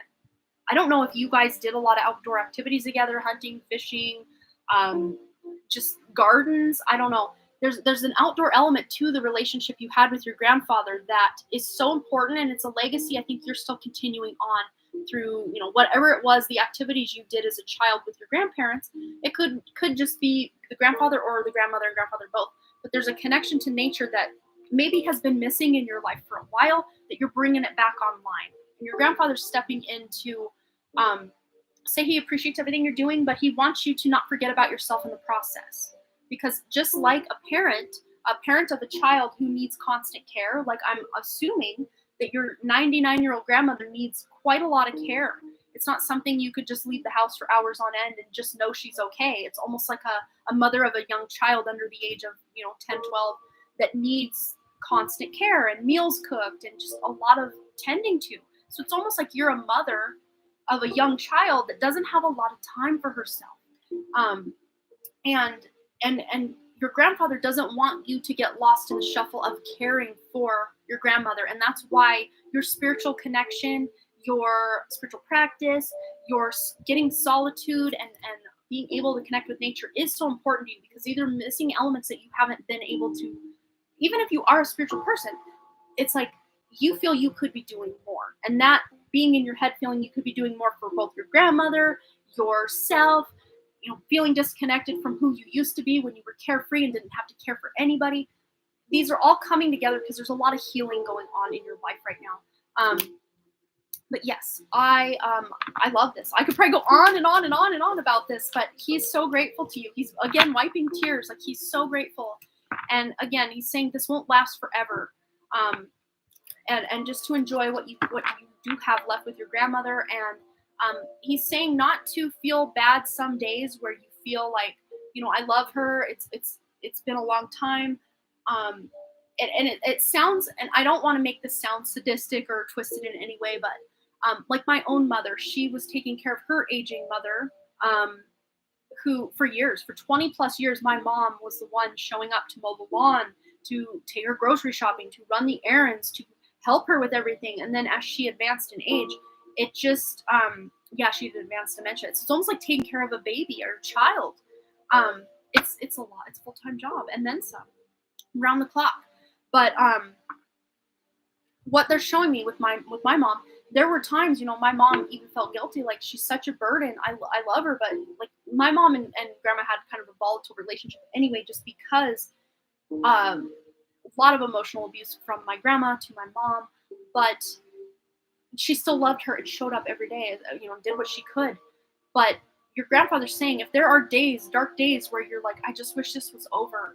I love her, and almost not like, oh, I wish she would die, not like that, but like if she passed away, it would hurt, but like I would almost be relieved in some way. I don't want you to take it the wrong way, because your grandfather's the one that's like peeking into your head and seeing these thoughts, and he's not holding it against you at all. He's saying, I can understand. He completely understands why there are moments, and you may even beat yourself up, Steph, sometimes about those moments. You feel like, how I'm a horrible person for even thinking that. How could I even think that? But like, you feel the burden of it sometimes can just feel so heavy that it's almost like an escape, just to, for one moment, just almost envision what it's like to not have that. But then you feel really guilty, beat yourself up, and you're like, no, why would I do that? Why would I think that? Don't feel guilty. It's totally valid. You're valid to have that thought, that feeling, and it does not make you a horrible human being. Quite the contrary, it makes you a human being. It lets you know you have feelings and wishes and desires that may not be completely always in alignment with the task at hand. But that doesn't mean you love your grandmother any less than you do. Yeah. Oh, wow, that's powerful. But again, there's that moment, present moment. Embrace the moment. Embrace this day, this very moment. Think positively today and repel those negative thoughts. Again, don't try to repel them, spiritual bypass. If there's a negative thought coming to you, feel your way through it. Feel it to heal it, to deal with it, to release it. That's how I say it. No toxic positivity, love, and light. Only here. We face our fears and our issues here. At least on my channel, it's what we try to represent.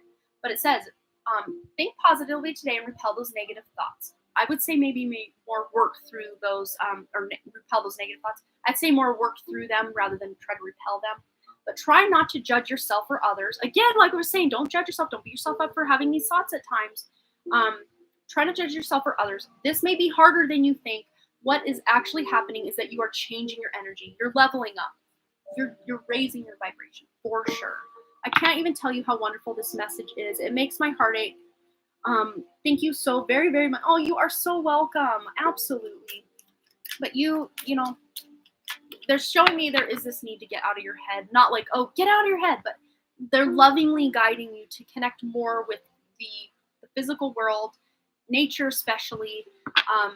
Really be in the moment with your grandmother, because again, this is not going to be a forever thing. This too shall pass. And then when she's gone, there will be a whole other, season of life and emotions to unpack, and, thoughts and feelings and all of that. I mean, it's life is a cycle. So we got to, the ticking clock of what we're here to experience. We got to, just enjoy and feel into what it is we're experiencing when we're experiencing it, because it doesn't last long. The good things don't last long. The bad things don't last long.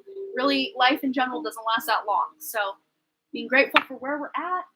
Oh, I love that. Powerful message from your wonderful grandfather coming in. Wow. Okay, so Danny, dear Danny, is next. Should I go for the graphic design qualification or just redefine my skills? Okay. Take a drink of my water. Let's find out. Okay, we're going to go to the angel answers here for Danny. Should Danny go for this graphic design qualification? And then we'll ask also, or just redefine your skills. Okay. So should Danny go for the graphic design qualification? Or should she just redefine her skills? Okay. As far as the qualification goes, reconsider. I think you can do this on your own. You don't need this qualification to justify anything or to prove anything. They're showing me as far as like a resume or anything, it wouldn't even be that great of a boon to your resume for the price that might be involved in it. And then we have here weight. So that's so interesting. But what I'm really seeing with this is, okay, so they're showing me you actually have more skills than you really think you do.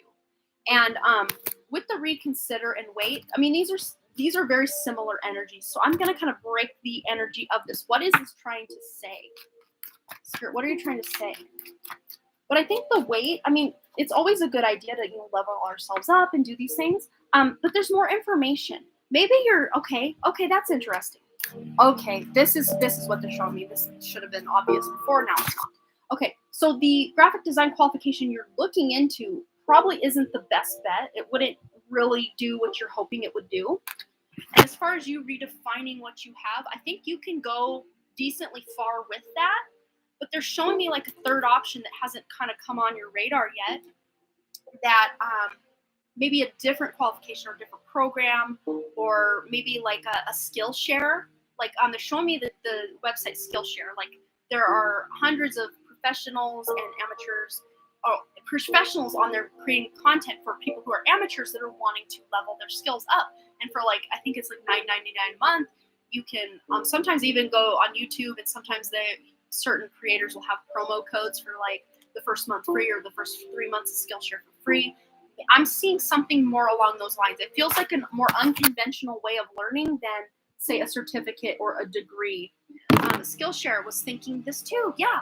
So get more information. Just put your feelers out there. Ask your guides and your angels. Just, is there any other route I can take to get the skills that I'm looking to acquire? And Spirit will start dropping little hints and breadcrumbs. Maybe they're going to start showing advertisements for certain things, or There may be just a way that yeah, unconventional is me. And that's exactly what I'm seeing here. It's like you're piecing together because you can't, they're saying no one can put Danny in a box. It's like no one can put baby in a corner. No one can put Danny in a box. They're showing me like very Aquarian energy. Like no one can define you because you're undefinable. You're like box. There is no box. Like you're very outside the box because there is no box. In your world, there is no box. And that's beautiful and that's amazing. And that's like the direction this world needs to go in a loving way. And that's where you're taking it. And you're going to be taking these skills to a way where you're actually working with people who are more high vibe and they prefer and really like have gratitude for the unconventionality of what you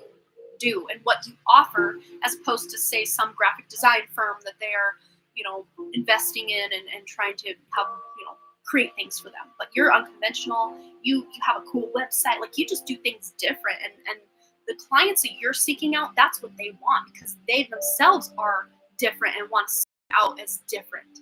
I love that. All right. So let's see. For some reason, I grabbed the self-care deck, sacred self-care deck. So maybe there's a what do you call it? A message. See, it threw me off. I'm like, why did I grab that? The spirit knew what was up. So I'm just going to follow along. I know your question has nothing to do with self-care, but maybe there's a self-care memo in here for you. Oh, yes, there is. Movement. Wow, that's beautiful. So movement, moving your body, moving the energy, maybe even rearranging the place that you create, rearranging bookshelves, rearranging your desk. This can bring in new energy for you to be able to be in alignment with the new information that's coming into you or for you. But with the number 36 there's an ending. That's a 9. That's a closing of a cycle. You're back after crystal shopping. Let us know what you got. We're excited to hear all about it. At least I am. But you're closing out a cycle to start something new. And this is very vibrant. This is very beautiful. So I don't know if in your design where you have you like pops of color with what you do, or you're really drawn to the stars or the cosmos in your design, or maybe even you're really inspired by nature and the natural way of things, like sacred geometry even in your design. That might even be something like a download of information we're getting from this movement card that has to do with you moving and just shifting energy to bring in new possibilities that weren't available to you in that older energy. Wow, I love the turn this took. On the back of the deck, we have family. So maybe your artistic abilities, your graphic design abilities were maybe initially inspired by family, or maybe a lot of family members when you were a child told you, wow, you're such a good artist. You're so good at this. But with the 23, there's changes. So maybe some certain family changes or loss of a family member really gutted you. It really hit you in a rock bottom place growing up, or maybe even just in your past. It doesn't have to be when you were a child. But that really inspired you to create art. That pain that you suffered from losing someone who meant a lot to you. I got major chills. And that feels like a grandmother energy to me. Taught you so many beautiful artistic skills and abilities, or maybe you inherited these from her if she didn't teach you. But you're making a change. Like you want to go in a new direction. Maybe you're not doing exactly what you learned or what you were inspired initially with, but you're taking it to the streets. You're taking it to a whole other level. And it's beautiful. It's really, really powerful. I love that. Yes, look at all that rainbow hair coming off that lady there. Mother or grandmother. That's the energy I see there. Wow, that was cool. Yay! I hope that resonated. I just say what I see. I don't know why that deck specifically needed to come in, but there it is. Okay. Nailed it, Amanda. Contour sectioning with color contrast. Oh, how cool. I'm a fashion designer taught by my nan to sew. Haha, yes, Amanda. Streetwear. Oh my gosh, that's so cool. Taking it to the streets, literally. Oh, that was fun. I love that reading. Yay, Danny. You're doing this your way. You're doing this Danny's specific way, and no just straight up design certificate or whatever is going to suffice. You're picking and choosing and piecing together.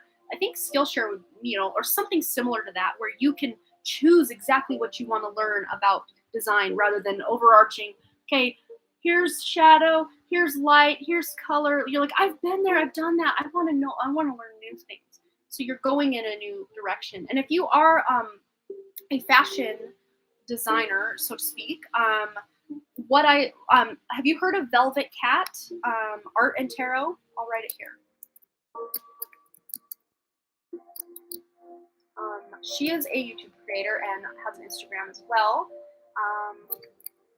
She's amazing and she's so out of the box. She's like very Aquarian energy. She's very, very fun and cool, and she's awesome. She's a fashion illustrator and also a tarot reader. So maybe check her out. She pops on my channel, and sometimes she pops into the live stream once in a great while. I haven't seen her in a while, but she's so fun and just such a breath of fresh air.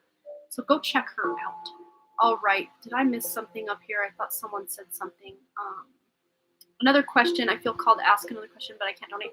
Well, fun fact, Ethan. I saw over here that Pika Lee has donated for you. So she says, donating for Ethan. Also, thank you. Just got some citrine and Lemurian crystals and a necklace. Yay, Pika Lee. And thank you for donating for Ethan. That was so sweet.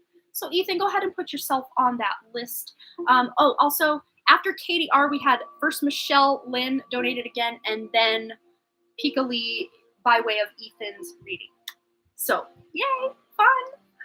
Oh, that was so sweet of you, Pika Lee. Thank you. And I'm excited for you on the crystals. I got citrine because that one was so beautiful, and I heard genuine citrine is hard to find, and 2 Colombian Lemurian crystals and a Colombian Lemurian crystal necklace. Yay! Well, that's fun. That's awesome. But yeah, these are so pretty, and they were really. I didn't think they were that expensive on at least the Intervision Crystal site.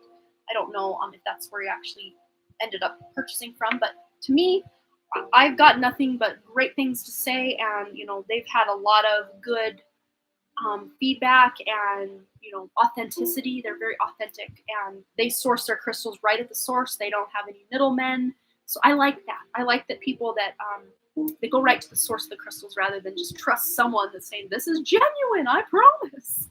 They go right to the source.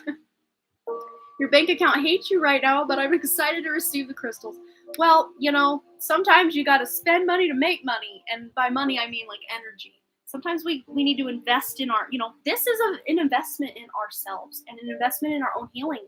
And, sometimes healing doesn't look like you having to go to the doctor or a Reiki practitioner. Sometimes healing looks like you sleeping, holding a crystal in your hand. Using your intuition on your healing journey is very imperative. And the fact you felt called to certain crystals, it means that's maybe what you need. Maybe that's a little dose of what you need. I'm sure you could still heal in other ways, but maybe this is a more direct link to healing. I mean, again, anything your consciousness is tuning into, there is a reason for it. So the fact you felt called to tune in today and experience a little bit of this, here we are. I love that. All right. Yeah, I'm going to have to do an updated, I've never done a crystal tour on my channel or anything, but I'm going to have to do like an updated crystal something because I want to share the beautiful high vibration, because I don't think we have to even physically hold or own a crystal and have it in our home to benefit from the beautiful energy. I think just looking at pictures of these things online can activate something in us, or just closing our eyes in meditation and connecting to, a high power, high vibe crystal, or even the essence of a rose quartz or an amethyst or something more cost efficient. Just us putting the intent to connect to that crystal, we then match to the vibration, and it's almost, really, in my humble opinion, it's almost like having that said crystal in your hand. I just like to invoke as many senses as I can. So to me, envisioning it and actually holding it at the same time is doubly powerful, just for me personally. But there are a lot of people that can benefit just without even owning a dang crystal at all, just tuning into the power of this crystal when they need that, or this crystal when they need that. So if you're broke or you don't want to spend a bunch of money on crystals, you can still benefit from crystals by tuning into their energy, or even looking at pictures of them online. Still beneficial. Absolutely. We are vibrational. We don't have to be in one place at the same time, and we can connect to anyone and anything we want to with that vibration and intention of love, for sure. Okay. Much love to the High Vibe Tribe. Yes. Okay, so Katie R, I think have we come up on Katie R's deal? And she would love to give her reading to someone else, and I think we should give it to Amber. Let's do that. Ethan, great suggestion. Let's give it to Amber. So any messages from past loved ones or spirit? Okay. Let's find out. So let's find out the messages that are coming through. And let's first see if we can tune into who this person is. Who is this person? Whoa. Okay. So, in your family line, this is a family member for sure. And to me, this feels like you look like this person. This is someone you looked like. Could have been like an older sister kind of energy, maybe mother energy, grandmother energy. Someone, when you were the same age as them, you looked a lot like them. Maybe people in your family line have told you look like a spitting image of this person.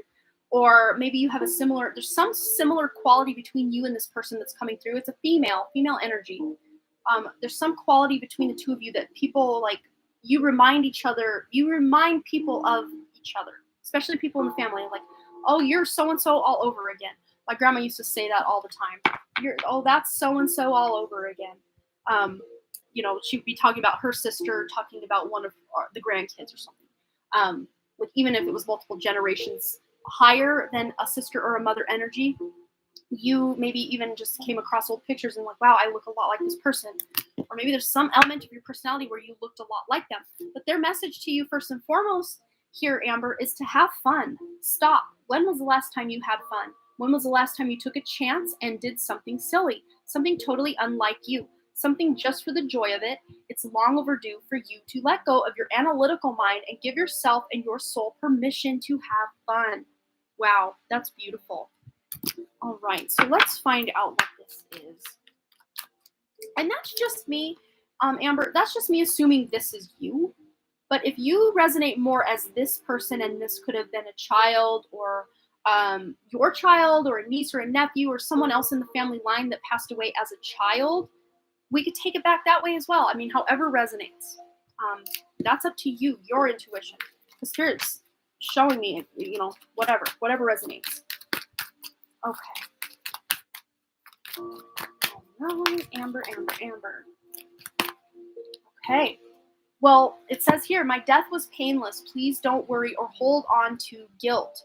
So whatever was going on with the death or the loss of this loved one, just know they're not in pain. They weren't in pain even at the time of death. Even if they were still there, fully functioning, had all their capacities, the soul was removed enough that it didn't have to experience a lot of that pain. It was more just the body that was leaving or dying that was experiencing the pain, not the actual soul of the body, if that makes sense. What other messages? But have fun. That was the main message on this card here for sure. Oh. I'm so much better now, and there's a rainbow.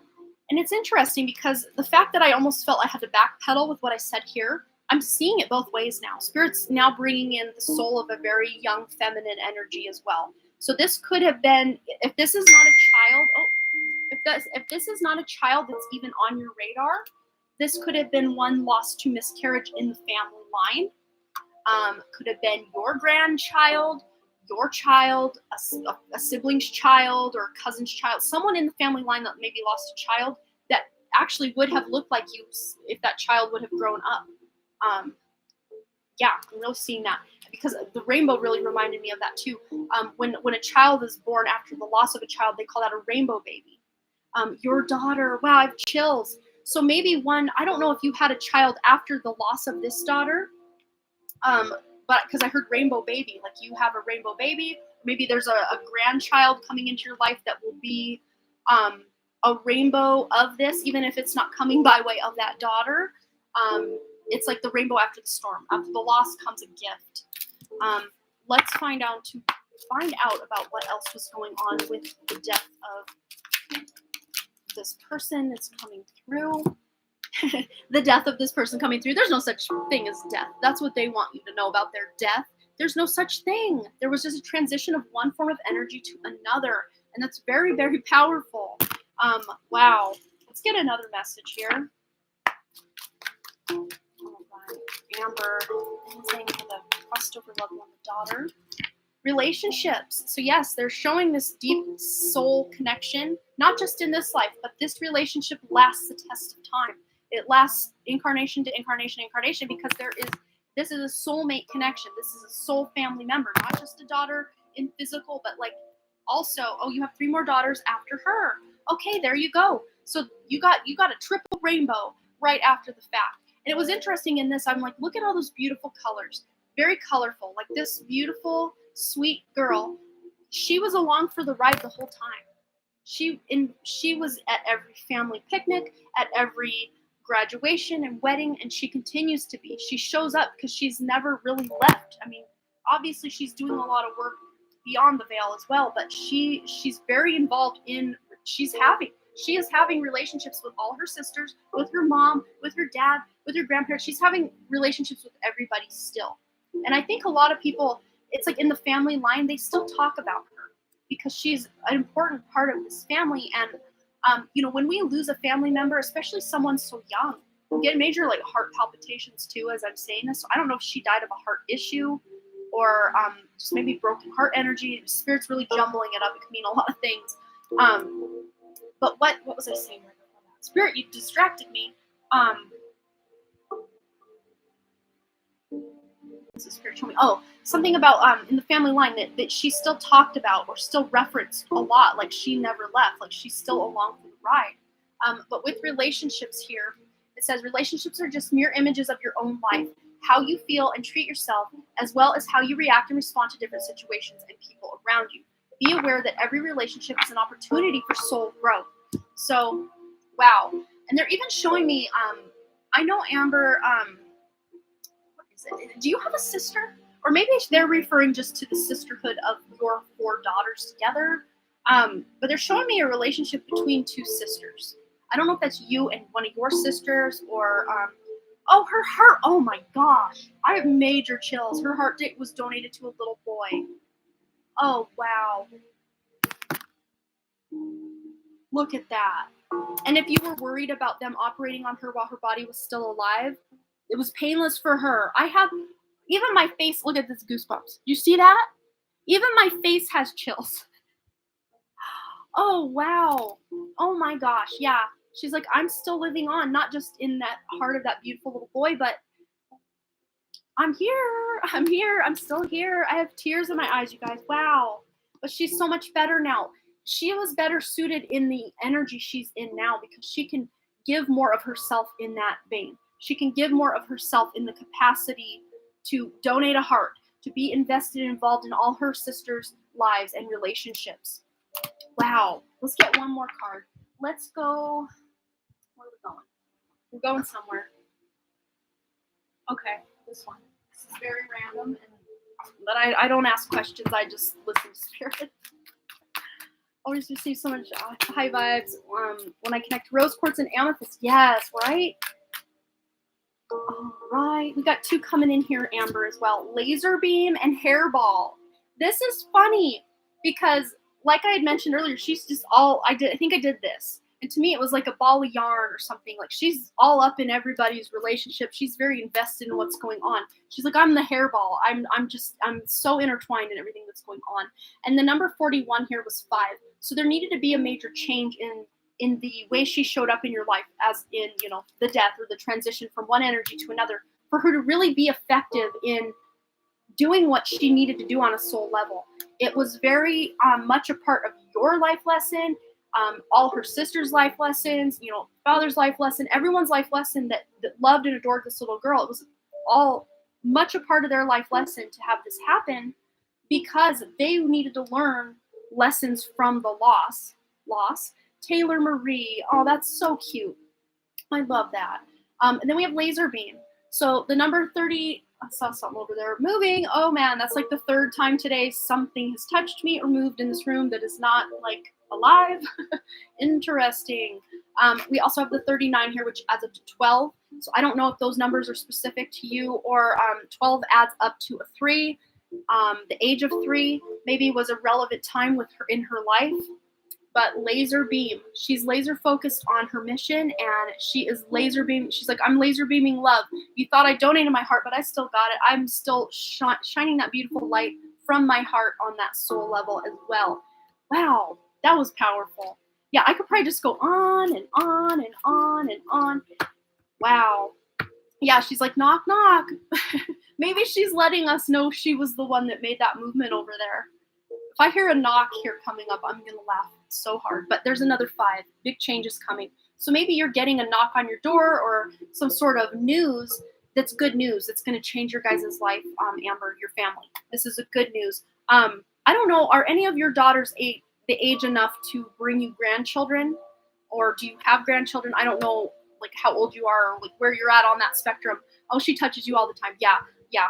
And maybe it even feels like there's a hair. Like, I do that a lot. I'm like, there's got to be a hair tickling me. There's a hair hanging somewhere, but I can't find it.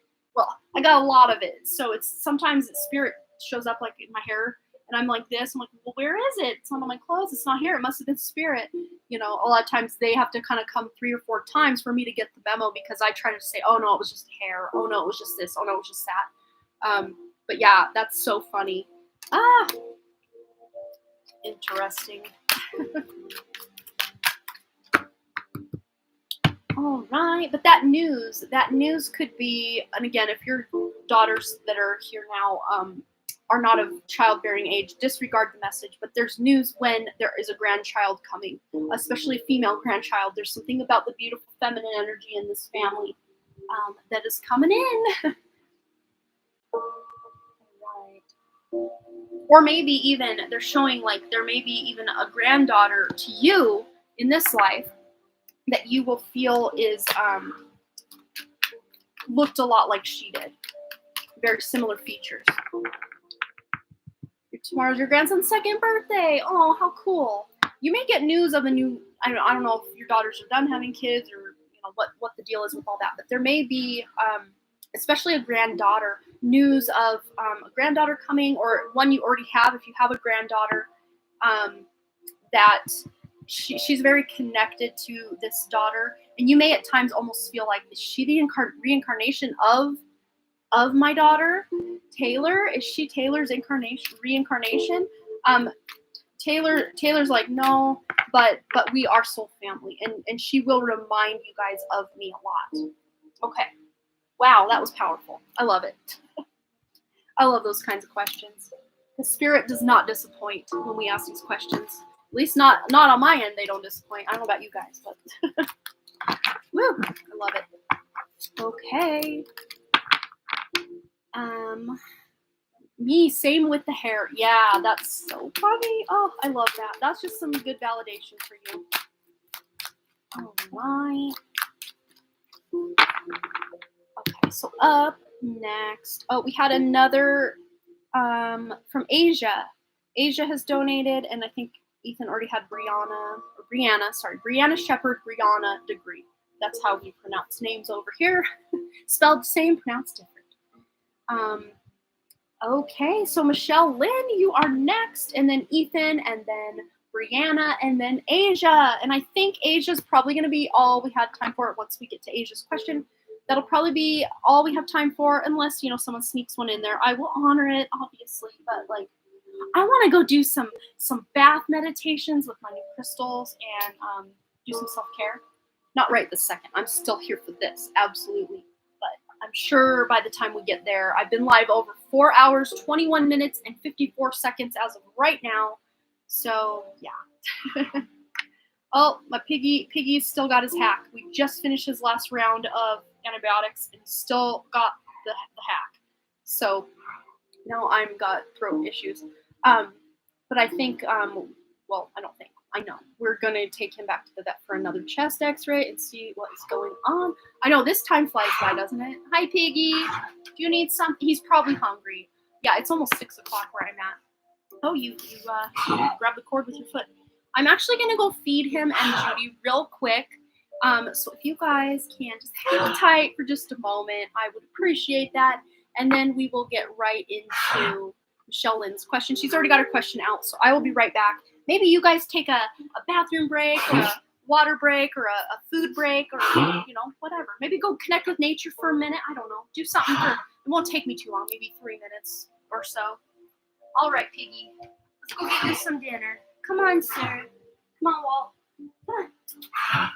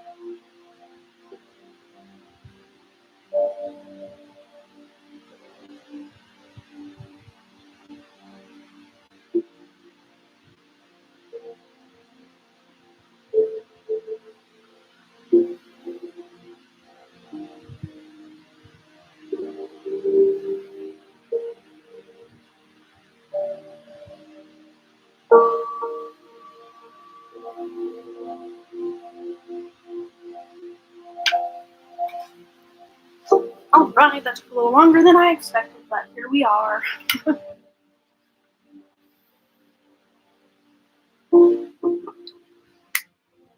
Okay.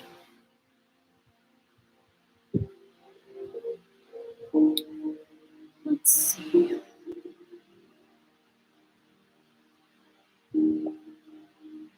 Okay, back to Michelle Lynn's question. Which got a little snap for myself too. Oh, right. What will my Leo soulmate think about me when he first sees me? Our first encounter together, I was told we could have a few encounters with one another. I'm already picking that up. Yes. Maybe at the gym before we officially meet. Okay. Where are we going, Spirit? So we're going to start here with tarot. All right. So, what will Leo soulmate think about Michelle Lynn when they first meet? Okay. Okay, very generous. You're someone who's very giving, very generous. Maybe you, say if this is the gym scenario, maybe you're like, oh, you both show up at the same time to use a machine or something, and you're like, oh no, you go ahead, it's fine, I can wait. Very generous, very giving. Someone who, is like not self-sacrificing, but someone who's not afraid to, show up and give some love and affection to somebody. What else? But they're picking up on a very motherly energy as well. Let's see. Maybe mother of my children kind of vibes as well. We also have the Six of Swords. So I think you're going to meet this person after they are done with a specific relationship. I'm really drawn to these three crows here, and it's with the strings here. It's showing me with this red, like the Three of Swords. And to me, it feels like this person's recently broken up with someone, or they're still dealing with the fallout of a past relationship. And maybe there's something about you that just makes them want to get over that and be done with that so that they can move on. It's like you trigger this healing in them, that they want to move on and do something new. But there is going to be a lot of back and forth communication through social media kind of at the beginning of your relationship. So I don't know if you guys exchange numbers at the gym, or wherever it is you meet, you exchange numbers, or maybe you even meet online. I mean, that could be a potential here. That potential is showing up. This is my internet card, right? So this potential is showing up as something that could possibly be a way you meet. But yeah, he's definitely gonna really think you're something for sure. Let's see the second part of your question again. Yeah, a few encounters. So what's the energy going on here with this Leo soulmate when they first meet or early on in the relationship? Just anything Spirit wants to give. Yes, the seer, divination, intuition, foresight. So I think you're gonna feel, and him as well. You guys are mirrors of each other in this regard. You're both gonna feel like, I had a feeling I was gonna meet someone this week, or I had a feeling this is gonna be my month to meet someone, or I had a feeling when I got to the gym something big would happen, or wherever it is you meet, because there's a couple possibilities here. I do see the gym as a big possibility though. I really do. So I guess that's good incentive to go work out, right? But you guys are also going to really awaken those spiritual gifts within each other and within yourself. Like you'll be spiritually tapped in more than you were before you knew this person, and vice versa. But yeah, here we have mistakes, forgiveness, mercy, Five of Ink, solvent. So to me, this is like, him really ruminating on the mistakes that he made in past relationships, and he really, it's like he's showing me, like, I don't want to make those mistakes with her. Like, she's like this precious gem, like she has this Lemurian quartz before me, and I just can't stop staring. I don't want to project my baggage onto her. So I'm not seeing him being standoffish, but it's like he's really not quick to be like, oh yeah, my ex, and like go into his real big, deep history. He almost, not like he's trying to be evasive or anything, but he just doesn't want to burden you with all of that to begin with, especially. And the color red is really prevalent to me in both of these cards. It's like you represent the new, beautiful, beating heart in his life, rather than that Three of Swords heart that's got all the swords stuck into it that ex is really portraying in his life. And I see you as like the balancing of energies for him. You really bring this side of himself that's he maybe had really online as a child. Could even be his psychic gifts, could be creative things, or just his more feminine side, because that's what he really saw in you. Very generous, very caring, give the shirt off your back kind of energy. And he's bringing more of that from his childhood back online. And the reader, so interpretation, choice, and agency. So I think it's interesting. They're really highlighting the Leo part of his chart. So if you find out, you're making conversation with this guy, and you think, I think this could be the Leo that we've been, that's been on the different psychic and tarot readers' mind here. And if you find out he was born in January or something, don't get dejected. Don't think, oh no, he's not Leo, so he's not the guy. Because Leo, it'll make sense when you do learn his chart, what the Leo in the chart represents. But I know I said earlier, I think he's got a few personal planets there. Could be Venus, Mercury, Mars, ascendant. Doesn't necessarily just have to be sun. Could be also moon. So, maybe even you reading too much into, oh no, what if this isn't him? You're going to know. Your intuition will be on point. You'll know this is him. You'll know this is the Leo. But as far as this goes, mistakes, forgiveness, mercy, the mistakes is really what I'm highlighting, because the forgiveness and mercy was what I was highlighting kind of for him and his past and his ex and all of that. But the mistake is what I'm kind of seeing for you.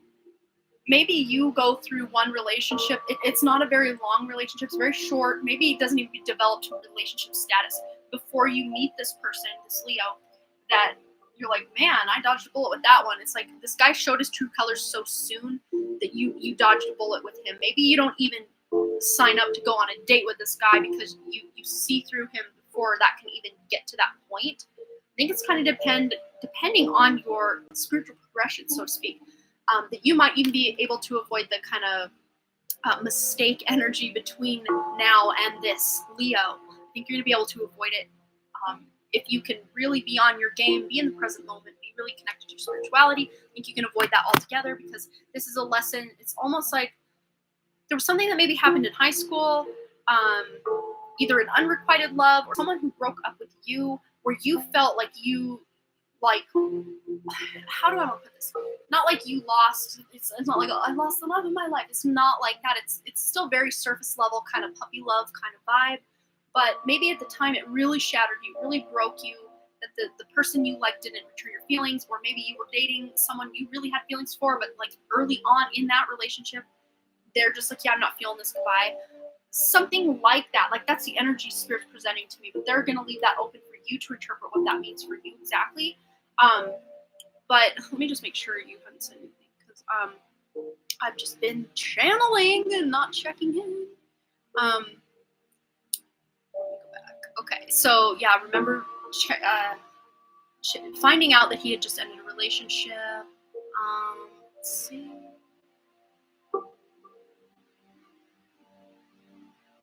I lost my place. Okay. And then after that, that's so interesting. I always knew I would know when he is about to come to my life. Yes, that's absolutely on point. And I hope over time he feels comfortable to open up to me about his ex. Yeah, he definitely will, but it won't be like the thing he leads with, so to speak. You know, I mean, do any of us really though? I mean, there are those that do, but for the most part, I think we mostly just want to put our, we're not being deceptive, but we want to kind of, it's kind of the highlight reel of our life. Like, this is what I love, and this is who I am. And we kind of leave, like, when I was 5, my dad left, and da-da-da. Like, we leave that stuff for later when you're getting to know people and, really connecting, which is, I think, is fair, I was going to actually ask you if you saw me dating someone else before, my Leo. Yeah, I do see it as a potential. Again, you have that free will.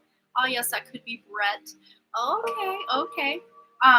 Yeah, I was really picking up on someone, from high school, maybe right out of high school, but I see an environment where you have mutual friends or, there's this almost a sense of humiliation. Not like you were humiliated, but you almost felt humiliated. Like I had all these feelings and they just weren't returned. Something like that. Interesting. I keep going over to my bookcase, lost for words. There's a Joseph Campbell book. I don't know what title it is. It's Myths to Live By. So I don't know if this would have an answer for you. I don't know. Maybe I'll just go to a page and start reading just a little something. Maybe there's a message. I don't know why. Spirit does these things. I don't ask questions. I just do what I'm supposed to do. How we recreate ancient legends in our daily lives to release human potential. Ooh, let's just see. What's going on here? From Michelle Wynn. Okay. So it's pointing right here. Searching out. Okay, let me start beginning. Beginning of the thing because I'm like mid-paragraph. They are not simply out there as planets are to be learned about analytically. Through separate observations. We carry their laws within us, so we have already wrapped our minds around the universe. The world, wrote poet Rilke, is large, but in it is deep as the sea. But in us, it is as deep as the sea. We carry the laws within us by which it is held in order, and we ourselves are no less mysterious. In searching out its wonders, we are learning simultaneously the wonders of ourselves. That moon flight as an inward journey was outward into ourselves. Man, I can't read today. I apologize. That moon flight as an outward journey was outward into ourselves. And I do not mean this poetically, but factually, historically. I mean that the actual fact of the making and the visual broadcasting of that trip has transformed, deepened, and extended human consciousness to a degree and in a manner that amounts to the opening of a new spiritual era. And I think he's talking about the moon, space and time. He's talking about the moonland. So maybe he's a Leo moon, or there's something lining up with the moon, or his in your charts when you put them on top of each other, maybe there's a moon correlation. And then any other guidance you got out of that hot mess of a read that I just did, you're welcome to interpret that as you will. But when Spirit does that, I just listen. But yeah, that's what I'm getting. On the back of the deck, we have accomplishment, realization, and pride. So there's a rainbow. Happy ending. You found your Prince Charming in this Leo energy. So yay. Good, good, good. All right.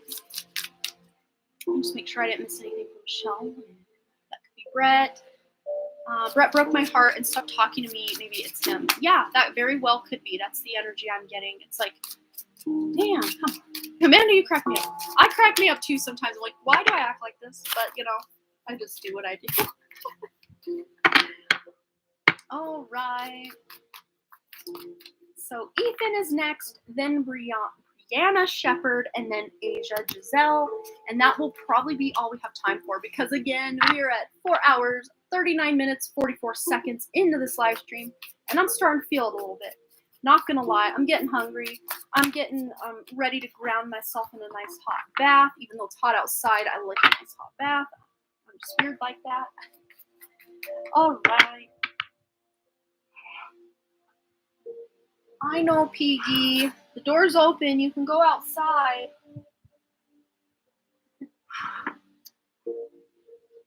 Okay. So Ethan is gonna do his question, and then Brianna, and then Asia. So we're getting through it. We had quite the list. Let's see how many separate donations I had today. Let's just count them up. Of course, some of these were yes or no's, but I don't know. We had 16 different ones in that cluster. And then 22 different questions we answered here. And then, of course, that big crash course in the beginning was probably around that amount as well, but they were fast. Okay, I got to get him out of here. He's very annoying. I apologize. I know, sir. We're going to get your cough figured out. I know. What do you need? Did you eat all your dinner? What do you need, sir? What do you need, sir? You can go outside. The door's open, Piggy. You just want me to love you, huh? Okay. Can you go play downstairs for a while? Go outside. Go lay in the sun. Go lay in the sun.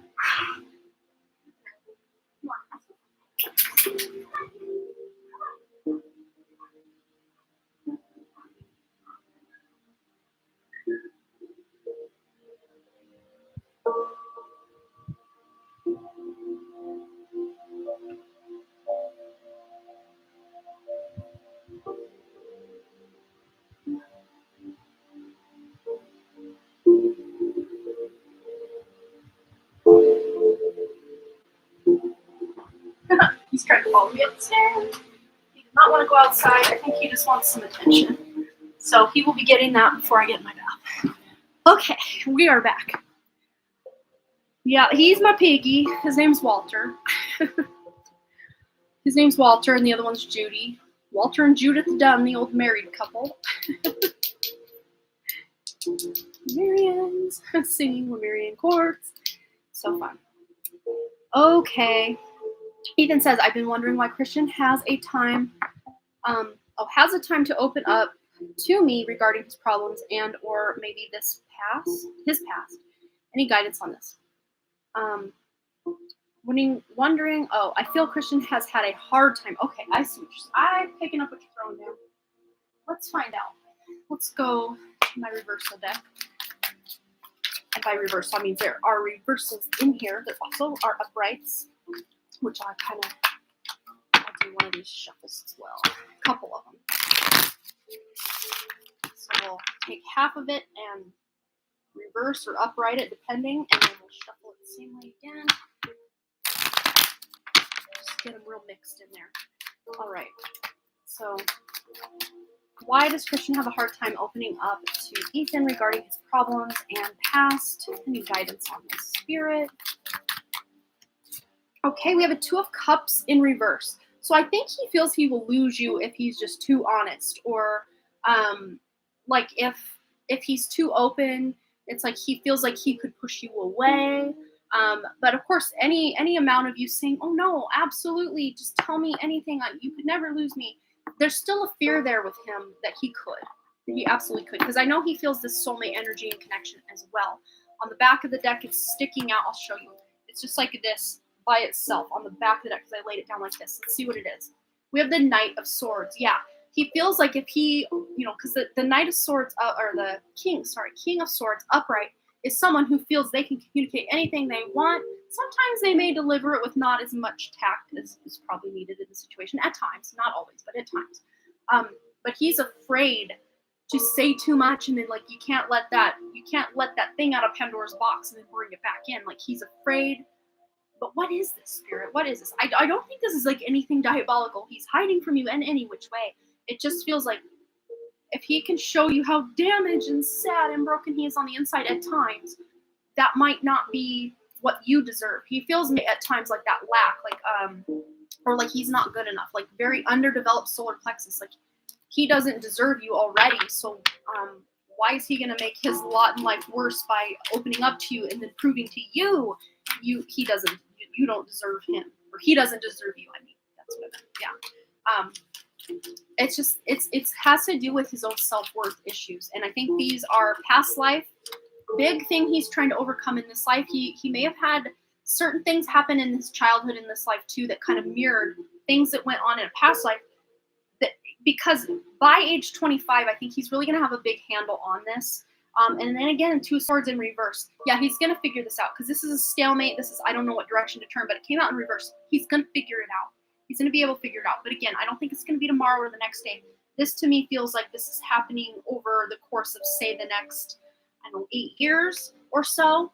But look, we've got a Libra here. So I don't know if he has Libra placements in his chart, sun, moon, rising, or other planets. Or just, again, Libra does represent the 7th house or the house of the significant other. So again, he doesn't want to turn you off in such a way that, like, wow, Christian's too much work. I'm out. On to the next guy. Like, that's his worst fear, I think, at this point. He doesn't want to lose you because he said too much or showed too much of his true inner self and the pain that he carries. I think there are times where he'll share stuff and then he already feels, oh no, I shared too much. And so he might kind of get distant. Not like, oh, I won't talk to you, but like he stops opening up. It's like he was opening up so well for a while and then it's just like hard to stop. Oh, guess what? Cool thing I saw today. Like he totally shifts gears out of nowhere. It's because he's afraid he's said too much already and doesn't want to keep going and really ruin things. That's his feeling. Doesn't have to be true, but that's what's in his head. Yeah, you guys are mirrors of each other, so this might resonate as you and as him. I mean, again, you can reciprocate it any which way. But then we have the 8 of coins here in reverse again. So again, he's feeling like all that hard work and dedication to you is going to backfire or not pay off. Because upright, it's paying off. The guy's still putting in the effort, putting in the work, and it's going to pay off with that 9 of Pentacles very soon. But he's feeling like if I just reveal too much of myself, it's going to be complete lights out on this relationship. That's his deepest fear. And that's come out in all 4 of those cards. Let's just get a word of advice or guidance from Spirit about how to alleviate this or bridge the gap or just make this better. Feel through it. Any healing? I don't know.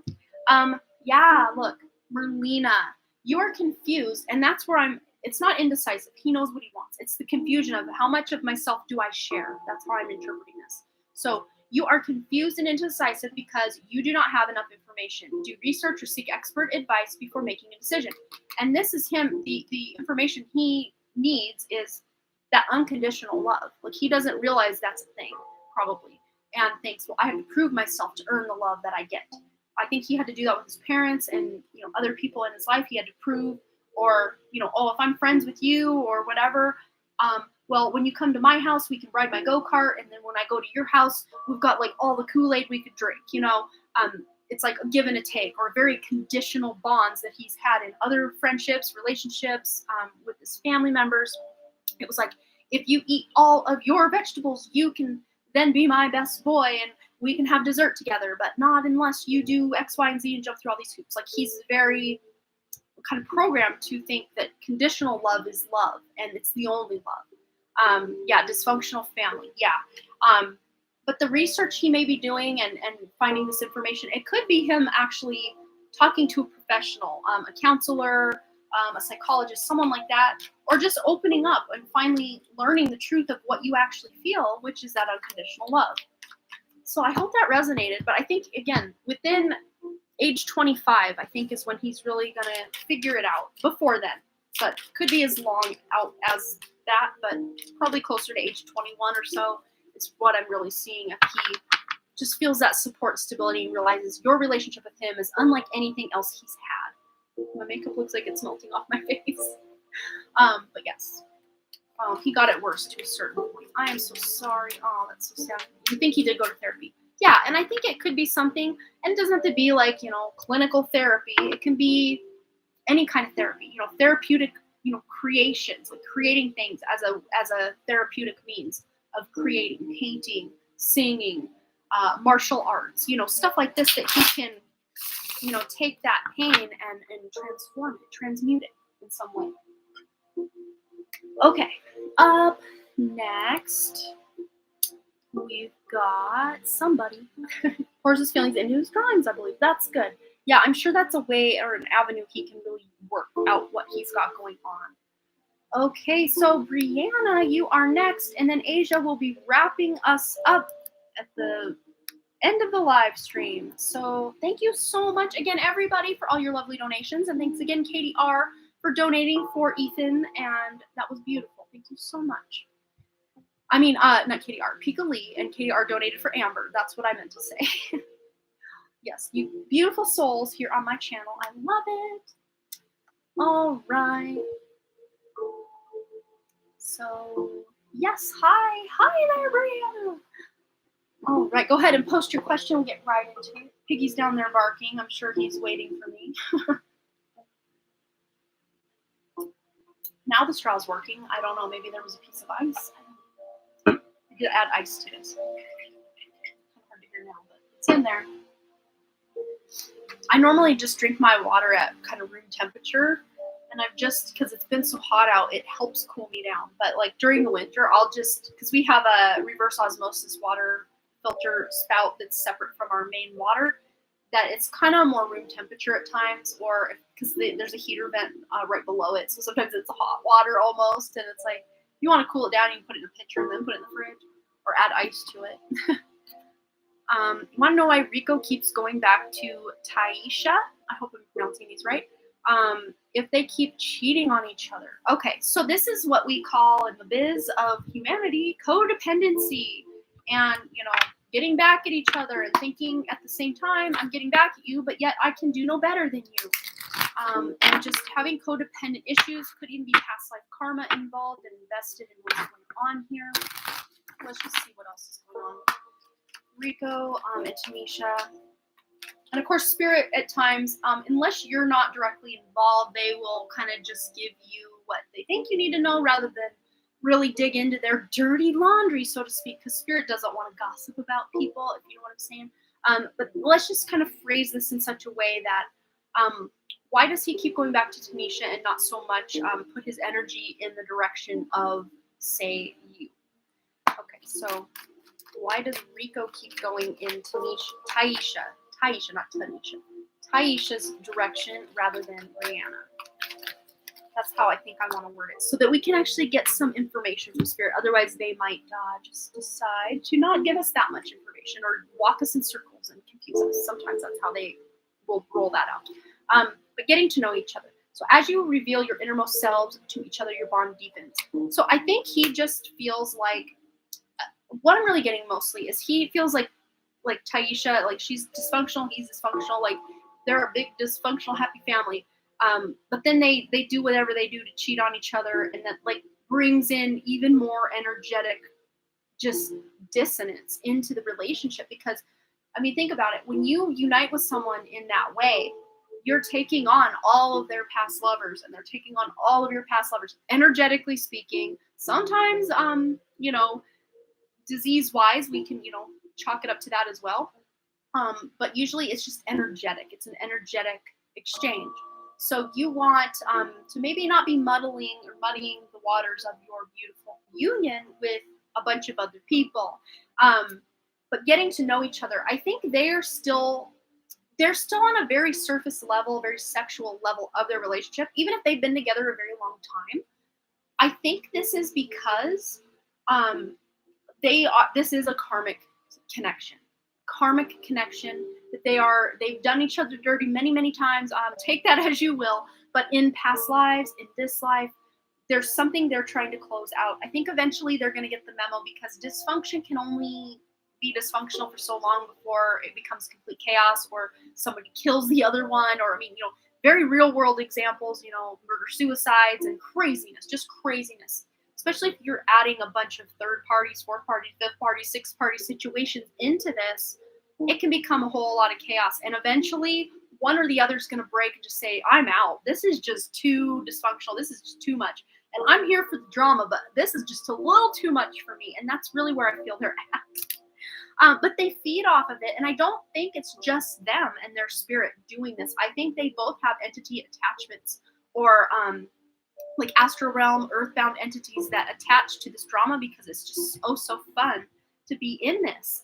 And what I see with this, though, is especially if either or both of them drink alcohol or do drugs that kind of alter their like state of awareness and kind of take them out of their body. Drugs are one of the quickest, or alcohol are one of the quickest ways to you vacate the seat of your body so something else can come in. I mean, it doesn't usually end up as full possession, but you get little hitchhikers, as they call them. And I think both of them have a lot going on with that, and opening themselves up to just whatever, whenever, whoever, however. Sounds like a good time, just bring it all on. And my advice to you, beautiful Brianna, is do you, as a beautiful queen that you are, do you want to bring all of that roller coaster of dysfunction in? If Rico did say, okay, yeah, let's just close the chapter on Taisha and all the other cheating and stuff, do you really want to take all that on as well and have to transmute and work through that with him? Unless he does some heavy duty soul searching and tries to get sober and clean and does a lot of healing, and it's going to bring that to your door. And do you really want that? But at the same time, I got this card as well, soulmate. So yes, this is your soulmate. That does not mean this is the end all be all of your soulmate love on earth. No, we have multiple soulmates. I'm seeing you are one of his soulmates, and so is Taisha.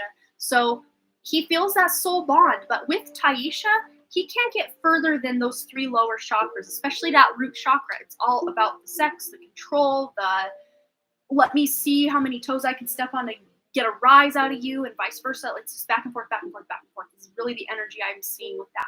And it's like that one deck we picked earlier, like Hairball. It's very twisted, a yarn, like a yarn ball, just all twinged up and twained up. Mess. It's a mess.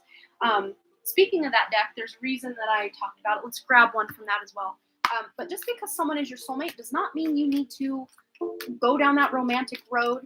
Maybe the soulmate connection and what you were meant to learn from this connection has already been learned, or you're maybe still in the process of kind of learning that. But that doesn't mean you need to bring that into your future. I mean, it's absolutely your choice if you have your heart set. I do not, but I ended up getting pregnant. I don't want him. It just is sad. Okay, so you do have a piece of his lineage now. If he's the father, is that what you're saying? He's the father of your child. I think we had, I think last time you came here, you let us know that you were pregnant. That's right. But that doesn't mean you have to, bring that on as your future. I mean, he will obviously be the father of the child, depending on how, involved he wants to be or you want him to be. I mean, that's going to be something you guys work out. But as far as you and him intertwined and connected, again, there's a reason this happened, soulmate connection. So maybe there's even some karma that you and him are working out through, any child we bring onto this planet is like an instant karma, because we create karma because we dropped our roots literally onto this planet. Like, okay, I'm here for the long haul. So, you've kind of invested something in this 3D world, or, if we're ascending to 5D, the 5D world, by creating a child. That's you putting investment into this planet as a legacy. That's one way to look at it. Look at that. I picked up this deck because it said Hairball, and then we got Nasty Knot, all balled up mess, right? Exactly. That's what that is. And we got the 47 here, which adds up to an 11. You're waking up to this energy. You're waking up to that nasty knot energy and rising above it. And co-parenting in any which way that you are doing, that's beautiful. That you if you want to let him be involved, or if he doesn't want to be involved, you work that out. You'll work that out. We also have your wrecking ball. There is a new beginning for you in love that I think does not even include him. Of course, he'll always be the father of your child, so you're in a nasty knot in some way, but that doesn't mean you have to keep being in that knot in an intimate way. Not at all. But wrecking ball, there is some new energy coming in, and it's going to sweep you off your feet, but in a good way. So I think this is a future love connection that I'm seeing when your baby is 2 years old, or right around that age, maybe 18 months, a little older than 2, somewhere in there. You're going to be able to either at that time you meet this person, or if it's someone you already know, that's when you guys decide to make it official. But that's just what Spirit's showing me. And that connection, remember you got a 10 on that wrecking ball, so sweep you off your feet. You also have a 10 here, 28. Smooth and easy. This is going to be so much smoother and not so chaotic and twisty like your energy with Rico, and of course Rico and Taisha's energy together. So I hope that brought you some guidance. Yeah, I think you're on the right trajectory, just kind of, allowing him to be in the child's life because he's the father. I mean, he's got the right or whatever, but just not getting caught up in, sorry about that, those two's drama, Taisha and Rico's drama. Yeah, and then this one came out on as I'm putting these away, it's retreat. So this is you retreating just into, being a single woman on your own, being a mother, retreating into that energy. Disconnect from the world, disconnect, maybe even doing some sort of cord cutting meditation with Rico and Taisha's energy and all their past lovers' energy, just trying to clean house energetically from that connection. And then trust. So this situation is calling for you to have faith. So have trust that if a love connection and kind of a happily ever after kind of scenario is what you're wanting long term, trust that is coming to you. And on the back of the deck, codependency. So that, yes, that's what's going on in their addictions are affecting your romantic life. So, I mean, Rico and Taisha got their own thing going on, but they really are in it to win it with that energy until one of them just finally is like, okay, it's just too much. It's just too Jerry Springer. It's just too out there now. And that's it. So, yeah, do the cord cutting. That will help. Yeah. And, every time we reconnect with someone, it creates a new cord. So, every time you come into contact or, whatever, you're creating a new cord. If you want to cut those cords and then recreate, it's like every time you're coming back as better people into the equation, if that makes sense. Even if he's not wanting to participate as much as you'd like him to, I mean, at least he's not bringing his drama to your door. Yeah, the Jerry Springer, that's really, I see Taisha ripping some other girl's hair that she's really jealous of, and also she's a firecracker, that Taisha.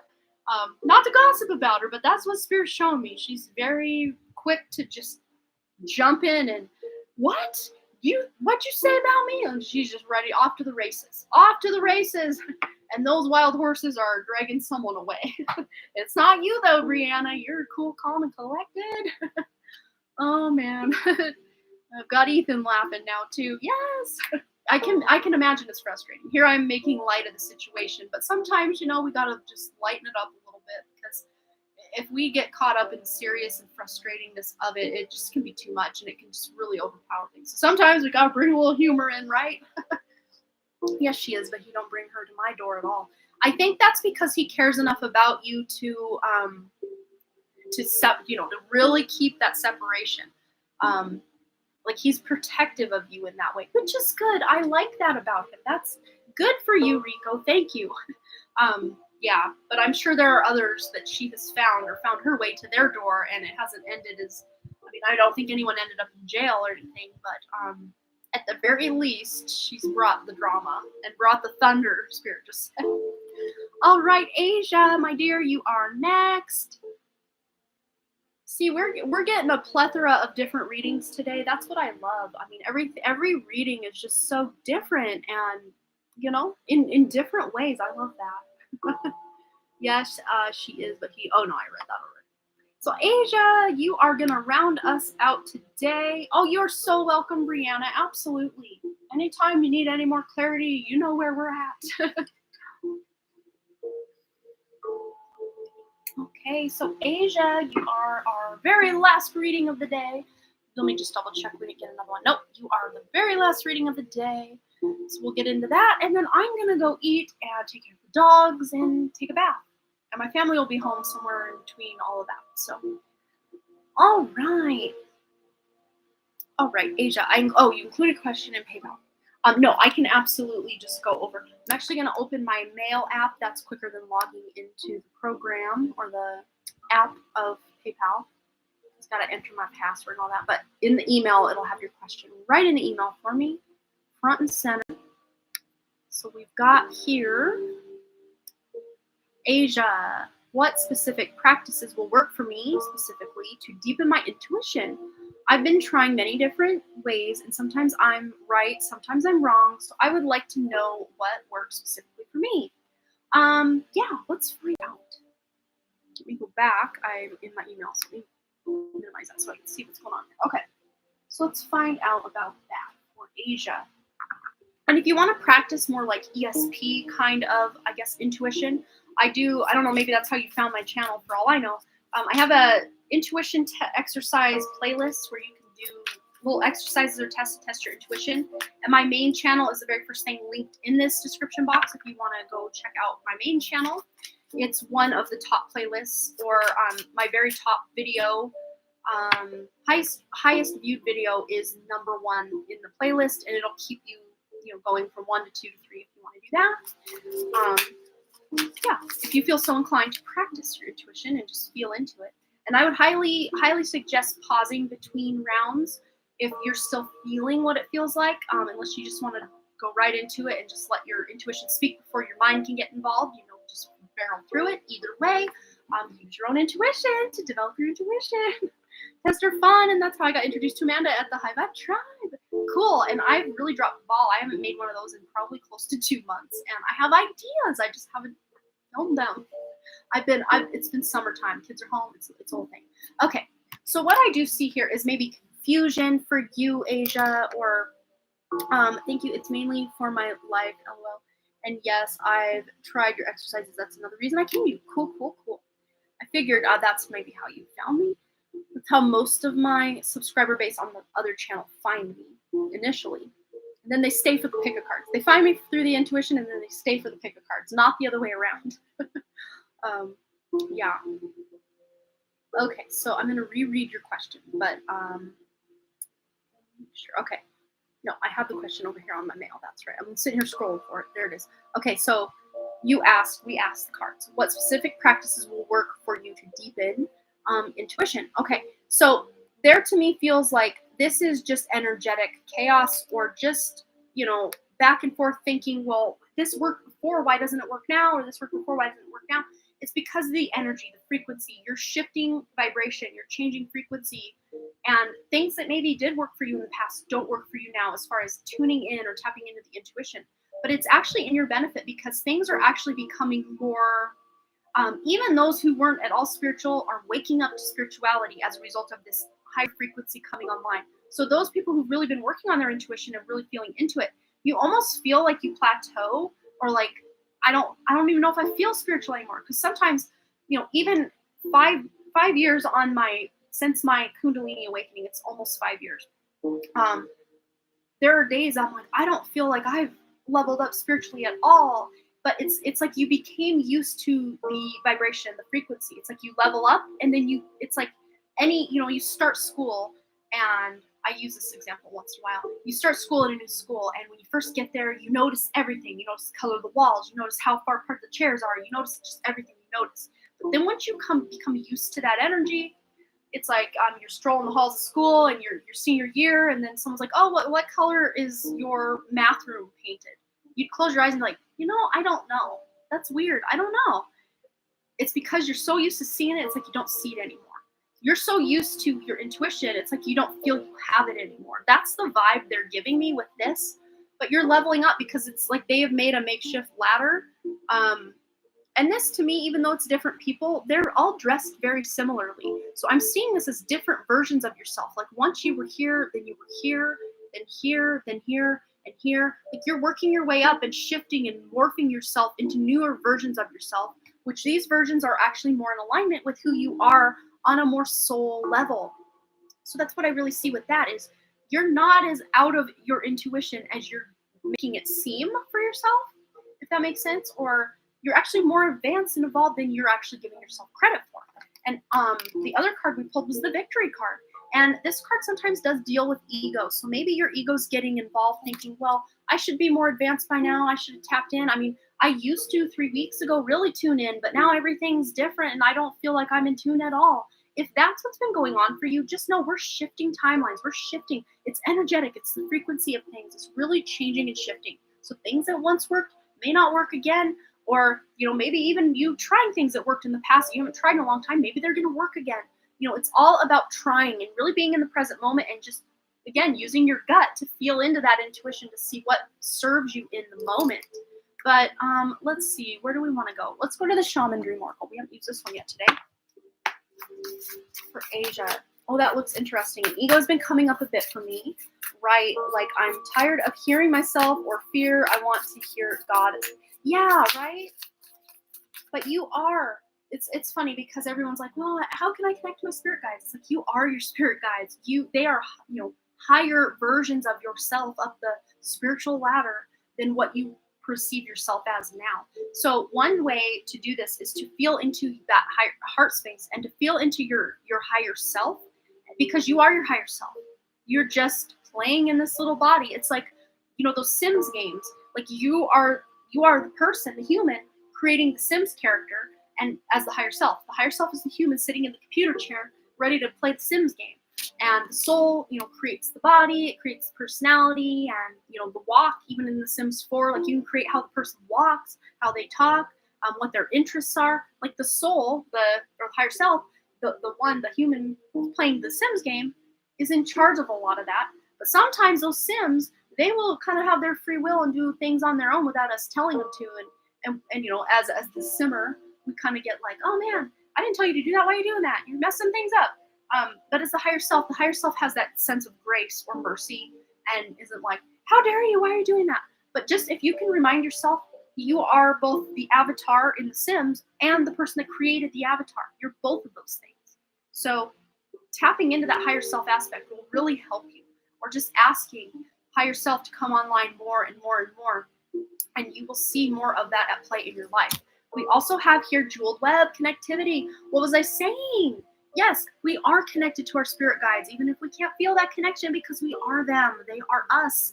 We're all connected. And we have the number 32 here. So changes. 3 + 2 is 5, which is all about change. And it's interesting. These are just, what are these?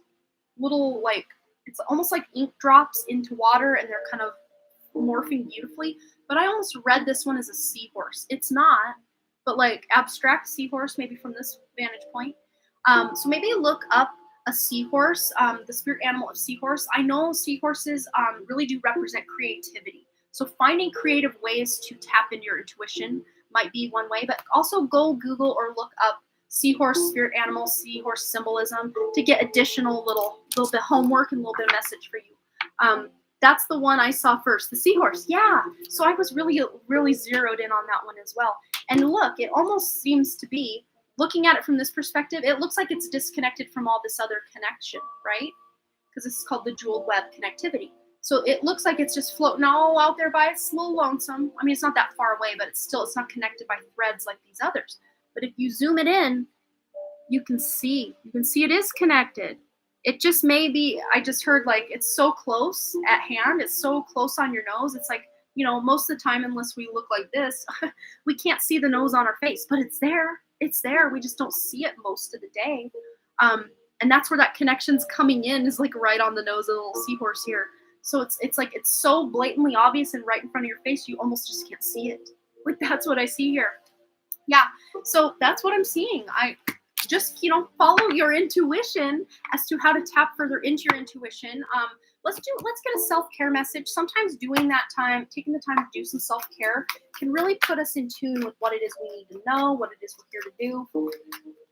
And tapping more into our spiritual side. So let's see, we got 2 of them. Ooh, scandalous. We got that card. I won't read it just for censorship purposes, but we've got the number 44 there. So this could be you intimately connecting. Again, doesn't have to be to another person, but this could be like a more spiritual form of this spiritual connection to your higher self. There is a such thing called, I guess I'll just have to say it, sex magic, or just maybe even Googling what is sex magic, like utilizing your own orgasm for spiritual growth and progression. That's a thing. Maybe that's something you can look into. If this doesn't resonate as you connecting to another person, this could just be self-connection. And also journal. So the number 29, which adds up to an 11, which is an awakening. So you're awakening more to your spiritual gifts, maybe doing some automatic writing or journaling, brain dumping, just getting all of your wild thoughts out of your head, and then sitting down and trying to meditate or clear your mind before you do so. Oh, and it's 5:44 where Ethan's at, 6:44 where I'm at, and we have a number 44 there as well. So maybe that number 44 or 444 or whatever time it is where you're at, that might be another angel number you can look at, and also 1111 or 11, another great angel number. So yeah, I think Spirit is communicating to you through numbers and synchronicities as well. So you just even being mindful that these synchronicities are happening is half the battle, because you can't get the message if you're not looking for the message, right? And then meditate. That's on the back of the deck. 3 + 5 = 8, which is about taking action. Even though meditation is not really an action we're taking, we're being very still. We're going within, which is the opposite of action. But you taking action, like an intention to meditate, is the action we're taking here. And that will connect you. Look, it's going up, spiraling up to that higher self. It will help connect you to that intuition. And interesting, what was I saying about the Sims? There's a plumb bob, which is the little green glowing orb thing that's shaped like a diamond above the Simmers' heads. Isn't that funny? Oh my gosh. I'm shook. I don't say that a lot. Well, I have lately because it's like ironic, but like that's funny. But yeah, that simmer part of yourself, that avatar, is very deeply connected through the heart space to the higher self, or the human running the Sims, right? Wow, that was awesome synchronicity. I agree. Wow. Woo, that was fun. What a great way to end the show, right? Am I right? I love it. Oh, well, I hope you guys had fun. 5 hours, 16 minutes, and 9, 10 seconds into this thing, and I think I'm ready to be done for today. Tomorrow's Sunday. I do have my reading with Victoria Grace, my human design. She's going to run my design chart. She texted me earlier and was like, I was looking at your chart, and I'm really excited to get into this. So she might have some revelations or some bombs to drop for me. I'm excited to hear all about it. And of course, I'll share some highlights with you guys. Maybe if it's that cool, I think she has a link that's recorded, so I don't know if you guys want to see it, if I feel up to sharing it, maybe. Maybe I won't, maybe I will, I don't know. I shared that song with you guys earlier that I channeled just while driving, so, maybe I will, maybe I won't, I don't know yet. But yes, we'll just see, and I apologize, Sonam, I've been on here on like almost 5.5 hours. I'm really tired, I'm really hungry. I gotta go do some self-care, but I was thinking, as I was leading into that, I might do like a quick 1 hour live tomorrow. But I'm here almost every Saturday, not as much in the summer because kids are home, but I'm back on a better schedule now. So I'm here every Saturday doing this, and I will be back next Saturday and also Wednesday. Wednesday I do it also, so I'll be here Wednesday and Sunday tomorrow, possibly, maybe for 1 hour only on Sunday. So you'll have a couple more opportunities if you want to come hang out, and and also for Guaranteed Read, you can always send a donation, and all of the donations on this channel do go to help my mom, whose house burned down in July of 2019, and she's still living in a little camper. And we're hoping to get her out of that camper in 2022. But yeah, I will be back. So hopefully I will see you at a later time. And thanks again, all of you who hung out. Some of you went the distance. You've been here since the beginning, and I appreciate all of your love and your beautiful energy and contribution to the High Vibe Tribe chat here. I appreciate you always. And I'm not sure what time where you're at, but as far as Mountain Standard Time, it will probably, well, my reading's at 11. I will probably do it after that, so maybe closer to 1 o'clock Mountain Standard Time. So you can take Mountain Standard Time 1 o'clock p.m. and then translate that to wherever you are in the world, and that will kind of give you the rough estimate. And it's not set in stone, but I'm leaning probably 80% toward, yeah, I think I'll go live for about an hour tomorrow. And I'll probably maybe do one card pulls at the beginning of that. Maybe. I don't know. I haven't really looked that far ahead in my own future yet to figure out what I'm doing. But I love you guys. I'm going to go. I'm hungry. I'm thirsty. I'm sweaty. I'm going to go hang out with the dogs, take a bath, and just do some unwinding myself. But I love you guys. And thanks again so much for all your likes, comments, shares, subscribes, and all the things. And I really, truly do hope to see you right here back at the Done Creative Live and also over on my main channel. If you want a yes or no answer, Sonam, you can actually go over to my main channel. It's the very first thing linked in the description. I have many yes or no pick a card readings over there. So you might be able to get your answer that way. Or in the meantime, or maybe just take your chances on tomorrow's show. Yeah, I probably, should just do it, but Spirit's like, go take care of yourself, Amanda. But I love you guys. Hope to see you either over here or over on my main channel. And in the meantime, I got all those intuitive exercises over on my main channel, first thing linked in the description, and hundreds of pick-a-card readings. And you can search the little magnifying glass on my channel, Sonam, and search yes or no. And I've got maybe 4 or 5 different pick-a-cards specifically geared toward yes or no questions on my channel that you can choose from. Just use your intuition to choose whichever one you want. All right, I love you guys. I gotta go. I love you. Bye. But I appreciate you being so polite, Sonam. Some people are not so polite when I have to go. But I love you. I love you all. Bye, Pika Lee. Bye, Ethan. Bye, everyone else who's here. Thanks, Sonam. Bye, guys.